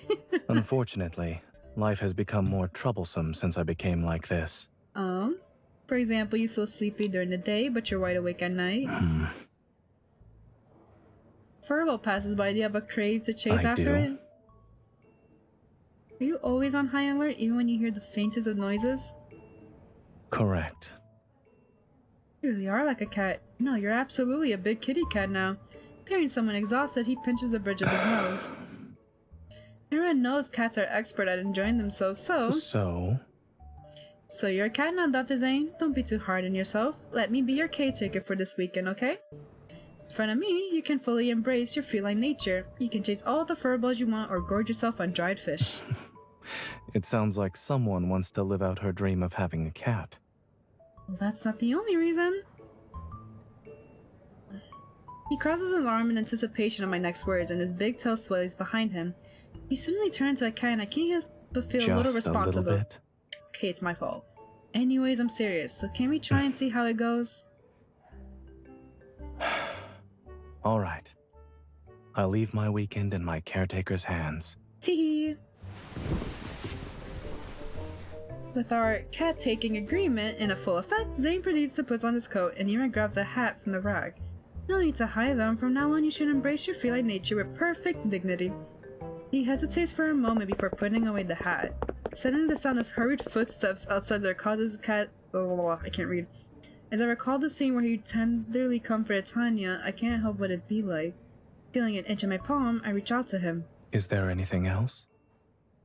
Dr. Zane, can I touch your ears, please? Please? Just one stroke. I promise I won't get greedy. No. Oh. No again? I recall the times I wanted to cuddle with aloof cats and how they would turn their heads away showing reluctance. What's happening now is no different.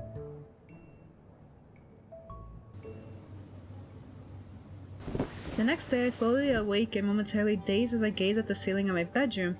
Realization caused me to quickly sit up. It's already 10 a.m. I promptly jumped out of bed and rushed to the bedroom. My first day as a caretaker, I've already failed my duties. Zane must be done with his morning routine of going for a run, eating breakfast, and catching up on something. Oh, he's not here.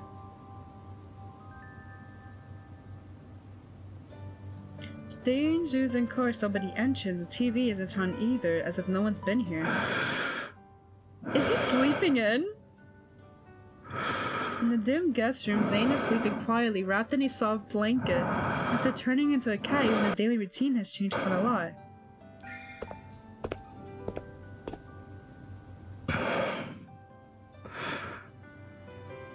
What time is it? Oops. Just a few hours than your usual wake-up time. Hi, King Jules! I hope you're doing well. We did a lot of cat stuff today, and I don't have this card, so we're watching it on YouTube just so that I know what this card is about. But I hope you're doing well. Alright, back to the kitties. Zane pauses momentarily before trying to sit up despite not being fully awake. Don't move! I quickly press down the blanket, leaving him no choice but to lie back down again. Why would there be a rule against getting up? Cats spend 70% of their lives sleeping. Mastering the art of lounging in bed is key to relaxing like a cat, so indulge in your sleepiness. As the words lounging in bed and sleepiness reach Zane's ears, a subtle bewilderment flickers across his face. You don't know how to lounge in bed, Zane. I'm not particularly good at it. However? Suddenly, Zane's pulling me onto the bed, curling his body around me like a cat seeking comfort and affection from his owner. Does the cat code have a rule against lounging in bed with the caretaker? No, I don't think so. They said pets have a way of influencing their owner's habits. If I become lazy, should I let you take credit for that? Lounging in bed with a cat can't be considered laziness. Oh my god. He uses his chin to rub the top of my head, then moves to nuzzle my neck. The ticklish sensation almost tempts me to push him away, but I can't bring myself to nudge aside his drowsy, affectionate big cat. Since I'm lounging in bed with you, can I touch your ears? I'll give it some thought. Oh. His body radiates warmth, matching the cozy temperature beneath the blanket, gradually lulling me back into a sleepy state. Well, looks like I won't get much done this morning. Cause the cat really is a human's downfall. Lounging in bed with a human makes a cat happy. You also smell nice today. Oh? Oh?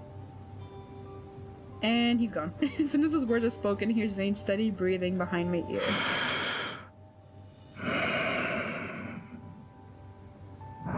This cat ability to quickly fall asleep is actually good for Zane. I wonder if his dream is filled with delicious dried fish right now.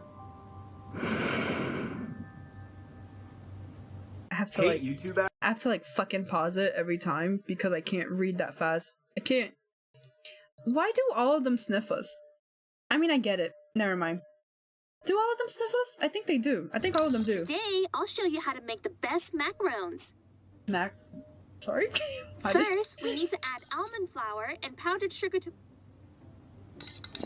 I'm standing by the kitchen counter following a video to learn how to make macarons. Every now and then, my big cat with nothing better to do strolls in to glance around, maintaining his nonchalant demeanor and sauntering back out as if nothing happened. When he enters my kitchen for the third time patrolling around, I can't help but laugh. Are you patrolling your kingdom, your Majesty? But this is my place if I remember it correctly. This and that have my scent. Why can't this place be considered my territory?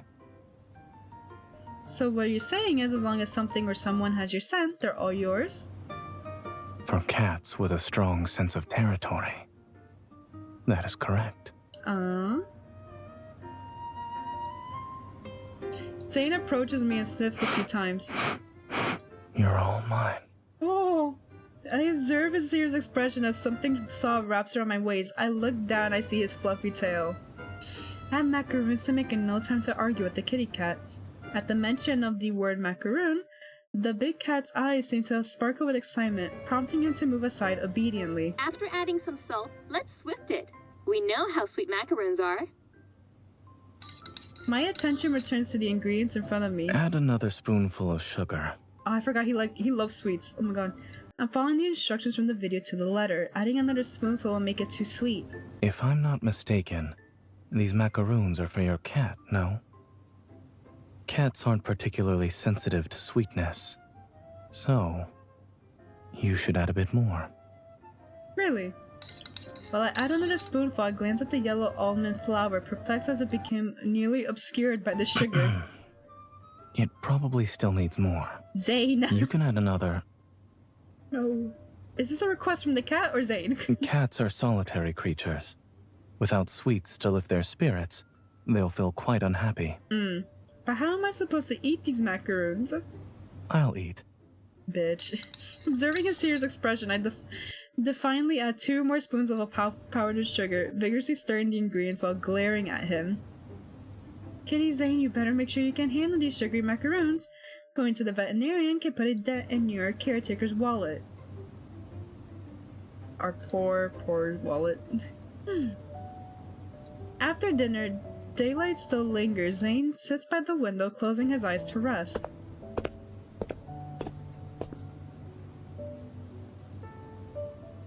His big tail occasionally swishes around him before I walk over, hoping to touch it, yet the tail skillfully evades my hand. Don't be stingy. Now you want to play with your cat? I see what's going on now. Someone's holding a grudge because I didn't play with him in the kitchen earlier. I'm not. By the way, there's a mall that just opened nearby. Since you really get a day off, would you join me in on the fun and take a relaxing stroll? Is it time for a post-meal catwalk? But with me looking like this, am I joining in on the fun? Or just becoming the fun for others to gawk at? Why do you sound so anxious? I still remember being surrounded by a group of children.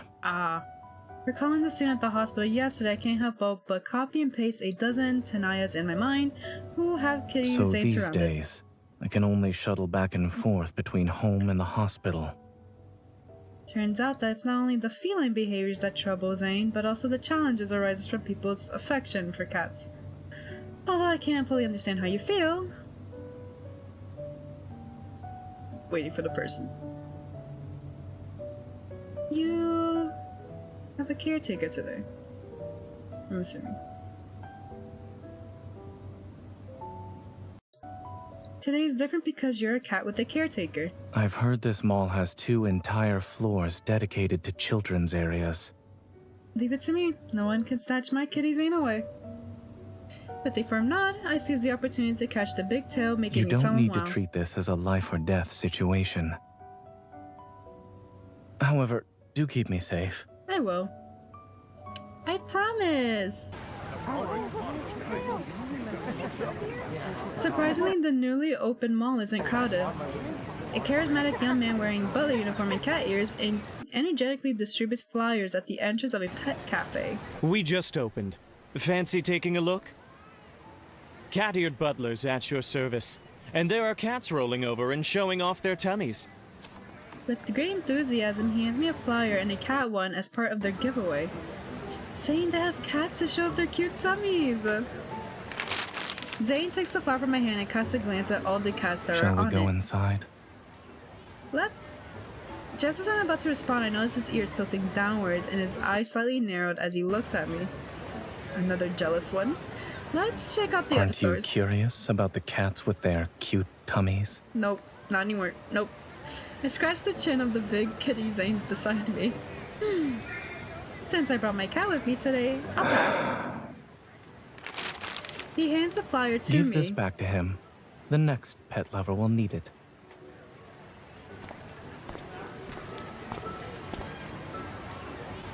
Thankfully, there aren't a lot of people in the mall. Zane doesn't get surrounded by kids. In the men's section, a suit displayed in the shop window of Mr. Seldom catches our eye. Hold on, this suit kind of looks like what the butler I'll was try wearing. it on. Huh? Zane's gaze lands on the suit similar to the butler's Many outfit. caretakers are keen on dressing up their cats. Am I wrong?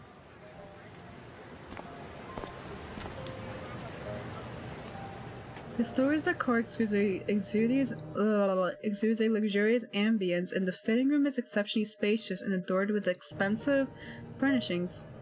Since Zane entered the fitting room with the suit, silence has enveloped the surrounding area for a few minutes. Zane, are you done? Yes, I am. Could you come in and check it for me? Oh, he looks so cute! I walk into the fitting room and find Zane standing before a full-length mirror. In the mirror, the impeccably tailored suit drapes flawlessly, accentuate his figure, and if it was made specifically for him.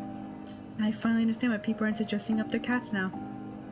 I'll admit I look more like a butler with this. You do.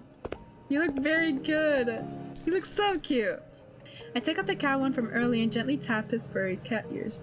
Other people's cat ears are fake, but yours are real. My kitty Zane is winning big time. Just now, a certain caretaker reluctantly gave up on visiting that cafe. I wanted to tell her that one can have both a cat and a butler. Oh? After those words escape Zane's lips, he pauses before leaning in closely towards my neck. What's wrong? Step back and wave the cat one in front of Zane. This scent. Oh, he's sniffing me. At the same time, our gazes fall into the cat one in my hand. There's some catnip in it. Oh.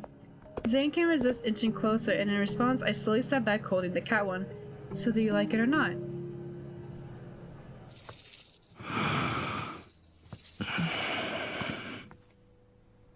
Oh!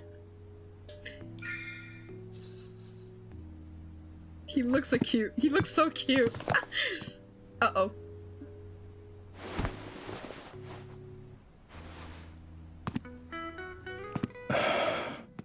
Do you know what this cat likes most? Catnip or the cat wand? Neither. He likes his owner more than anything else. Oh my god. You made my shoe come off.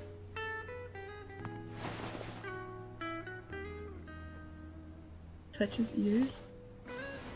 Looks like someone hasn't forgotten about touching my ears. A cat won't fulfill all your requests.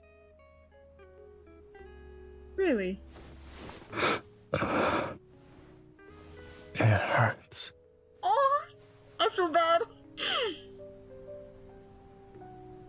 Help me put on the shoe. All right. At your service, my lady.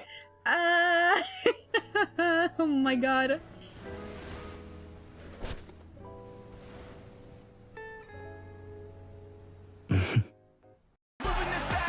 Oh, the ad ruined it. Oh, the ad ruined it. Oh my god. I even know an ad started. Hold on. Oh my god. I didn't even notice an ad start. That's my bad. I got so distracted. Oh my god. Jesus Christ. I'm gonna wait for this ad to finish. In the meantime, I'm gonna check this message real quick. What's this? Oh shit. I need to update my Spotify thing before I forget.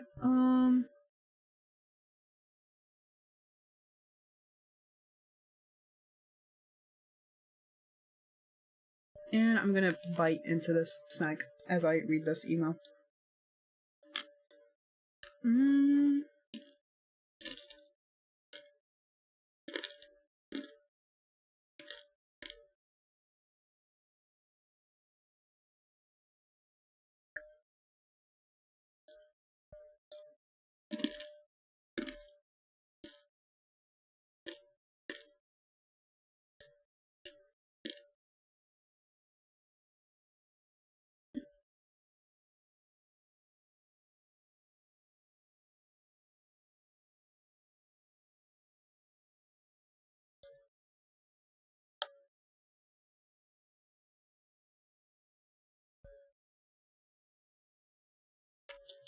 The ad is almost over, so I'm glad.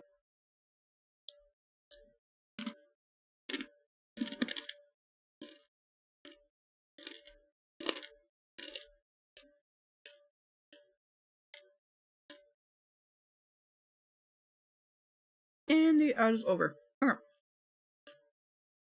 I got a little snack break too, so.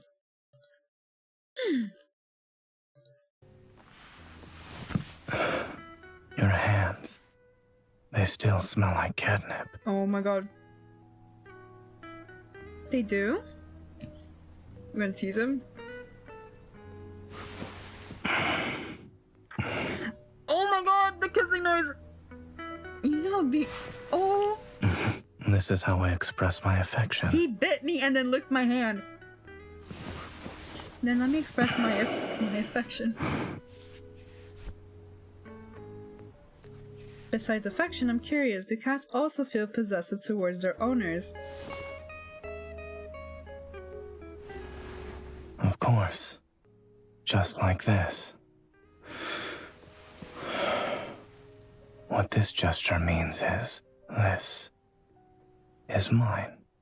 Oh.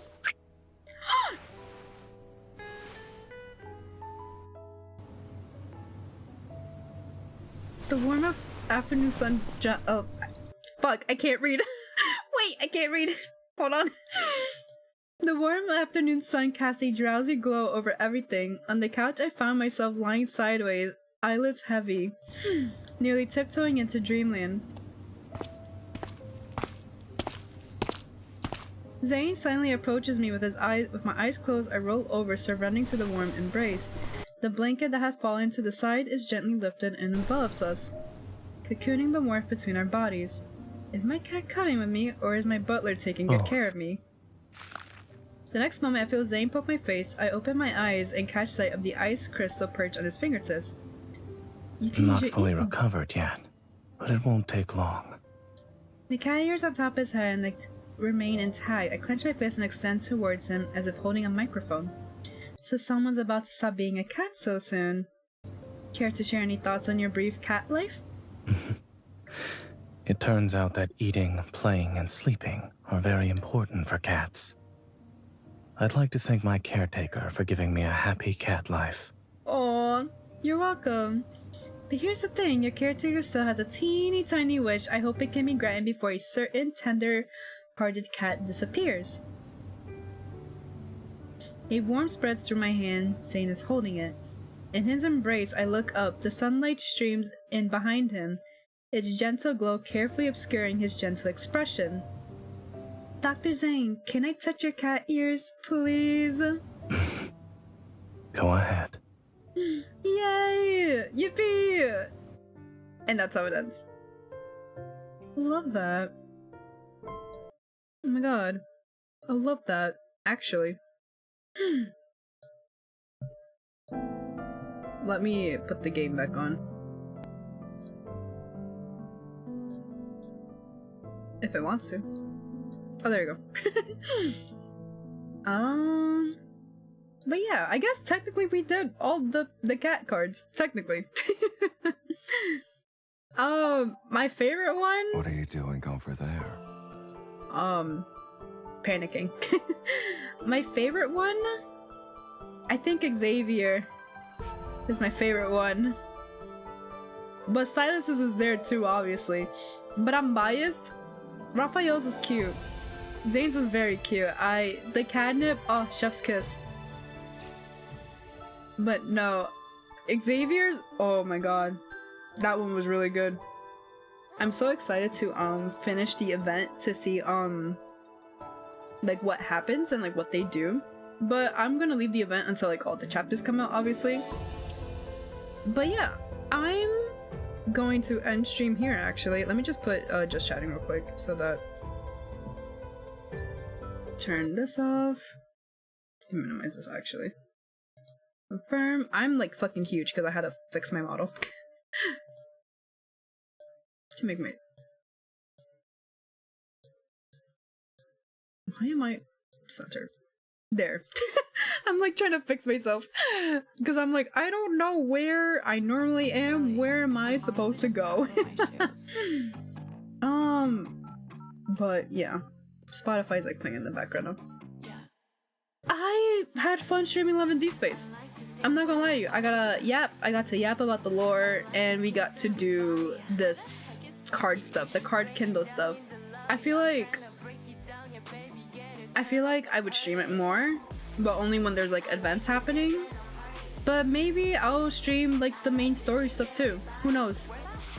Especially since like when it comes to like the cutscenes, it didn't lag. So I'm glad like this emulator is like working pretty good. I'm happy it is, because I was a little worried that it was gonna lag a little bit. I'm not gonna lie to you, but it didn't. I'm happy that it's like working fine. Like it did lag a little bit, but like it wasn't often. It happened like maybe once or twice, I think, that I noticed that it lagged. But yeah, thank you to everyone that joined me today. I don't know when's the next time I'm gonna stream, in all honesty. When I do stream, I'm probably gonna stream Nikkei again.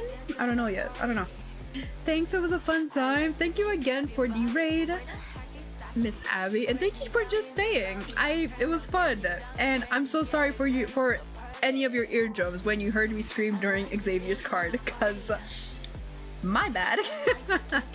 Let me find someone to raid real quick so that, you know, I don't know if there's other like Love and Deep Space streamers, but I'm gonna raid into a bestie for the sole purpose that she is actually doing some gamba for me.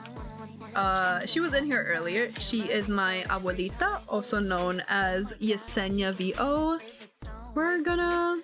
Not shout out. Oopsies. Raid. We're gonna raid out to her.